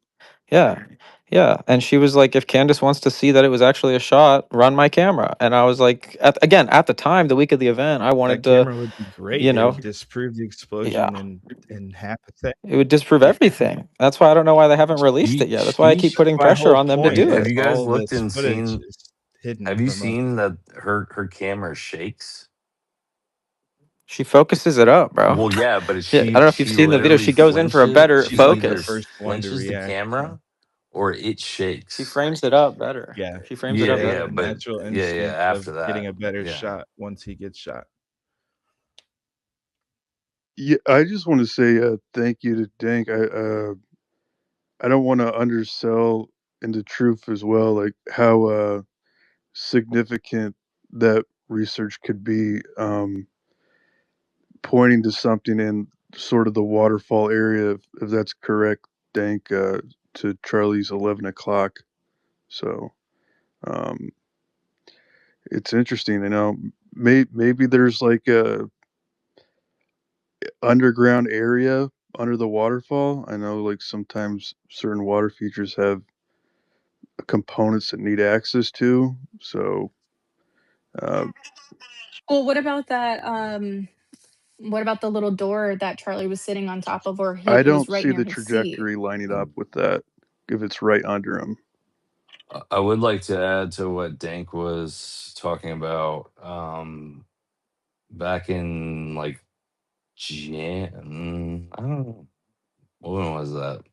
April, I want to say. I realized this video I got had spatial audio, APAC spatial audio, and like there is so much data that can be pulled from this movie, this .mov. uh it's astounding. Like it's a full 3D like sound field, so you know where each sound comes from, uh like per frame. I uh like to explain it like if you played video games, like, and you can select spatial audio for your headset, like that's exactly what it is. It's directional audio. So if you're at a point, like you can tell, literal like a direction from that point where the audio is. So it has a front back microphone, a top bottom microphone, and then it also has a left right microphone, so it's literally omnidirectional in all directions. Normal microphones have like one or two, and usually one's just like omnidirectional and the other one's like a different function, but this one literally has it on all sides and it's used anytime you take a video. So it's the most data, like it's basically going from what we were having, which was one audio source or one phone, to having five in one. So it's an amazing amount of data, and you can plug it into APAC, and he can talk to you about that more. As far as like the Apple program, So, yeah, oh, sorry, keep going. I'm sorry. it's an at like APAC is the Apple format for their files, so you can only Yeah, the codec. extract things with the. You probably know more about it than I do. Yeah, I literally, dude, I So while literally you went out and guys, bought a MacBook Pro just to like decode this shit because it really is proprietary. It just so happens like that, like most of the phones there were actually iPhone 15s, and this ended up being an iPhone 16, which is the first year that they started doing it. Uh, so you guys were studying the sound of the shot or yes, whatever sounded, and that sound could not have been an explosion, is what you were saying? correct. Yeah, But could that sound have been a recording? So that was like could it obviously have one of been a the first recording? things people would jump on, right? And verifying the original was our, first goal with anything we had. And we wouldn't work with anything unless it was original, mainly. Oh, I no, mean, no, I no, don't. no. I'm sorry. I mean, like at the event, could that sound have been a Like recording? No, outside out of the speakers? Is that what you're the whole getting at? point of Yeah, No, yeah. TDOA is knowing that a bullet is no. traveling through the air. Like, or not, I So shouldn't so say a this bullet, this the a- sound is and traveling. and this Apple spatial audio, the APAC. So it's Apple positioning audio codec. Uh, there's so much data involved. It's down to granular level, basically, where you can actually see like the ballistic elements of a projectile moving across the courtyard. It's actually astounding. I don't. To be clear, I don't discount there being a shot taken from somewhere. I just don't. It's my opinion that it wasn't like it had to. I think it's dependent, but there could have been both. It could have been like 100%. There could have been multiple things going on because if it was an assassination, as I mentioned earlier with my uh, JFK Patsy analogy, I mean, part of the things that go into this is deception. So that is what we should expect. See, now what is the tagline of Mossad? I'm trying to think. Oh, yes, by way of Yeah, deception. correct. I would just say that, like, going back to the audio, that it's, that it would be very obvious, and we have audio that's original from the beginning. From, I call him Club Keller, people call him by his name, but it's the 2.mov on archive.org is like one of the first originals that have been out for everybody. But it's right to the right of Charlie. Oh, I think. Oh, yeah, I'm still here. Okay, it was right to the right of Charlie, and it was directly, it was the closest probably source that we have that's been released. But going back to the explosion within the audio is, they would be like low frequencies for like a longer period of time rather than the gunshot, which is just a short muzzle blast or thump, for a short period of time. So it would be really noticeable to see it within the audio alone. And I could, I don't know. I don't know where to start with people on arguing the, other than, just saying it's my opinion. Like, I can question any of these things all day long. Like, I just don't know where people prefer to start with the questions on the explosion mic. I mean, you could be super confident in what you and what you're talking about. I think it would be so cool if you guys were able to have a space and kind of like show your findings or something. That way, maybe because some of us are like, I don't know. I'm a little bit better if I can actually So, observe what you guys were talking about or maybe Lene, hear it or I something. have watched their video.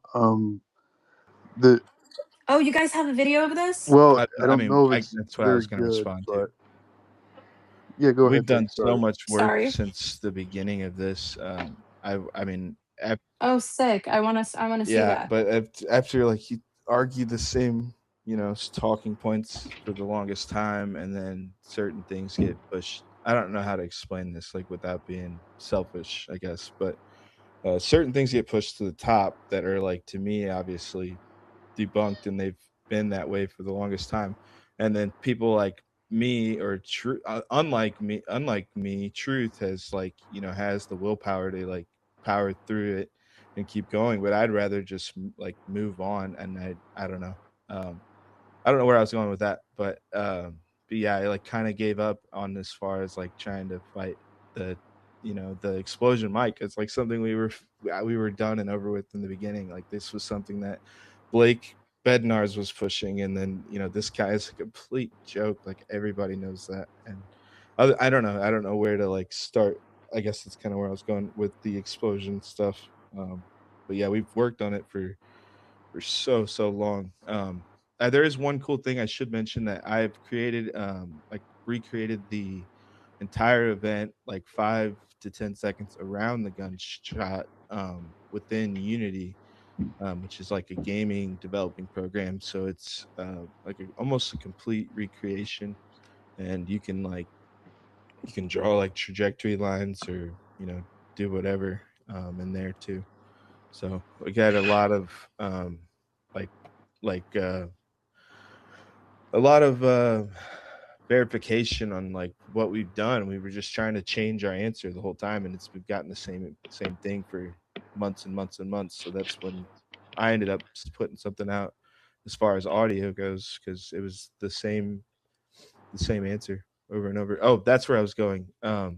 As far as putting stuff out, like anytime we put out stuff that's relevant or makes a good argument, like someone will just use basically a copy and paste of what we've done, and then they'll just say, like, for example, John Bray, he'll say that the he ended up having to agree with there being a supersonic shot being fired, and then he claimed that it was shot in the van for some reason, and I'm like, okay, well, my common sense would say, okay, why would they need to do all this if they're just trying to kill somebody? Like they would just shoot him. They wouldn't just shoot him and have the explosion. Like you can claim, okay, well, it's a safety net to make sure that he's dead. Well, that was done with Martin Luther King too. Like when he went to the hospital, like the doctor, a lot of people believe is the one who killed him off in the hospital. So I don't think they would need an Do explosion you mic think the or sound even I was open to all this stuff in the beginning, but I don't think they would need all that extra stuff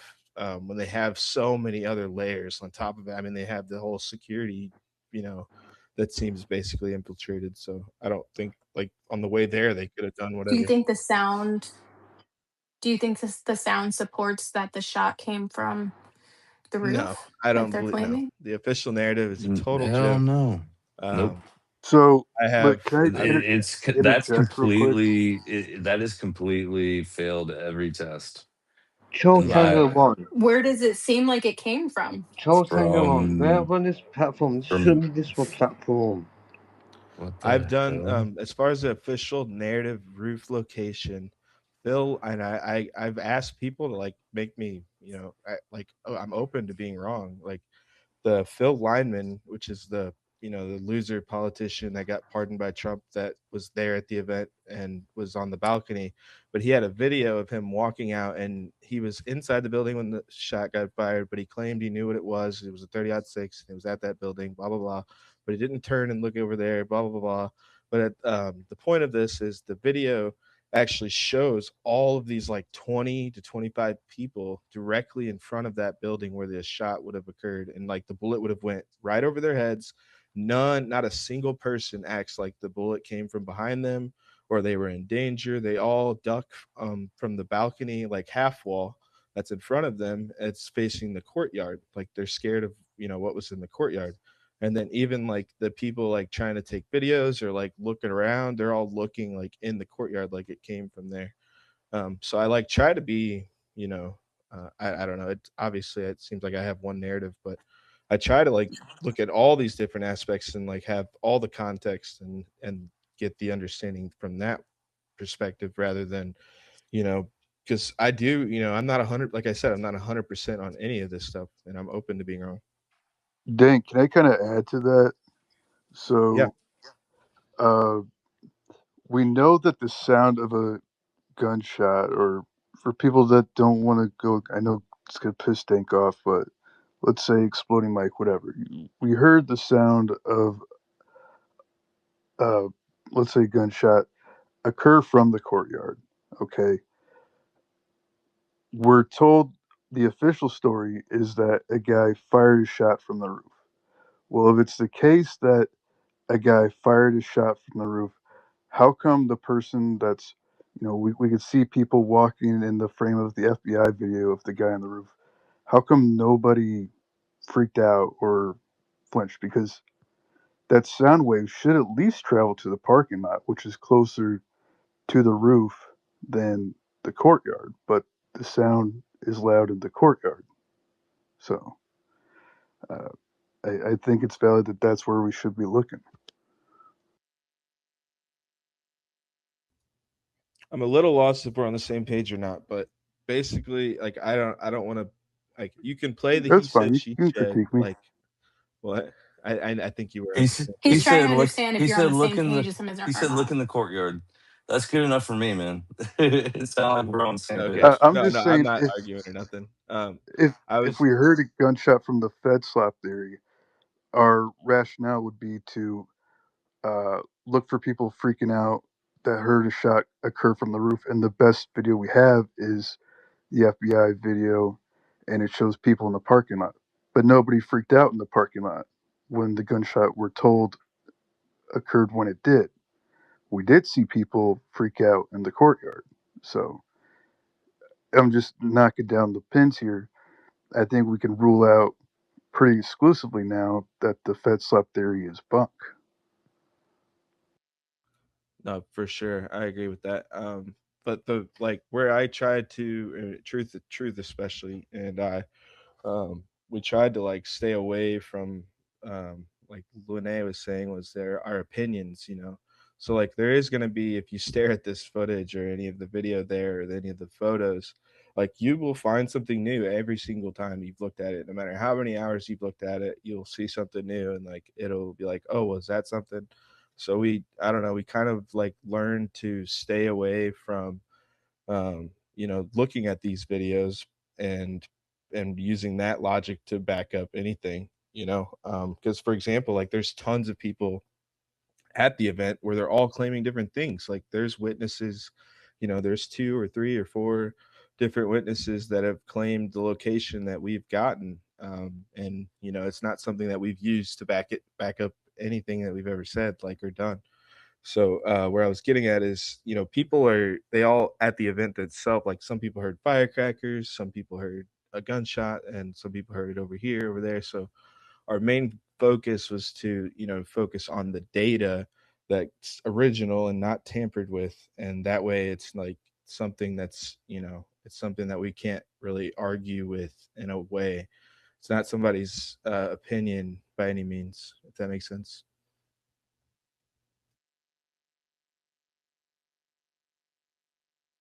And the cool thing about audio versus video, and which I kind of learned while doing this, is like a video, shoots 60 frames per second or 30 frames per second.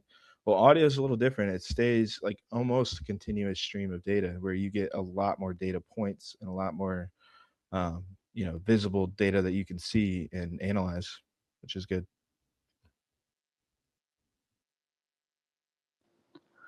Yeah, I think that's awesome. Will you guys be like releasing a way for like the public to kind of interact with the data? Have you guys like got like a program aside from a video or something? Yeah, that's kind of what I've been working on, just a way to figure that out. Like, I don't know, like I've put out things, and it seems like there are people that come back behind it and sort of like denigrate it or argue weird points with it that aren't reality.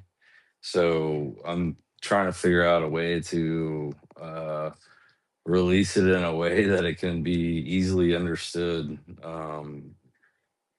And uh, like some of it's sort of complex. Like, you're talking about geometry and trigonometry and some things like that. Like, it's not the most easy topic to really give to just anyone.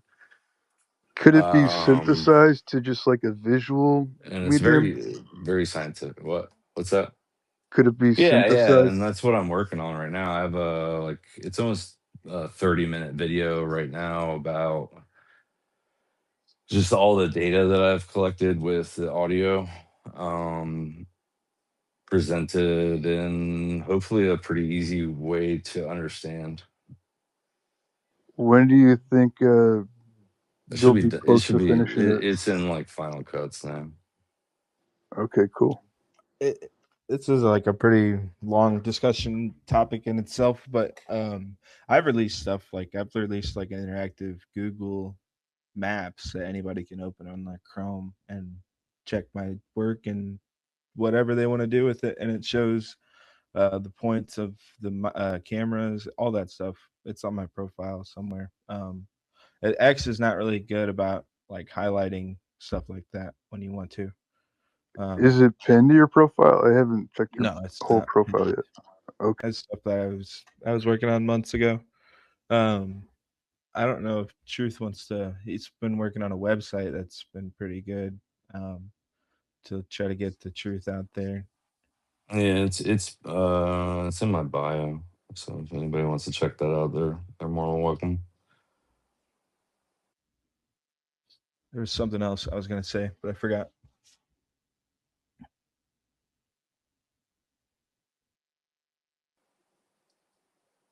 Well, Dink, the work you're producing is wonderful, and I enjoy watching it. I will say for everyone, Hugh posits must defend, and the narrative that's being presented to us simply doesn't add up. And so we know that when you don't have the pleasure of agreeing with yourself, when you're saying this is what happened and it simply doesn't add up, like Building 7, which obviously collapsed because it committed suicide for sadness of its friends dying. No, when the narrative doesn't add up, then you don't actually have to have a countervailing theory, but it does invite the consideration of them, right? So when people come at you, when you think about things, when you think about the alternatives, what you're saying is the context of it is we're being lied to for absolute, it's absolute, an absolute certainty that we're being lied to because the narrative does not add up. And so, of course, we would consider these things, but we wouldn't have to do so much of it if we weren't being lied to in all directions. I mean, this is the function of the media. And we've gotten so sort of desensitized to the fact that we live in this Orwellian society that we actually have a media whose job is to hide the truth, whose job is to curate the news in such way as it's completely bereft of any facts or any questions. I cannot imagine these people having a don't question having a question authority bumper sticker. I think it's more like don't question authority. So just remember that when you're out in the real world and you're having these discussions, just remember, respond to anybody. Well, we're for sure being lied to. Absolutely, we're for sure. Were we lied to about the Epstein thing? Yes. Remember the binders? That was phase one. Hello. How can there be a phase one? What is the meaning of phase one if there's no phase two? Of course we're being lied to. Oh, we have all of these victims, but no victimizers. We're being lied to. So absolutely, like keep doing the work. We love it. And by the way, it's okay if people come at you a little bit because they're just, their slip is showing. Why would they do so? Why is it so important for them? Mindless credulity is worse than mindless incredulity. Mindlessly believing in the narrative of a government that we know is comprised of lying liars through their lying lie holes. We know they lie all the time and every day. And anybody that still believes them, of course, is at least, if they're not in on it, they are obviously absolute sheeple. So just love the work. Hope to keep seeing more of it, especially with you, Ding. Yeah, and thank you. You reminded me of what I was gonna say. I'm sorry if everybody's bored of the audio stuff, but it's what I spent a lot of the time on. Robert Mayer is actually a very interesting guy. He's the one who does all the audio stuff for all the news networks, and he's actually the one who he did audio work for like somebody in Gaza that was I think it was a teenage boy that had got shot by a IDF soldier, and he didn't get that one wrong. Thankfully, I don't think it would have really hurt his career if he got that one wrong. But long story short, he responded to an email with Matt Kester, and Matt Kester is the loser that tries to prove that you can have a 30-06 in your skinny jeans and walk around and not the scope be fine and all this stuff. He's the guy. I don't know if everybody knows him off that or not, but he's also the guy who did like audio work in the beginning and proved the official narrative to be the location of the shot, which we all know now is completely a joke. Even with the video we have, is it's there's nothing at all that proves it. So, but basically, my long story short is that Matt Kester emailed Robert Mayer, the big shot expert in audio analysis, and without basically any work of his own or due diligence of his own, without looking really at any of the numbers, he kind of just took Matt Kester's work and said, "Yeah, that could work," and basically made all of his work on proving the official narrative to be seemingly accepted by an expert.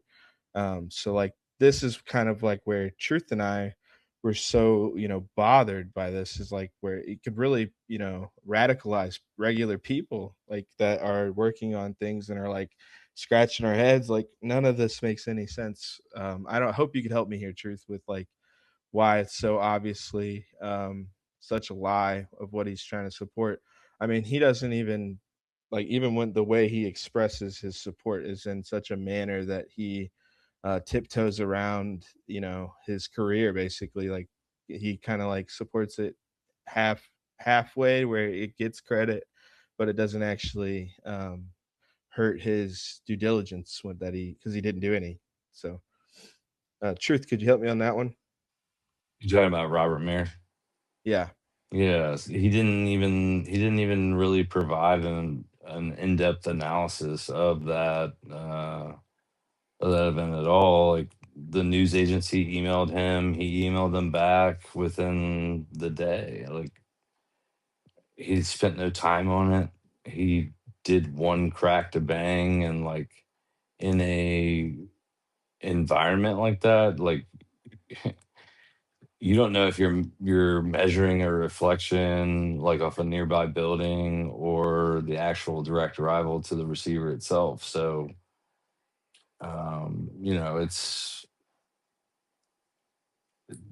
it really requires in an environment like that to like analyze multiple microphones and really do TDOA and do reflection analysis and all that when you're trying to place a muzzle. Like, and that's just all like I did from the beginning was just I did that because I didn't believe what the official narrative was saying. So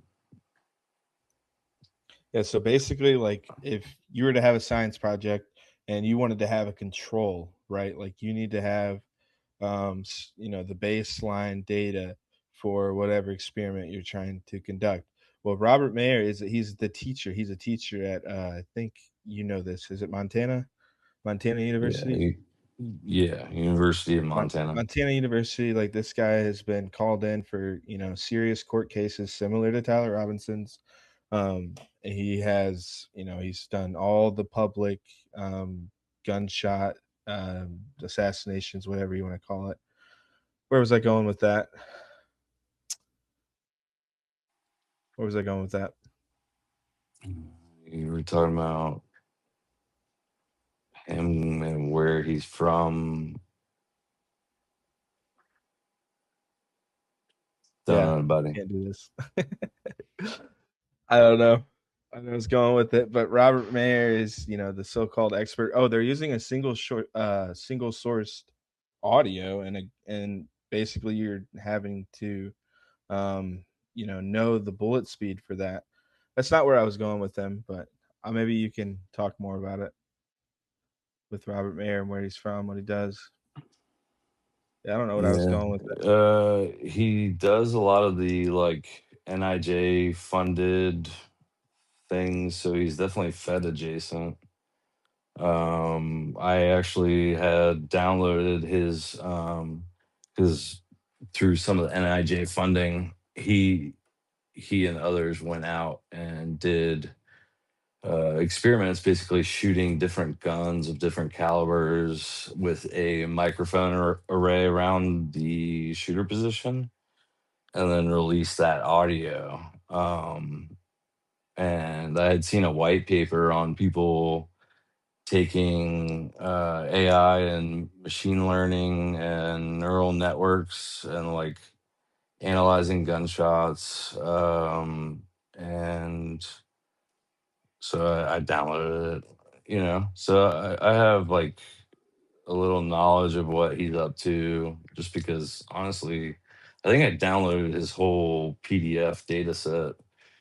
I read through a lot of his, like, because he's like a expert witness at court trials and things like that. So, um, yeah, he's definitely sort of Fed adjacent, I would say. And he was very quick to support the official narrative whenever a news agency emailed him for an audio analysis. So it was more or less like a corroborating quote unquote expert witness. Okay, you reminded me what I was gonna say. That was back to the control aspect of like your experiment. So he's a teacher, and that's where you would go if you wanted to learn about how to do this. And he gives you like the control within, a gunshot, a supersonic gunshot within 10 meters. Or he actually, I think, did a 30-06 within 10 meters, and he can show you on an audio wave exactly where the crack and the bang is and exactly how long it is from that distance. So he gives you the controls, and then if you were even to use those controls against where I was going with Matt Kester and this email that he allegedly, or that he didn't know, that he supported, it's like, oh my god, like what happened? Like he just completely supported something that is not true by any means, and he should know that just by, it's very obvious. And it's almost like that kind of opened my eyes a little bit to how even the official narrative or the quote experts, like I mean COVID is kind of what woke up a lot of people to the expert class being a joke. But him and specifically like being a total fraud, and how like everything around Charlie was kind of morphing into this narrative that was basically controlled, like, and it was super obvious, especially around the audio. So that was kind of what interested me a lot.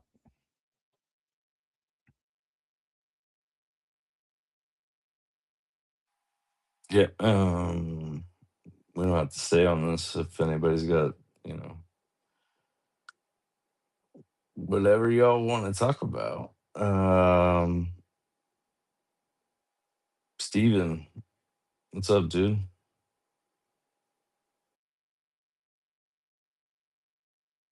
What's up, Leslie? Lene?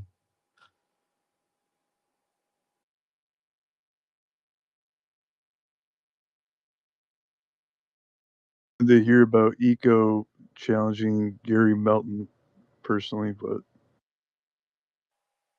We should definitely hear about that for sure.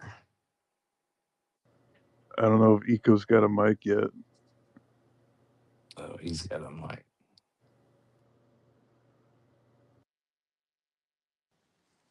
Got a mic. What's up, Eco? What's up, guys? Not too much. So, Appreciated the conversation. You got attacked by Gary, or you attacked Gary? Oh no, Gary and Sean called me a domestic terrorist and all sorts of some shit. But I guess I don't know. I don't know what Sean has done to his profile, but you like can't see certain tweets and shit. So you have to go like through other ways and figure it out. But I guess he Eco, are did. you like on his shit or something? I guess so. I guess so. Anyway, so he started using Grok to like ask it a bunch of questions, but you like couldn't see what he actually asked it unless he did some other stuff. So anyway, so he deleted a whole bunch of shit today, I guess. And I don't know, man. Guy's an interesting What did character. you do to It, piss it him off again? I don't know. Just being my lovable self. The daily dose of internet, the daily dose Daily, of fed flop. right. But it's interesting that he's connected Did you to. ask him if anything is real? What's that? Did you ask him like if anything's real? Like you're just like, is anything fucking real? And then he decided like, fuck you, dude. Yeah, maybe that would make sense. No, but the TPUSA kind of going after anybody who's interested in what's going on is an interesting piece of development. But no, Shady's killing him. It's funny. Yeah, I saw that. Yeah. Dude, he's the guy in the brick suit. He's the guy in the No way. brick suit at the damn memorial event. I'm gonna need receipts on that. Okay. Oh yeah, It's literally a Eco, picture of him and his girlfriend right next to each other. I tell got you. everyone about your choose your own adventure book or whatever. No, I was just saying that in order to handle like all of the crazy facts that have been coming, into all of our lives, I guess the more and more we pay attention to this, it's hard to keep track of everything. And so, I mean, I'm sure people have said this, but there's a kind of choose your own adventure aspect to all of this, and whether it's this theory or that theory, and seeing where it all kind of gets I don't know, connects with each other. It's an interesting conversation. Um, Well, you inspired me. I thought we'd make like a series of children's books based off of this, like, Where's Waldo, or like a Where's the Shooter, or like uh, Bernstein Bears and the Hidden Rifle, or Harold and the Purple Menorah. I don't know. I think all of that I think that would do well. But I think it's also you just gotta figure out a place to find the information that you're trying to figure out. And it's just you have to like scroll down so many pictures, or you have to like search X, which is not very searchable, or you have to keep all these files. So uh, just an interesting way to. Stop following so many bots, dude. I know, man. Dude, Truth, I was looking in your thing. There's like so many people with 0 followers and 0 fucking. It's funny. But you had about how many? You had about 100 and something. I know you've been keeping track. Whenever it hits three something, you're like, ooh, three, No, three, I three, three, think you're only. three. I'm trying to see a space that like breaks 40% for how many like anonymous bots in the other listeners, versus I've the been actual swatting people. them. I, I've been swatting them away all night, oh, dude. Like, really? Oh, man. hell yeah. It's just a request after request. It's Oh, amazing. is that right? Nice. Yeah. I'm sure there's a lot of profiles that. I mean, don't you do this to people's things? Don't you send in bots that talk forever? I've never done that before. Well, Leslie already took down one of them. What was it? The, the on about the Candace narrative, which I think is tired now. Shit, yeah. I was gonna say Botting. you should get Mitch and Wolf to debate. Make sure they're both real people, or not the same person. Mango.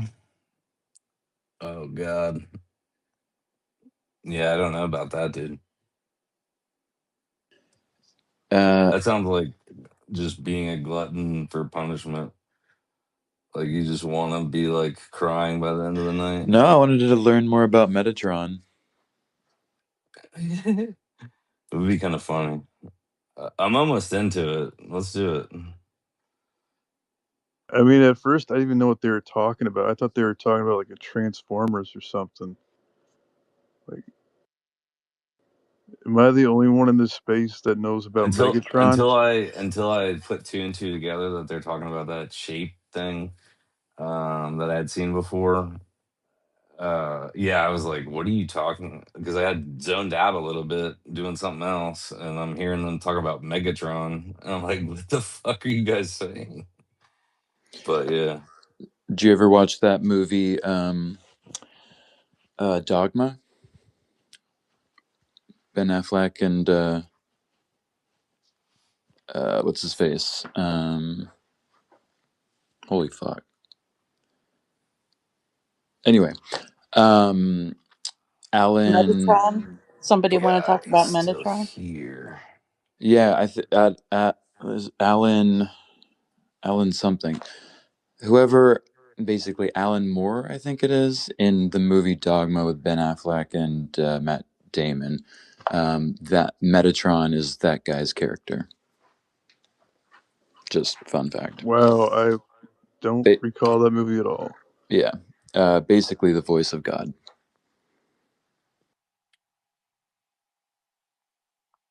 All right, Well, I easy. came up because somebody asked, but I will just tell you that I dated somebody that was much older than me for a while, and I didn't know at first, he was a devotee of Metatron, and he would start getting like downloads from his unseen master, and he would whip out a notebook and start writing down maps and missions and stuff. And then he flew all over the world. He went to Auschwitz like 4 times. He went to the Congo, supposedly to do these missions of like purification of genocidal sites. Okay, needless to say, we did not last long, but it was fascinating to watch him. He's like, "Oh, I have to go write something down right now." I'm like, "What are you getting messages from?" And he's like, "Metatron." And this guy was a master pianist. He owned an accounting firm, but he had the same exact symbology in his bedroom that this guy did. And I mean, I watched it. It was like he was getting messages. He was writing down maps of places that he had never been before. So there's something to it. I just wanted to share that. Alan Rickman. Yeah, exactly. Hey, you guys. Annie just posted something in our in Allie's comments and said, "Is Perez Hilton the something Candace showed today for the motel me?" I think you're rubber banded. I don't know who's talking. Yeah, she's rubber banding hard. Can you hear me now? You back? Yep. I'm gonna send it to Leslie so she can read it so you guys can understand it. All right. All right. You don't think us men are capable of understanding it? I'm What's up, talking about Rosie? my rubber band because I keep reconnecting and unconnecting right here. I keep losing my signal. Can you hear me now? Yeah, I can hear you. What is this? AT and Okay. T? So Shit. Perez Hilton, I think that's the person that Candace posted about today. The hotel, maybe. She just said that he just tried to unalive himself on TikTok after a drug-induced mental episode, and that he was in clear distress and covered in blood. And he said he repeatedly wanted to die. The stream was up for 30 minutes before TikTok removed it, but I think that's the name I seen with what about the hotel? I'm gonna go look.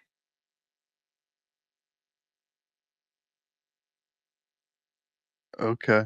Does this tie back to Charlie Kirk at all, or I'm I'm confused. You're not the only one, man. I'm so confused and like sick to my stomach at the same time. Uh, what's up, Rosie? Hi. Good job, Dink. I know you're tired. You tried to explain and I think you did it well.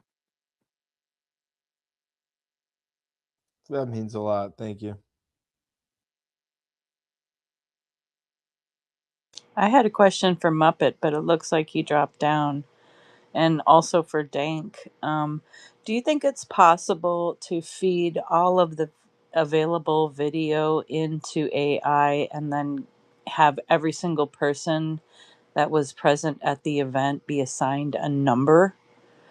And do you think it's possible then to sort people by groups? Like, for example, could you have AI disappear everyone except for the people in maroon shirts, for example, and then run the video? Maybe you have a master video or something where it's just showing those people's movement. Is AI at that level yet? I think you would be more than surprised. Of 40 Gaussian splatting, I believe, is like the most advanced thing you could do.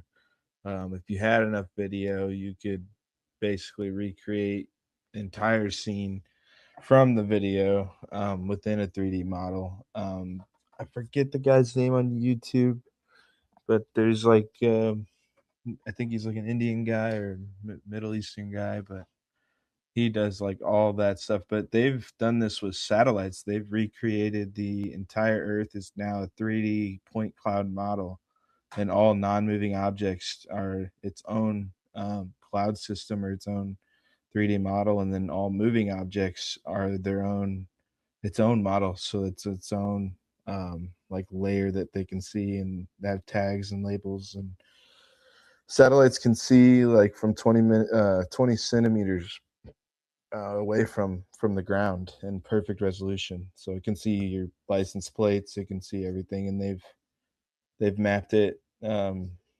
Yeah, so like yeah, you could definitely do it with phones too. It's 40 Gaussian splatting. But it would take a team of more than just myself for truth. I think working on it to make it presentable for like everybody to use in that aspect. You could do it in like a 2D fashion pretty more efficiently and like a less time span. But yeah, you could definitely do that stuff.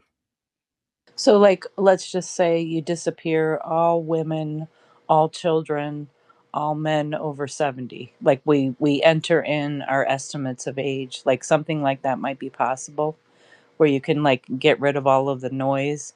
I mean, it doesn't seem like there's that much noise because a lot of people seem to have an unusual role. But for the people that didn't seem to have an unusual role, could you possibly even disappear them from the scene so you could just see the main players?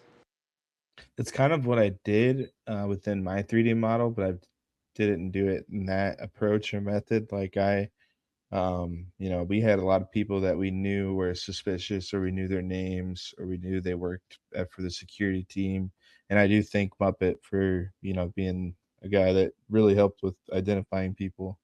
But like yeah, all anybody that was like identified or suspicious, like they were um like they had their rendered 3D model, like it looked like them, position them in their spot, and then anybody that was just like a regular person, like you were saying, was just like an NPC. They were just white. Could you do something where, like, the number literally floated over their head, and if you clicked on it, you could see all of the associations? Yeah, everybody that has had a label. Yeah, Interesting. Oh, I hope that comes out. well, it's gonna take a lot of work. It would take a lot of work. It's more of like a 10-year project or like a a yearly deal. I'm I'm not really a good person to take opinion on Well, this, but if you assigned uh, numbers first, like let's say it was 3,000 or whatever, then those numbers could be broken down into like, I'll take these five, I'll take these five, you know. So these yeah, guys work at ASU, these guys work at UVU, these guys yeah, work any of at, that data right? could be added as a label, and like you said, the AI would be able to categorize that and manage it seamlessly. It wouldn't take it. It would be so easy, and it's already like foundation is basically like that. I mean, I would just have to add like their color shirt as like a label, you know. Um, Yeah, and you could put age estimates, obviously gender, obviously if they're children, who they work for, that kind of thing. That would be fascinating.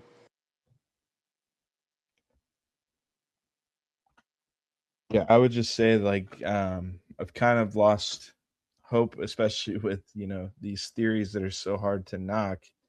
Um, which I've been open to like everything, but these theories that are so hard to knock, like it just brings me back to like every other theory we've ran through, which is the 9/11 and everything. I know people are like ecological are like sick of me saying this, but 9/11, Vegas shooting, even Butler, JFK, like we're all pretty much in the same spot that we will be with Charlie Kirk for a long time. And it's sad, but it's just how that's just how they've controlled the game. I mean, there's people like hopefully like us in here that are, trying to break that um, that paradigm, but like I don't know. I lose hope when it's been so long and we're still circling back to the same stuff. Nothing, it wasn't against you at all, but the same stuff as far as the narratives and the same, yeah, the narratives and the same things that people have, we've moved on from and tried to get closer to the truth, but yet we're back where I was going with this in my head, sorry, is the things still that get pushed to the top are always not the things that are closest to the truth. And I think like everybody here would agree to that.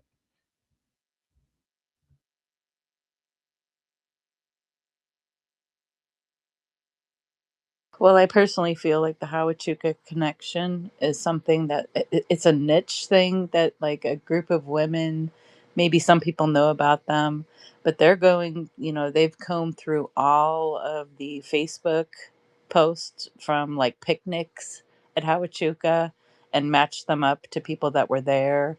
And like we really haven't had those people in any of these spaces yet, and I just feel like if we could identify, two or three issues like that, like Hawachuca, obviously FBI, strange, we'll say outsiders that were obviously hired just for the day, like from Utah State, for example,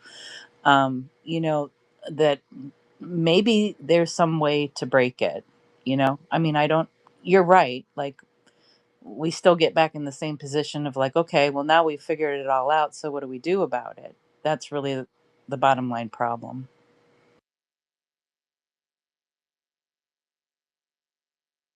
Yeah, I agree, but I struggle with that a lot. I'm not a good I'm really like bad with the soap opera or like getting to know someone's life. Um I can barely manage my own life and keep it in order or keep, the dates in line or understand. I have 3 kids, so I mean, I'm sure anybody with kids understands, but yeah, like keeping up with the Joneses or these other people, it's so hard for me. So I try to stick to like the data stuff that I can understand and follow as much, and not have to keep up every day.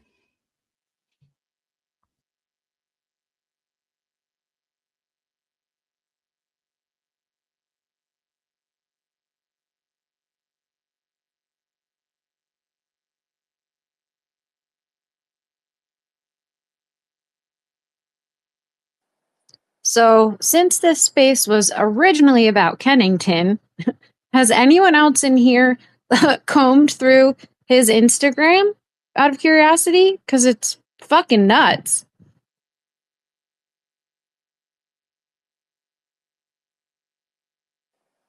Nah. What is nuts about it? Please expand on that. I mean, one could say that he's got a couple of similarities to like Tyler Robinson and Lance Twigs, just in that, like D&D and lots of like anime stuff. He's an artist. He's got lots of sketch work. My favorite was seeing his Argus sketch work, which I thought was pretty funny. Haha, inside joke, I guess. Beyond that, I don't know, just like a lot of like doom, gloom. I mean, Metatron stuff. So, I mean, I feel like there's somewhat of a thread to pull on it. A lot of the stuff is pretty old, but I mean, it's a little bit of a coincidence. I mean, anybody can find it. It's a lot of old stuff. He probably locked it, when shit went down, but I know people were asking about his family earlier. There's some pictures of his family, pictures of his husband, um, some sort of furry tie-ins in a couple of them. He's got this character called like Beast Man. I don't know. There's a lot of weird shit. I just suggest people look through it. I'm really certain last night in a flurry of DMs that I was getting sent, someone sent me a picture of Kennington's mum, Julie, in a post about I stand for Israel. I was trying to find it when Diligent was on the space earlier, but I've got fucking hundreds. I'm trying to go through and find which one of them. I don't think I saved it, apparently. But yeah, his mum's got a post out there going, I stand with Israel. So.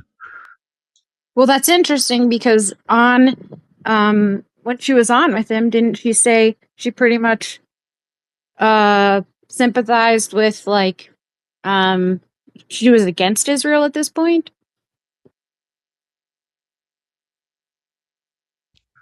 I didn't hear that, but I think Diligent said that he didn't find any political posts or any political affiliations from him or the family, but I'm pretty sure there is.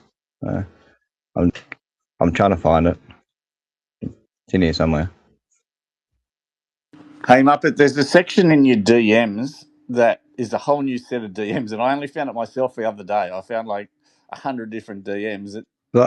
You probably know about it. I'm just saying that there is a section. It's like people you don't follow or doesn't follow you or something. And I've got I didn't even know 142 message requests at the moment that I'm trying to go through. Yeah, okay, maybe they're called that. I don't know, but I just stumbled across it not long ago, and I'm like, shit, I didn't know any of these were there. So yeah, I was flicking through a few last night, and I thought I saved it. Oh, actually, I might have saved it on the laptop. That's what I mean. Like what I'm saying, you might have got the notification on your screen, and then it disappeared, but it might still be there, but in that other section. That's all I'm saying. I'm just saying, check that, but that's all.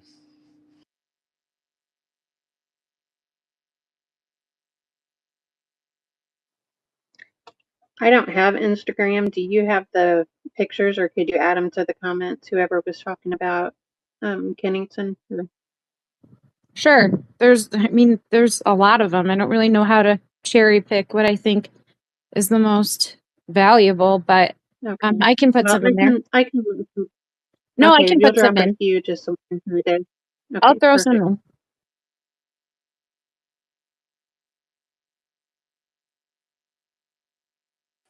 Well, this has really been an amazing space. I hope everybody, has enjoyed it. If you can, like, comment, repost, whatever. Yes. It'd be cool. Yes, it has, True. Thank you. A lot better than I expected it to go. We're moving up. Hell yeah. Yeah. Earlier was really good. Had some really great speakers. Sam Parker came in. Few different ones, David, Coyote. A lot of them were really good. Yeah, then you had 400 down in the basement. So it went good though. Hey, Truth, can I just speak briefly for a sec? Yeah, go ahead. Cheers. Because it sounds like you might be winding the space up. So I just went over into Ali's space because that Michael V was there who gave the photos to Candace. So I just went over there to see what more we can find out. So the guy that took the photos is his customer. He's a hairdresser, and this Michael V doesn't really know much at all. He knows shit all. So they're been trying to get him into a space. Apparently, the guy that did take the photos, but he's a bit too reluctant to go into a space. He's a bit hesitant for safety reasons, but also, as per our discussion talking about custody of the car and everything, we pretty much all concluded in that space that it probably is a government car.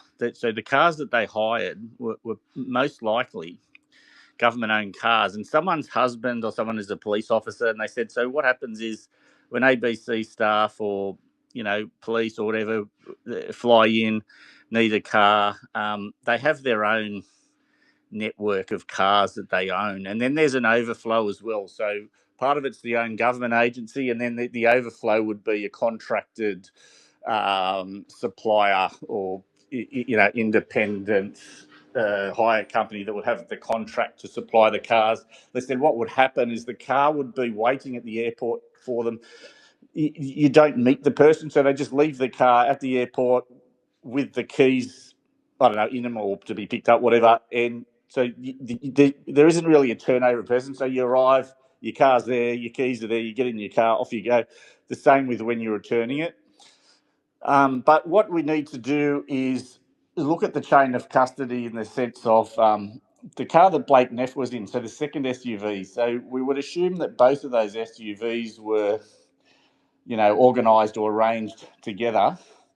They probably would have been waiting at the airport for them, right? And they would have had the keys and that got in them, off they go.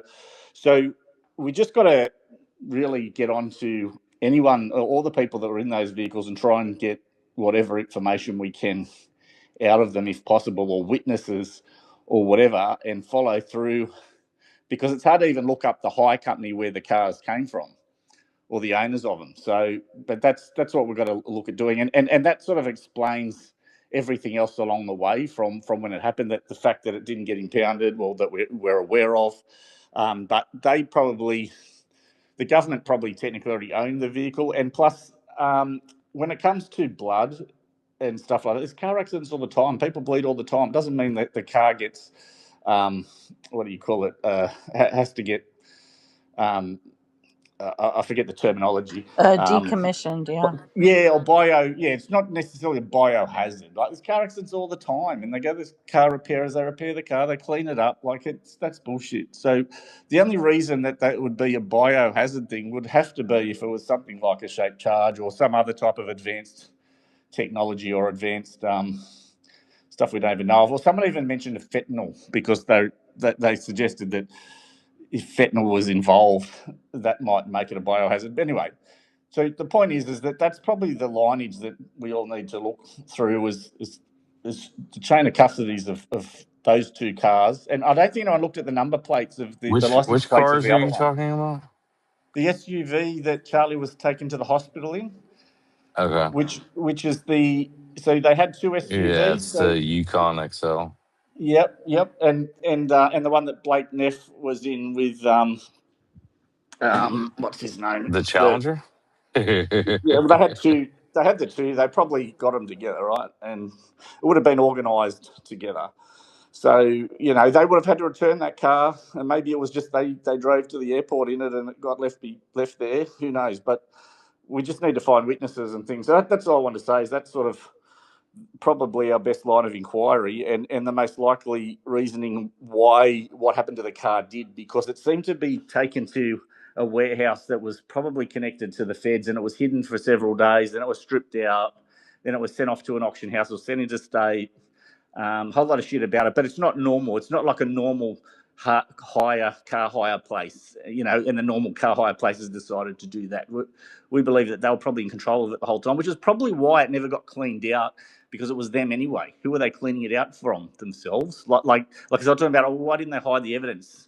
Well, they didn't care, because it was themselves that were in on it. So, yeah, I mean, it sort of explains everything if you look at it down that lineage. So that's sort of all I wanted to say. Cheers. Yeah, it's super convincing stuff. I agree. Honestly, for a bit there, I also I was doubting my own self and stuff like that, and it's just not like I don't know. Looked at it in a lot of different aspects. Those items are definitely a phenomena that you named, but I don't think it's what everybody should take as the end all be all. I heard you about the uh, construction there with them ripping up 10 inches of dirt and all that stuff. Yeah, it's I don't know. It's not normal, I guess, but it is also a school where students go that have to walk around there. And there's the chance that it just got done. The 10 inches, I mean, blood does seep down if it's porous. Maybe it is just biohazard. I feel like there's a lot of like inference and a lot of stuff like that goes on that like there's no way to truly know. You're just kind of guessing.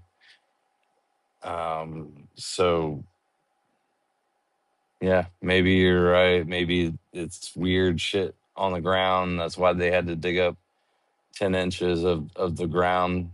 Maybe. It's just I don't know. There's nothing that would really super convince me that that's that's exactly why, when there could be another reasonable explanation as well. Like I'd like to keep my mind open, and I feel like other people should too. Oh yeah, and we all should do that. And I'm not saying we shouldn't, but what I'm saying is that's the line of inquiry, to try and find some evidence. We need evidence to confirm anything. So, but they want us to believe, the innocent version. They want us to believe that, oh yeah, because it was a school and whatever. But that's bullshit. Like a bit of blood on the grass. Like just get a hose and you just hose it away. Like seriously, that's bullshit in my view. So I don't think that's, in my personal opinion, I don't think that's a plausible explanation. That could be the reality of it, but we need to find evidence to prove either way. That's the thing. And they can't prove, you know, their version, if that's what their version is. That's all I'm saying. We need to get evidence. Yeah, no, I We need agree. to brainstorm how to get the evidence. Yeah, if I So could chime in on the GSA thing for a second. before I you just did. go to there, just talking about that, I've now heard from two different sources that the people that were working on the paving job removing the grass complained about getting wet blood on their arms while they were doing it. That's come from two different sources now. So, Well, that's bullshit. Damn, that's crazy. Actually, if yeah. that's the case, I just wanted to piggyback on what Matthew said because I researched the GSA thing, and I originally got started on that because of the white rental cars that seem to have been located, at least during some part of this whole process, at the La Quinta Inn, which I've never heard anybody mention the fact that the La Quinta Inn is only 2 blocks away from Timpanogos on the same street, right? And there was twice that Frank Turek said, as soon as we were done at the hospital, we went back to the hotel. And so I kind of zeroed in and I went on to the GSA website, and you can actually download the entire PDF of all government services approved hotels, and it's in no particular order. But I did find that there was only 2 that were approved for Orem, and La Quinta was one of them.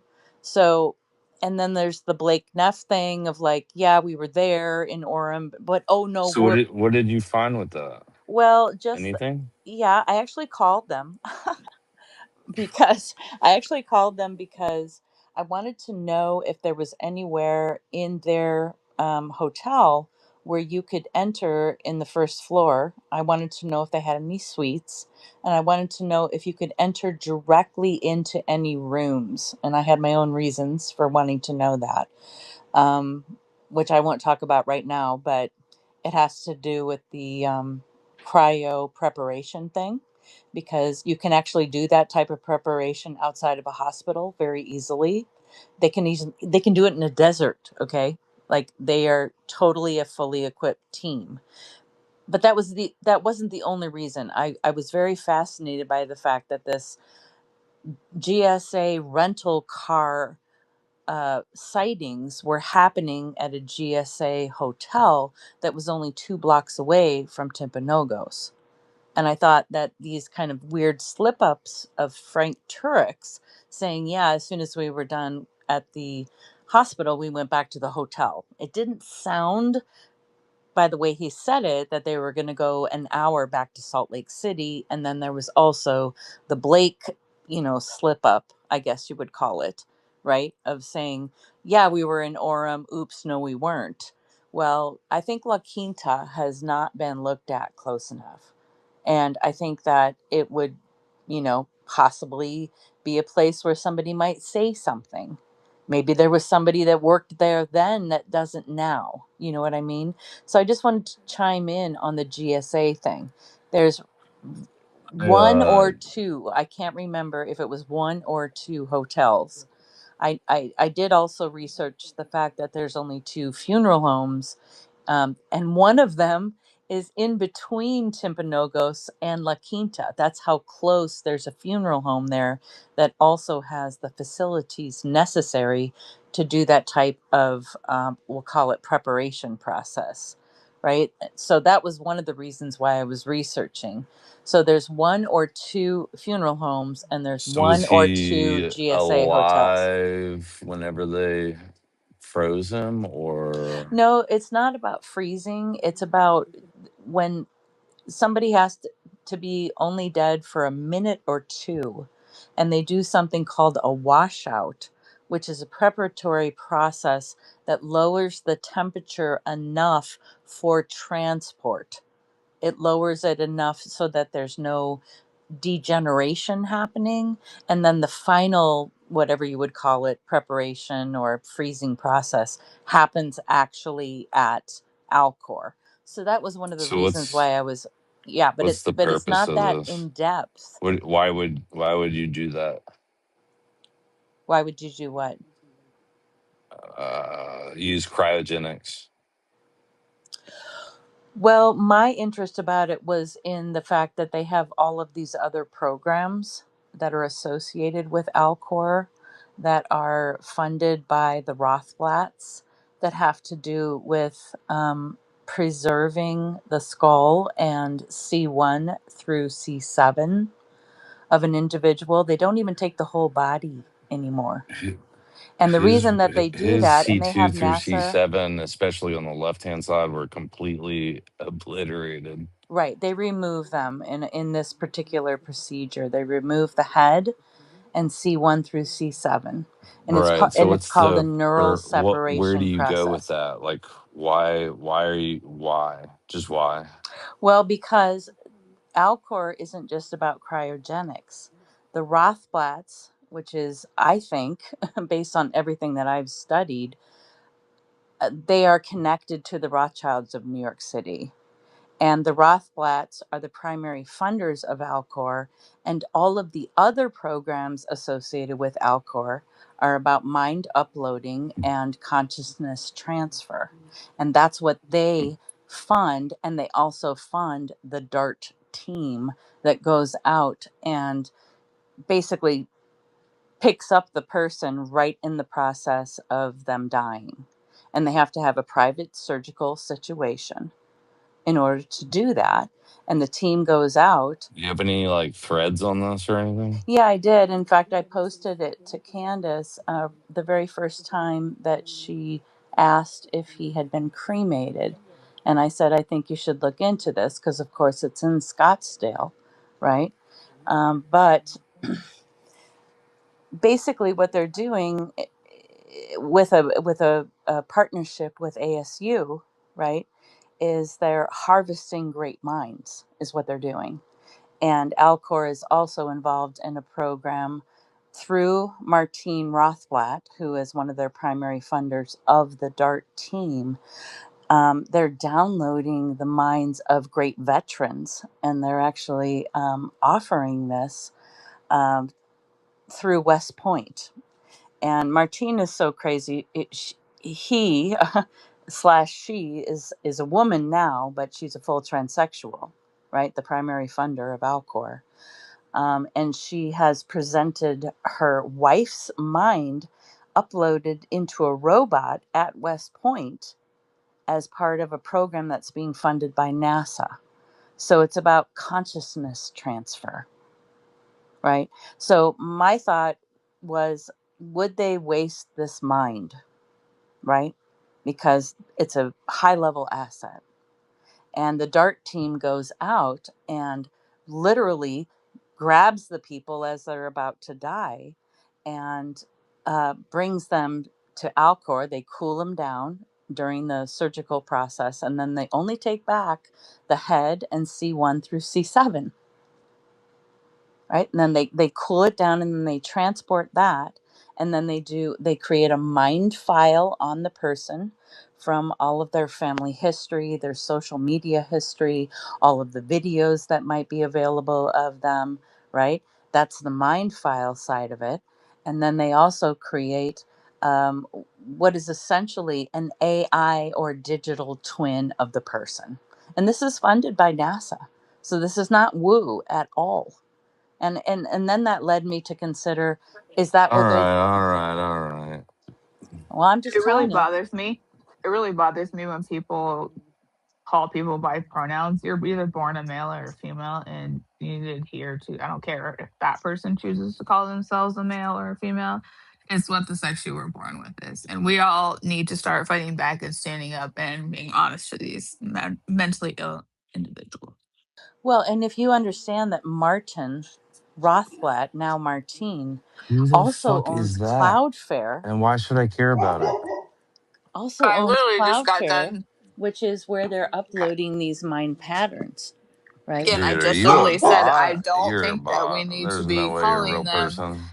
He needs to be called a man because he's a man. I don't care if he's transitioned or what. His sex or his DNA is the same as it was. So he is a man, and address him that way, please and thank Well, you. I agree with you. I agree with Hey, you. And I let find the me whole chime thing in. Let me chime disgusting in too. here. But, if we can't talk about it in terms of like how these people think a little bit.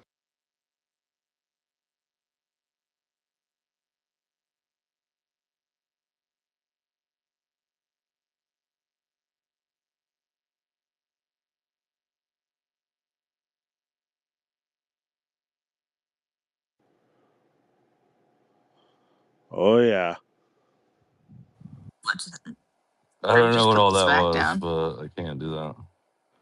I just wanted to chime in. I was just in Alley File space listening. I had a couple questions for a couple nurses and stuff, and Lindsay was in there.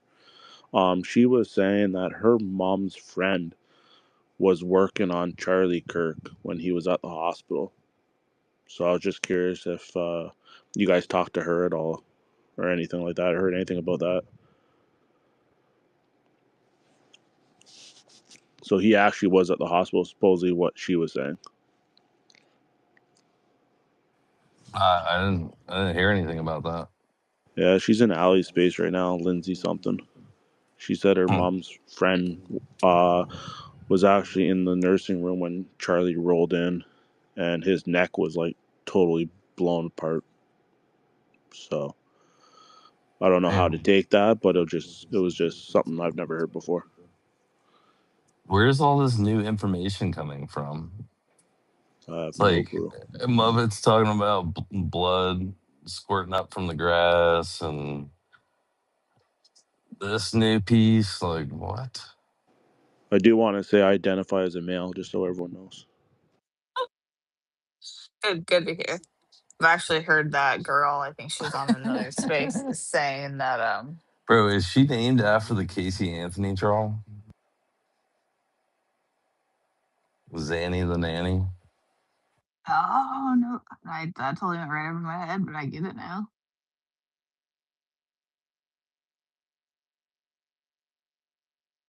Hey, can I address that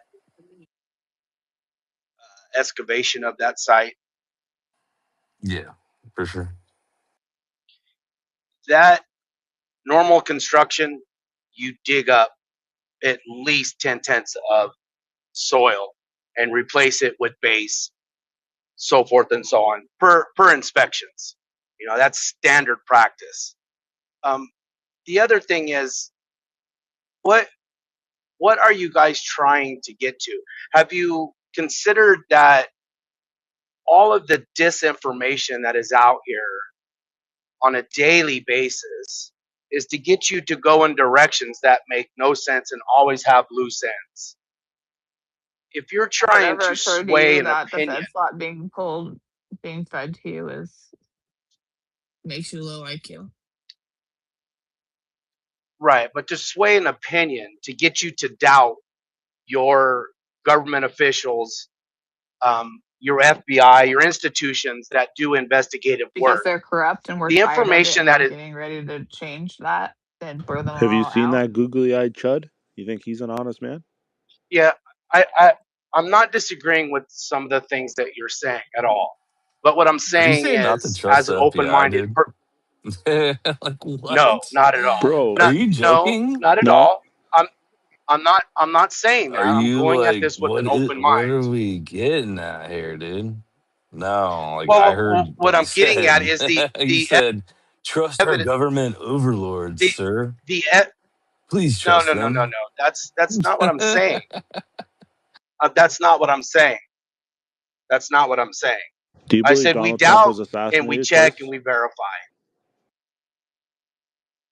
But is there gunpowder residue on his clothing? We don't know. If I you have trust seen the the Never government, video seen a when gun that you man. trust happened That's a if great you trust question, actually. if Is on you it? that trust day. the government after Yeah, COVID, that and means you're on absolutely that day, retarded. on that day, there is a video that was circulating on 4chan that showed a second shooter in the window on the side of Charlie Kirk.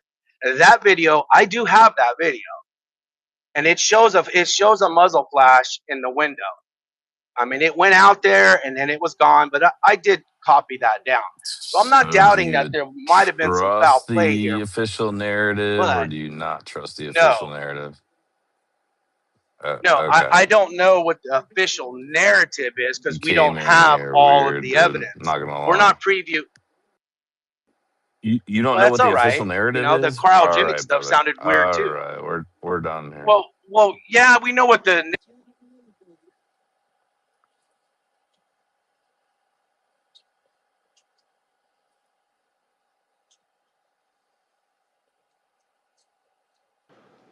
Hey, Leslie, if you're not busy, I'll do a sandwich. Funny, I'm in my bed getting ready to go to sleep. I don't make people sandwiches; they make me sandwiches.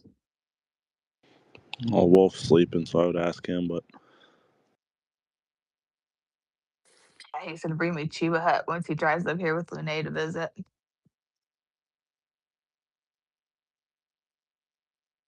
I love Chiba Hut. I used to live in Colorado. Did you? Yeah, Chiba Hut's the best. People don't know. Yeah, that's the best. I told Wolf because he used to live here, so I was telling him about that. He's like, "Oh, okay, I could go for some Chiba right now." Matthew, is there a reason why you have your hand up, but you're not a speaker?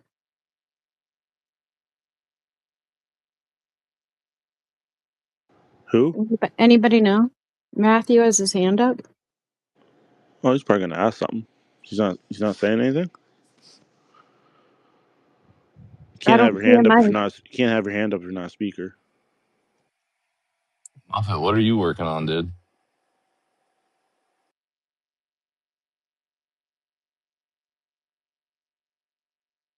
Stu gave Muppet a shout out. Hang on, I just heard the end of Muppet's that. gonna get a What was lot of that? attention. I'm trying to feed dogs. Okay. You're good, bro. I was just asking what you were working on. How many doggos do you have? 7.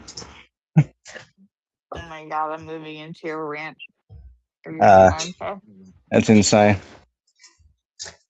What kind of dogs do you have? German Shepherds.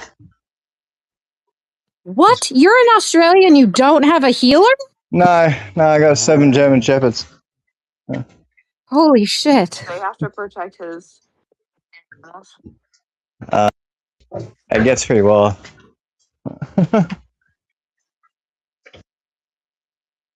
Do you have a farm or land? Yeah. Yeah, well, I've got a farm. Okay, well, I guess we're all going there to Australia. Yeah, you're Okay. all welcome. How old are they?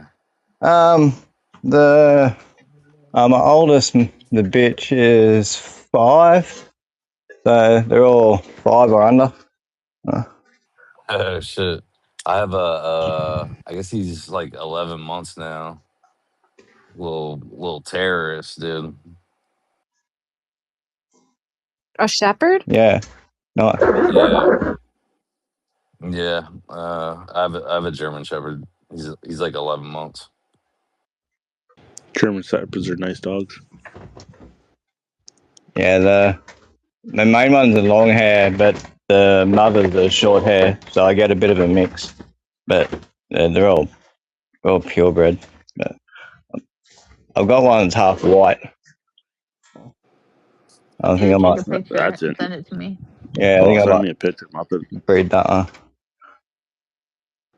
I have a half Australian Shepherd, half Pit Bull.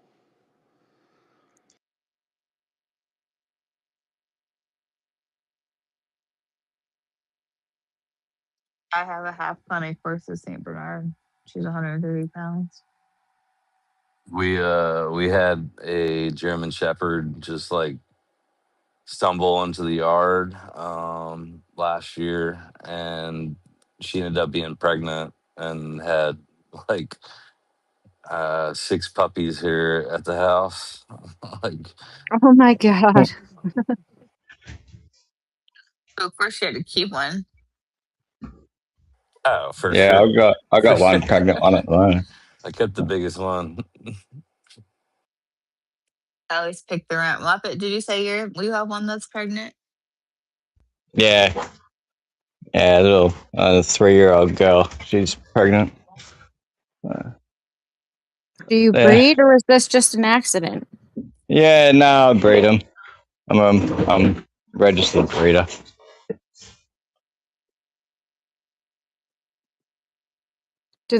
Are Yeah. they sporting dogs? No, they're pretty friendly.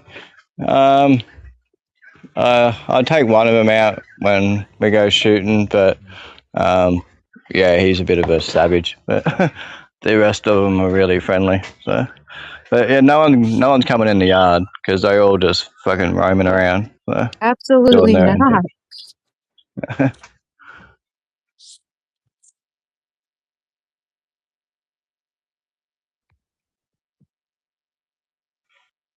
So I'm trying to stop them from eating each other at the moment. All right, Troop, I'm gonna head to bed. I'm tired. All And right. thank you for Thanks having for me being co-host. here. And thanks for being such a great host. Yes, you have a good Dude, night. there are cats everywhere. I went from dogs to cats are everywhere. So I'm working on a Tyler Boyer thing. Um, I'm just looking for one more little bit of confirmation, and then I've already got the post half written. I've just got to finish it off. So I should be able to get that out later tonight, hopefully. But that makes Tyler Boyer look pretty fucking guilty. Hey Muppet, Guilty of. did you see Sam's recent post? I think we talked about that. We I talked about might that, have right? missed it. Oh no, I did actually. Uh, Yeah, looking for that guy. Yeah. yeah. That's in that came from Adam Bartholomew's video. Yeah, it's when he's just after you see Terrell Farnsworth take the SD cards, and he's back up those stairs a little bit for a couple of minutes, and he walks straight past him there.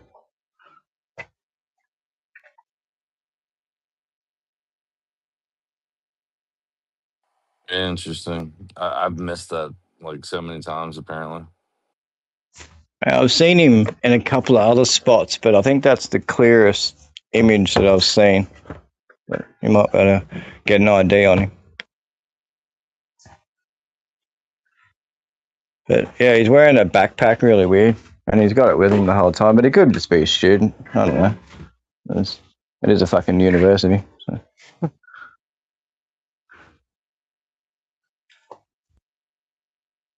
Yeah, it's just weird. I don't know. The reason that it caught my eye was basically because I saw another guy out in the crowd that also had a backpack on in the front. I just don't know. I I saw the reckon the red guy. shirt guy with something shoved under his shirt is more interesting. Oh, for sure. Yeah, Yeah, yeah, no one's ever worked out what he's got under his shirt, and the excuses I've heard just don't make sense. Like, oh, he had a hat. I'm like, what the fuck would you shove a hat under your shirt while you're running away from gunfire? That doesn't make any sense. yeah. I don't. Which one are you talking about? That red shirt guy, a little kid, he comes out of the middle there and runs off with something From like up. the balcony angle? Yeah, Yeah, yeah, yeah. No, that's weird. And then and I right where he mean, comes from, he's right in the middle. So, yeah. even on the other side, I've picked out two guys that have like something underneath their shirt. One guy was like in the water and he climbs Yeah. out. He's definitely got something underneath his shirt. And you got that guy rips his maroon shirt off and fucking runs away. There's so much weird shit happening in the crowd, but you got to look at it from a different perspective, I guess, to see if you can write it off in some other way. But there's a few that I'm looking at. I'm going, no, it doesn't make any sense. I don't know how else you can look at it. Yeah, yeah, exactly. There's just a lot of things happening that are really odd. Somebody pointed out earlier, like, and we've all seen it, like people like the directly after whatever the event was, and I have my thoughts, but they're like going through the courtyard trying to find stuff. Like, what are you looking for? Yeah. And And now we're looking for that guy in the pink hat with the blue shirt and the ponytail. I was watching him close on video just before to see if I could get a clear headshot of him. I think it's a him. I might be a her. And yeah, it's the same thing. But he's in there. I think he might be part of the security because he's still down there as the coppers have already cleared everybody out and they've already spoken to him. He goes back under the tunnel with a couple of the security guys and then pokes back out. And he's the same thing. He's just kicking stuff around, picking stuff up, and definitely like looking for something. So, but he seems to be either police or part of the security just because of the interactions that he's having, and they don't tell him to leave. Like he's helping them. So. We're talking about the fatty in the pink hat? Yeah. And I noticed today he's carrying a water bottle with that yellow liquid in it. I don't know if it's the They same all have as the that yellow security guy. liquid. Yeah, that's what made me think he might be part of the security team. And then I rewatched Brian Harpole's interview with Sean Ryan, and he mentions about having other guys out in the crowd who are walking the crowd and doing walk-ups on people who look sus in the crowd. And I've never spotted these people that he's talking about. So that guy might be one of them who's out in the crowd, just walking around. So does that sort of relate, in your opinion, to the article from KSL back in April about how they apparently UVU, or maybe it was the police, apparently had or were sending in like extra enforcement to plan for the September 30th event? Yeah, that was after Charlie's incident though, wasn't it? Well, yeah, but the article basically was saying that to kind of map things out for the 30th, that they were going to have extra reinforcements Yeah. on the 10th. Well, I know. Yeah, well, they must have done because you've got those two Utah State plainclothes coppers that are in the crowd, and then there's other coppers that are there that we'd be able to name, but we don't know if they're on duty or not. And yeah, and I think there's more security that we haven't identified yet.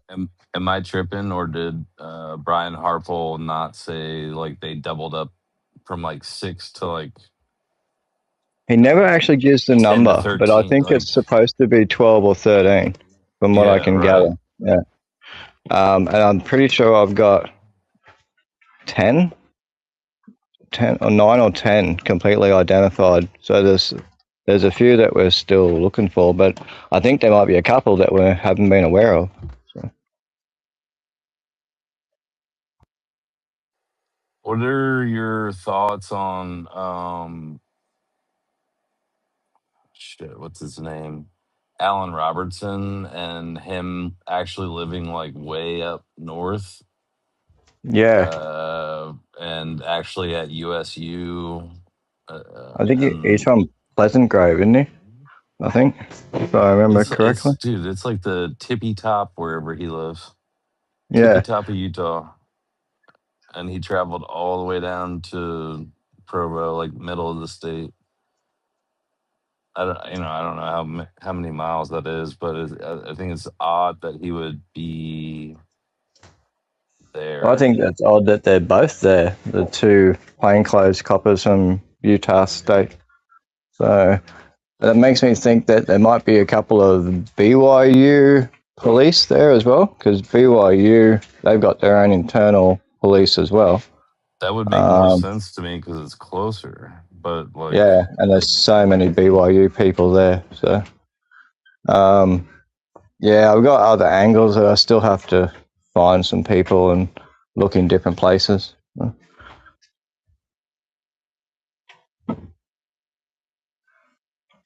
Some of the people they mentioned in court, there's a Ben Snyder that was mentioned in the court. Agent Ben Snyder, he's supposed to be SBI, the State Bureau. I can't find him. He doesn't seem to exist. I think they just fucking made up a name. what context was he mentioned in? He was a guy who supposedly found the 223 bullet with another agent of unknown origin. Guy with a badge and a gun. Wasn't it Ben Schneider? Wasn't it his bullet? No, they never confirmed it. I thought someone said it was his gun. No, they said that he was the one who found it, and supposedly it was bagged and tagged. Then they figured out it belonged to another officer, but that's as far as it went. They never kept the bullet. So they made him talk about it, but they don't. It doesn't exist. They don't have it. And the Ben Snyder guy, I can't find him at all. Can't find bios, can't find a payroll, can't find any articles or cases that he's worked on. He's like a fictional character. I started looking into David Hull. I can't find anything past 12 years ago. Neither can I. It just says he lived in Utah his whole life, but he's got a fucking English accent. Yeah. Yeah, what the fuck? Yeah. I'm in the same boat. Everything I found about him says he's lived in Utah his whole life. And yeah, he's just a typical garden variety Mormon. God. Hell There's nothing typical about that hair. It's like the beehive, isn't it? Isn't that what they call it? Isn't that the beehive hair? I'd like to know where that guy came from, what he's been doing. Like, he's sus to me, and the fact that I can't find anything past like, I don't know, 12 years ago, as far as, was he in the United States? Like, My research didn't show he's said he's lived here his whole life. It's missing for 12 years back, and he's like 40 something. So Yeah, yes, I mean, I couldn't find anything outside Utah. Yeah, yeah, I don't know where he came from, but he sounds half fucking Australian, half American or something. Like I I don't think know. you he's, think I think he Australian? switches back and forth between like an Australian and British accent, and he tries to make it Yeah, sound American. It's bizarre. it's somewhere in between. Yeah, it's weird, but yeah, I'm in the same boat. I can't find I mean, any you would know proper probably history better on than him. any of us, being that you're Well, it sounds Australian. half. But It's I felt like it was sounds in Australian, between. and people were saying, no, it's English. And I'm It like, sort of sounds I like a guess I could mixture. see that. Like, yeah. But But like, yeah, what is that? Like, what how do you get that? yeah. Well, Where do you that made originate me from to search have for that? in Australian police records and English police records, and yeah, I don't know. Yeah, I don't know where he's come from. He's a bad actor from Central Casting, I suppose. Fuck, it could be. I think the whole preliminary trials just seemed like a really badly run circus. A shitty ringleader and really evil clowns.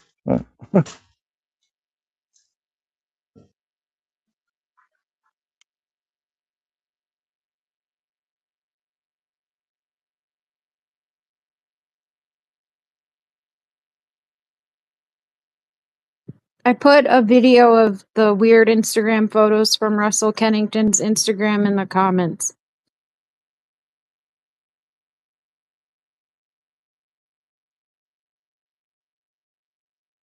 Oh yeah, cheers. Yeah. I think I'm probably gonna call it a night unless people got a bunch more stuff that they want to get out.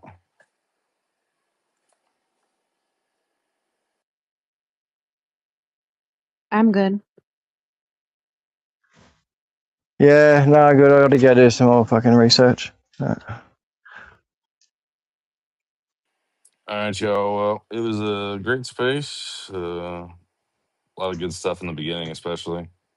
So appreciate y'all. Yeah, cheers, man. Cheers. Bye.